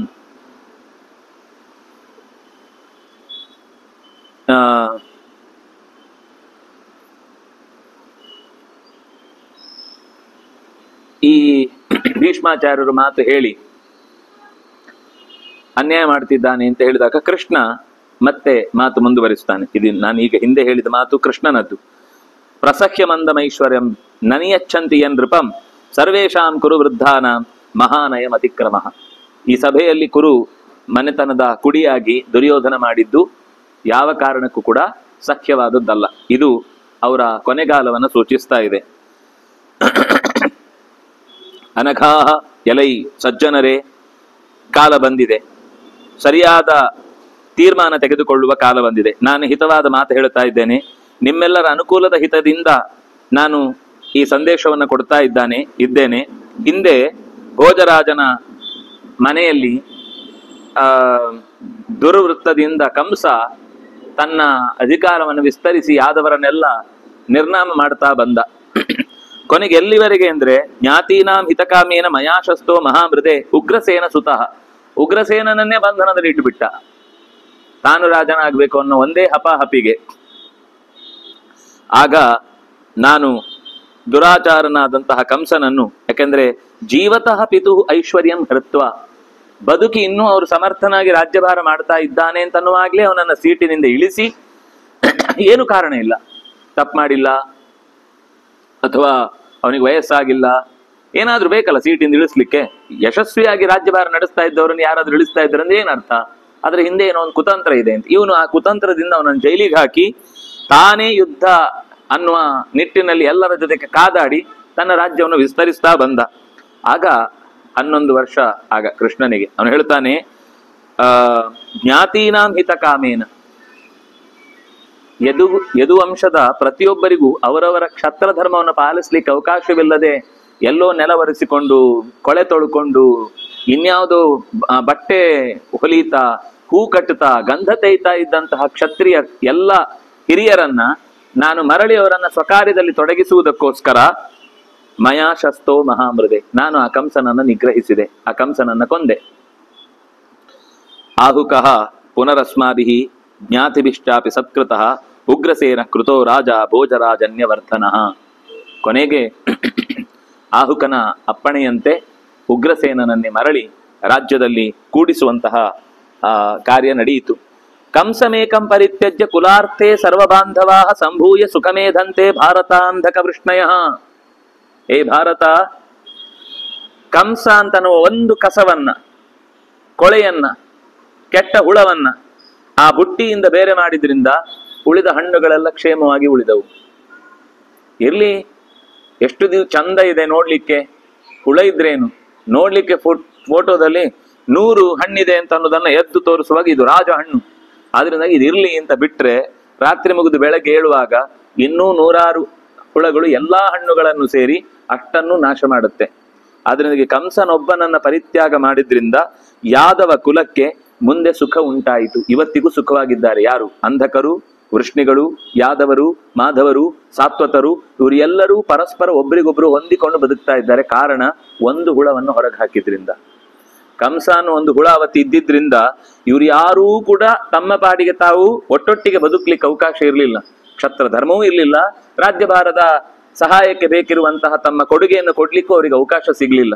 ಆದ್ರೆ ಈಗ ಅಷ್ಟು ಚೆನ್ನಾಗಿ ಯಾದವರು ಬಾಳ್ತಾ ಇದ್ದಾರೆ ಅಂದ್ರೆ ಅದಕ್ಕೆ ಕಾರಣ ಕಂಸನನ್ನ ಡಿಲೀಟ್ ಮಾಡಿತ್ತು, ಎಲಿಮಿನೇಟ್ ಮಾಡಿತ್ತು. ಇವತ್ತು ಅಂತದ್ದೇ ಒಂದು ಪರಿಸ್ಥಿತಿ ಮತ್ತೆ ಇದೆ. ಇದು ಇವತ್ತಿದ್ದಲ್ಲ ರೀ, ನನ್ನ ಕಾಲದ್ದು ಅಂತ ಹೇಳ್ತೇನೆ ಅಂತ ನೀವೇನೋ ಕೃಷ್ಣ ಏನೋ ತನ್ನ ಒಂದು ಘಟನೆಯನ್ನು ಹೇಳಿ ನಮ್ಮನ್ನು ಕನ್ವಿನ್ಸ್ ಮಾಡ್ತೇನೆ ಅಂತ. ಇದನ್ನು ಪುರೋವಾಚ ಪ್ರಜಾಪತಿ, ಪರಮೇಷ್ಠಿ ಪ್ರಜಾಪತಿ ಈ ಒಂದು ಕೆಲಸ ಮಾಡಿದ್ದ. ವ್ಯೂಢೇ ದೇವಾಸುರೇ ಯುದ್ಧೇ ಅಭ್ಯುದ್ಯತೇಷು ಆಯುಧೇಶು ಚ ದ್ವೈಧೀಭೂತೇಷು ಲೋಕೇಶು ವಿನಶ್ಯಸ್ತು ಸ ಭಾರತ. ಇಡೀ ಜಗತ್ತು 2 ಪಾಲಾಯಿತು, ದೇವತೆಗಳ ಪರವಾಗಿ, ದೈತ್ಯರ ಪರವಾಗಿ. ಯಾರ್ಯಾರೋ ಯುದ್ಧಕ್ಕೆ ಬಂದ್ರು, ಯಾರ್ಯಾರೋ ಯುದ್ಧಕ್ಕೆ ನಿಂದ್ರು. ಇಡೀ ಜಗತ್ತು 2 ಭಾಗ ಆಯಿತು ಅಂದ್ರೆ ತುಂಬಾ ಡೇಂಜರ್. ಅದು ಮಹಾಯುದ್ಧದ ಲಕ್ಷಣ. ಅಲ್ಲಲ್ಲಿ ಸಣ್ಣ ಪುಟ್ಟ ಆಯಾ ದೇಶಗಳು ಮಾಡಿಕೊಳ್ತಾವೆ ಅಂದ್ರೆ ಅದು ಪರಿಹಾರ್ಯ, ಏನೋ ಒಂದು ರಾಜತಾಂತ್ರಿಕ ನೆಲೆಯಲ್ಲಿ ಅದನ್ನು ಸರಿ ಮಾಡ್ಬೋದು. ಆದ್ರೆ 2 ಭಾಗ ಆಗಿ, ಒಂದು ಭಾಗ ಇವರಿಗೆ ಒಂದು ಭಾಗ ಅವರಿಗೆ ಅಂತ ಇಡೀ ದೇಶದಲ್ಲಿ ಪರಸ್ಪರ ವಿರೋಧ ಅನ್ನೋದು 2 ಪಾರ್ಟಿ ಉಳಿಯಿತು ಅಂತ ಆಗುವ ಸ್ಥಿತಿ ಬಂದ್ರೆ ಅದು ಅಂತ್ಯದ ಕಾಲ ಅಂತ ಲೆಕ್ಕ. ಆ ರೀತಿ ಒಂದು ಅಂತ್ಯಕಾಲ ನಿರ್ಮಾಣ ಆಯಿತು. ದ್ವೈಧೀಭೂತೇಶು ಲೋಕೇಶು, ಲೋಕ 2 ಪಾಲಾಯಿತು, ದೈತ್ಯರ ಪಕ್ಷ, ದೇವತೆಗಳ ಪಕ್ಷ ಅಂತ. ಅಂದ್ರೆ ತೋಳ್ ತಟ್ಟಿ ಯುದ್ಧಕ್ಕೆ ಬಂದ್ರು. ಆಗ ಪರಾಭವಿಷ್ಯನ್ ಸಸುರಾಹ ದೈತೇಯ ದಾನವೈಸ್ಸಹ ಆದಿತ್ಯ ವಸವೋ ರುದ್ರ ಭವಿಷ್ಯಂತಿ ದಿವೌಕಸಃ ದೇವಾಸುರ ಮನುಷ್ಯಾಶ್ಚ ಗಂಧರ್ವೋರಗ ರಾಕ್ಷಸಾಃ ಅಸ್ಮಿನ್ ಯುದ್ಧೇ ಸುಸಂಕ್ರುದ್ಧಾ ಹನಿಷ್ಯಂತಿ ಪರಸ್ಪರಂ. ದೇವತೆಗಳಲ್ಲೂ ದೈತ್ಯರಲ್ಲೂ ಈ ಪ್ರಮಾಣದ ದೊಡ್ಡ ಯುದ್ಧ ನಡೆಯಿತು ಅಂತಾದ್ರೆ ಉಳಿದ ಎಲ್ಲಾ ಸ್ಪೀಶೀಸ್ಗಳು ನಾಶವಾಗ್ತವೆ, ಉಳಿದ ಎಲ್ಲಾ ಜೀವಿಗಳಿಗಿರುವ ಅಸ್ತಿತ್ವಕ್ಕೂ ಕೂಡ ಭಂಗ ಬರುತ್ತೆ. ಆದ್ರಿಂದಾಗಿ ವರ್ತಮಾನಂ ಜಗತ್ಸರ್ವ ಮುಹೂರ್ತಾನ್ನ ಭವಿಷ್ಯತಿ, ಈ ಜಗತ್ತು ಮುಹೂರ್ತದ ಒಳಗೆ ಸಂಪೂರ್ಣ ನಾಶ ಆಗುತ್ತೆ ಈ ಮಹಾಯುದ್ಧ ಆದ್ರೆ. ಆಗ ಧರ್ಮನನ್ನ ಕುರಿತು ಪರಮೇಷ್ಠಿ ಪ್ರಜಾಪತಿ ಚತುರ್ಮುಖ ಹೀಗೆ ಹೇಳ್ತಾನೆ, ವರುಣನಿಗೆ ಹೋಗಿ ಹೇಳು, ಅದರಲ್ಲಿ ಒಂದಿಷ್ಟು ಜನ ದೈತ್ಯ ದಾನವರನ್ನ ಸಮುದ್ರದ ಅಡಿಯಲ್ಲಿ ಕರ್ಕೊಂಡು ಹೋಗಿ ಇಟ್ಕೊಳ್ಳಿಕ್ಕೆ ಹೇಳು. ಏವ ಮುಕ್ತಸ್ತೋ ಧರ್ಮೋ ನಿಯೋಗಾತ್ ಪರಿವೇಷ್ಟಿನಃ ವರುಣಾಯ ದದೌ ಸರ್ವಾನ್ ವಧ್ವಾ ದೈತೇಯ ದಾನವಾನ್ ತಾನ್ ಬದ್ಧ್ವಾ ಧರ್ಮ ಪಾಶೈಶ್ಚ ಸ್ವೈಶ್ಚ ಜಲೇಶ್ವರ. ಕೊನೆಗೆ ಒಂದಿಷ್ಟು ಜನರನ್ನ ಬಂಧನದಲ್ಲಿ ಇರಿಸಿ ಯುದ್ಧದ ಒಂದು ಬಿಸಿ ಹವಾ ಕಮ್ಮಿ ಮಾಡುವ ಹಾಗೆ ಮಾಡಿ ನಿಧಾನಕ್ಕೆ ಶಾಂತವಾದ ಮೇಲೆ ಅವರನ್ನೆಲ್ಲ ಬಿಡುವುದಕ್ಕೆ ಬೇಕಾದ ವ್ಯವಸ್ಥೆ ಆಯಿತು. 1000 ವರ್ಷಗಳ ಕಾಲ ಅದು ಒಂದು ದಿವಸ ತಣ್ಣಗಾಗಿದೆ ಅಂತ ಅನ್ನಿಸಿ ಎಲ್ಲರೂ ನಾರ್ಮಲ್ ಆಗಿ ಓಡಾಡ್ಕೊಂಡಿದ್ದಾರೆ ಎಂದ ದಿವಸ ಕಲ್ ಬೀಳುತ್ತೆ, ಮತ್ತೆ ಎಲ್ಲ ಸರಿ ಹೋಯ್ತು ಅಂತ ಅಂದುಕೊಳ್ಳುವಷ್ಟರಲ್ಲಿ ಮತ್ತೆ ಇನ್ಯಾವುದೋ ಒಂದು ಸಪೋರ್ಟ್ ಸಿಗ್ಲಿಕ್ಕೆ ಶುರುವಾಗುತ್ತೆ. ಇನ್ಯಾವುದೋ ರೀತಿಯಿಂದ ಅದನ್ನ ಪ್ರಾಯೋಜನೆಗೊಳಿಸುವಂತಹ ಕಾರ್ಯವನ್ನು ಮಾಡ್ತಾ ಇರ್ತಾರೆ. ಹಾಗಾಗದಂತೆ ವರುಣ ಸಾಗರೇ ಯತ್ತೋ ನಿತ್ಯಂ ರಕ್ಷತಿ ದಾನವಾನ್, ತನ್ನ ಒಡಲಲ್ಲಿ ಇರಿಸಿಕೊಂಡಂತಹ ರಾಕ್ಷಸರನ್ನು ತಾನು ನೋಡಿಕೊಳ್ತೇನೆ, ಅವರು ಒಟ್ಟು ಯುದ್ಧಕ್ಕೆ ಮೇಲೆ ಬಾರದೇ ಇದ್ರೆ ಸಾಕು ಅನ್ನೋದನ್ನ ನೋಡ್ಕೊಳ್ತೇನೆ ಅಂತ ಹೇಳಿ ದೈತ್ಯರಿಗೂ ದೇವತೆಗಳಿಗೂ ಆಗುವ ಮಹಾಯುದ್ಧವನ್ನ ಚತುರ್ಮುಖ ಈ ಒಂದು ಘಟನೆಯ ಮೂಲಕ ತಪ್ಪಿಸಿದ. ಹಾಗೆ ತಥಾ ದುರ್ಯೋಧನಂ ಕರ್ಣಂ ಶಕುನಿಂ ಚಾಪಿ ಸೌಬಲಂ ಬದ್ಧ್ವಾ ದುಶ್ಶಾಸನಂ ಚಾಪಿ ಪಾಂಡವೇಭ್ಯ ಪ್ರಯಚ್ಛತ. ಅವ್ರು ಈಗ ಹೇಳಿ ಹೋದ್ರಲ್ಲ ಅದನ್ನ ಮಾಡ್ಬಿಡು. ದುರ್ಯೋಧನ, ಕರ್ಣ, ಶಕುನಿ, ಸೌಬಲ, ಯಾರು ದುಶ್ಶಾಸನ, ಈ ಇಷ್ಟು ಜನರನ್ನು ಬದ್ಧ್ವಾ ಕಟ್ಟಿ ಹಾಕಿ ಪಾಂಡವರಿಗೆ ಕೊಟ್ಟು ಬಿಡಿ. ಇವ್ರಿಷ್ಟೇ ಜನ ಯುದ್ಧ ಬೇಕು ಅಂತ ಹೇಳ್ತಾರೆ. ಇನ್ಯಾರು ಕೂಡ ಯುದ್ಧದ ಪರವಾಗಿಲ್ಲ. ನಮ್ಮ ರಾಜ ಹೋಗ್ತಾನೆ ಅಂತ ಉಳಿದವ್ರು ಬರ್ತಾರೆ ಬಿಟ್ರೆ ಅವ್ರಿಗೇನ್ ಗೊತ್ತು. ಎಷ್ಟೋ ಇವತ್ತಾದ್ರೂ ಒಂದು ಏನಾದ್ರೂ ಯುದ್ಧ ಅಥವಾ ಯಾವುದೋ ಒಂದು ಆಟ ಅಂತಂದ್ರೆ ಎಲ್ಲರ ಮುಖ ಎಲ್ರಿಗೂ ಗೊತ್ತಿರುತ್ತೆ. ಆ ಕಾಲದಲ್ಲಿ ಯಾರಿಗೂ ಯಾರ ಮುಖ, ಅವರ ಊರಿನ ಒಡೆಯನ ಹೆಸರೇ ಗೊತ್ತಿರಲ್ಲ, ನೋಡೇ ಇಲ್ಲ ಅಂತ ಅನ್ನೋ ಸ್ಥಿತಿಯಲ್ಲಿ ಪರಿಚಯವೇ ಇರುವುದಿಲ್ಲ ಎಷ್ಟೋ ಸಲ ಆ ಊರಲ್ಲೇ. ಈಗ ಅದಕ್ಕೆ ಬೇರೆ ವಿಧಾನಗಳು, ಸಂಗ್ರಹಣ ದಾರಿಗಳೆಲ್ಲ ಇದೆ, ಆದ್ರಿಂದ ಅದು ದೊಡ್ಡ ವಿಷಯ ಅಂತ ನಮಗೀಗ ಅನ್ಸಲ್ಲ. ಆದ್ರೆ ಆ ಕಾಲದಲ್ಲಿ ಯಾರಿಗೂ ಅದ್ರ ಬಗ್ಗೆ ತಿಳುವಳಿಕೆನೇ ಇಲ್ಲ. ಹಾಗಾಗಿ ನೀನು ಬೇಗನೆ ಪಾಂಡವರನ್ನು ನಿಗ್ರಹಿಸಿ, ಕೌರವರನ್ನು ನಿಗ್ರಹಿಸಿ ಪಾಂಡವರಿಗೆ ಅವರ ಶತ್ರುತ್ವದಿಂದ ದೂರ ಮಾಡುವುದಕ್ಕೋಸ್ಕರ ಈ ಕೌರವರಲ್ಲಿ ಇಷ್ಟು ಜನರನ್ನ ಹಗ್ಗ ಕಟ್ಟಿ ಪಾಂಡವರಿಗೆ ಒಪ್ಪಿಸುವುದೇ ಉತ್ತಮವಾದ ದಾರಿ. ತ್ಯಜೇದೇಕಂ ಕುಲಸ್ಯಾರ್ಥೇ ಗ್ರಾಮಸ್ಯಾರ್ಥೇ ಕುಲಂ ತ್ಯಜೇತ್ ಕುಲಂ ಜನಪದಸ್ಯಾರ್ಥೇ ಆತ್ಮಾರ್ಥೇ ಪೃಥಿವೀಂ ತ್ಯಜೇತ್. ಇದು ವಿದುರ ನೀತಿಯಲ್ಲೂ ಬಂದಿತ್ತು. ಕೃಷ್ಣನು ಕೂಡ ಅದನ್ನು ಮತ್ತೆ ಹೇಳ್ತಾನೆ. ನೋಡು, ಈಗ ಈ ಮನೆಯ ವ್ಯವಸ್ಥೆಯನ್ನ ಸರಿ ಮಾಡಬೇಕು ಅಂದ್ರೆ ಅಥವಾ ಯಾವುದೇ ಪರಿಸರವನ್ನ ಶುದ್ಧಿಗೊಳಿಸಬೇಕು ಅಂತಂದ್ರೆ ಕುಲಸ್ಯಾರ್ಥೇ ಪುರುಷಂ ಗ್ರಾಮಸ್ಯಾರ್ಥೇ ಕುಲಂ ತ್ಯಜೇತ್. ಒಂದು ಕುಲದ ಉದ್ಧಾರಕ್ಕಾಗಿ ಒಂದು ಕೀಟವನ್ನು ಹೊಡಿಬೇಕು ಅಂತಾದ್ರೆ ಹೊಡಿಲೇಬೇಕು. ವ್ಯಕ್ತಿ ಆ ಕುಲದ ಒಳ್ಳೆಯ ಸಾಮರಸ್ಯಕ್ಕೆ ಬೆಂಕಿ ಇಡುವಂತಹ ದುಸ್ಥಿತಿ ಅವನಾದ್ರೆ ಅವನನ್ನು ಉಳಿಸಿ ಏನು ಉಪಯೋಗ ಇಲ್ಲ ಅಂತ ಆದ್ರೆ ಬಿಟ್ಬಿಡ್ಬೇಕು ಅವನನ್ನ. ತ್ಯಜೇತ್ ಕುಲಾರ್ಥೇ ಪುರುಷಂ ಗ್ರಾಮಸ್ಯಾರ್ಥೇ ಕುಲಂ ತ್ಯಜೇತ್. ಗ್ರಾಮಂ ಜನಪದಸ್ಯಾರ್ಥೆ. ಕೆಲವೊಂದು ಸರ್ತಿ ಒಂದು 100 ಊರುಗಳಿಗೆ ರೋಗ ಹರಡುವ ಪ್ರಸಂಗ ಅದು ಎಲ್ಲಿಂದ ಶುರುವಾಯಿತು ಅಂತ ಗೊತ್ತಾಗಿ ಆ ಊರನ್ನ ಒಂದು ವಲಯದ ಒಳಗೆ ಅವರು ಹೊರಕ್ಕೆ ಬಾರದಂತೆ ತಡೆದು ಅನಿವಾರ್ಯವಾಗಿ ನಿಲ್ಲಿಸಬೇಕಾದ ಪ್ರಸಂಗ ಬಂದ್ರೆ ಮದ್ದು ವ್ಯವಸ್ಥೆ ಮಾಡಿ ಅದರೊಳಗೇನೆ ಅವರು ಹೊರಗೆ ಬರೋಕ್ಕಿಲ್ಲ ಅಂತ ಮಾಡುವುದು ಅಂತ ಅನ್ನೋದು ಅದು ಗ್ರಾಮಂ ಕುಲಪದಸ್ಯಾರ್ಥೆ. ಒಂದು ಜನಪದದ ಉಳಿವಿಗಾಗಿ ಒಂದು ಗ್ರಾಮವನ್ನೇ ಮುಚ್ಚಿಡಬೇಕಾದ ಅನಿವಾರ್ಯತೆ ಬಂದ್ರೆ ಮಾಡ್ಲೇಬೇಕಾಗುತ್ತೆ. ತ್ಯಜೇತ್ ಕುಲಾರ್ಥೇ ಪುರುಷಂ.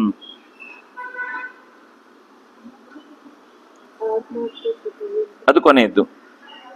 ತ್ಯಜೇತ್ ಕುಲಾರ್ಥೇ ಪುರುಷಂ ಗ್ರಾಮಸ್ಯಾರ್ಥೇ ಕುಲಂ ತ್ಯಜೇತ್ ಗ್ರಾಮಂ ಜನಪದಸ್ಯಾರ್ಥೇ ಆತ್ಮಾರ್ಥೇ ಪೃಥ್ವೀಂ ತ್ಯಜೇತ್.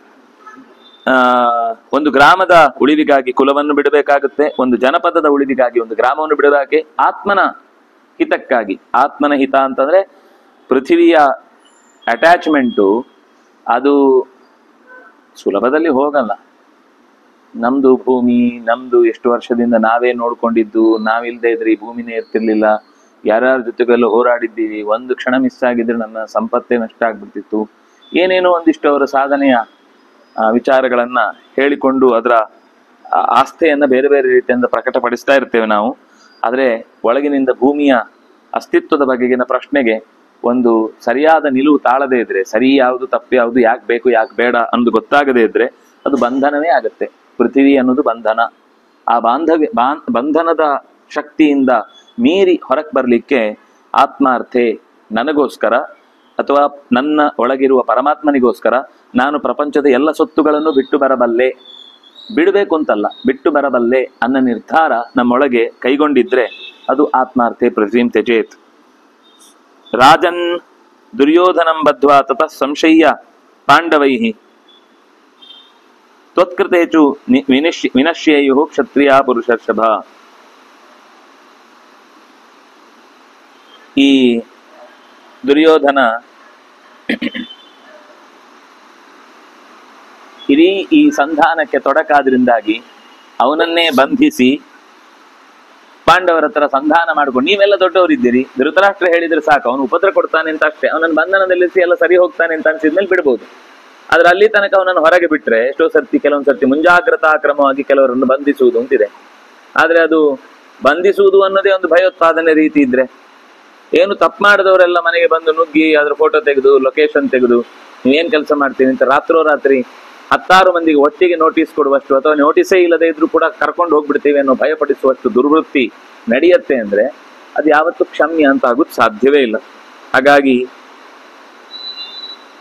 ಆ ಆತ್ಮಾರ್ಥೆ ಪೃಥ್ವೀಂ ತ್ಯಜೇತ್ ಅನ್ನುವ ಪ್ರಧಾನ ವಿಷಯವನ್ನ ಕೃಷ್ಣ ಅರ್ಜುನನಿಗೆ ನಮಗೂ ಅದೊಂದು ಪಕ್ವವಾದ ಒಂದು ಸಂಗತಿಯನ್ನ ಹೇಳುವ ನಿಟ್ಟಿನಲ್ಲಿ ನಿರೂಪಿಸಿದ್ದಾನೆ. ಇಲ್ಲಿಂದ ಮುಂದೆ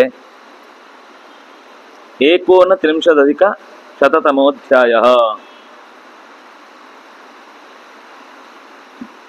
ಮತ್ತೆ 129ನೇ ಅಧ್ಯಾಯಕ್ಕೆ ನಾಳೆಯ ಚಿಂತನೆಯಲ್ಲಿ ಸೇರೋಣ ಅಂತ ಹೇಳ್ತಾ, ಕಾಯೇನ ವಾಚ ಮನಸ ಇಂದ್ರಿಯೈರ್ವ ಬುದ್ಧ್ಯ ಆತ್ಮನಾವ ಅನುಸೃತ ಸ್ವಭಾವ ಕರೋಮಿ ಯದ್ಯತ್ ಸಕಲಂ ಪರಸ್ಮೈ ನಾರಾಯಣಾಯೇತಿ ಸಮರ್ಪಯಾಮಿ. ಶ್ರೀಕೃಷ್ಣಾರ್ಪಣಮಸ್ತು.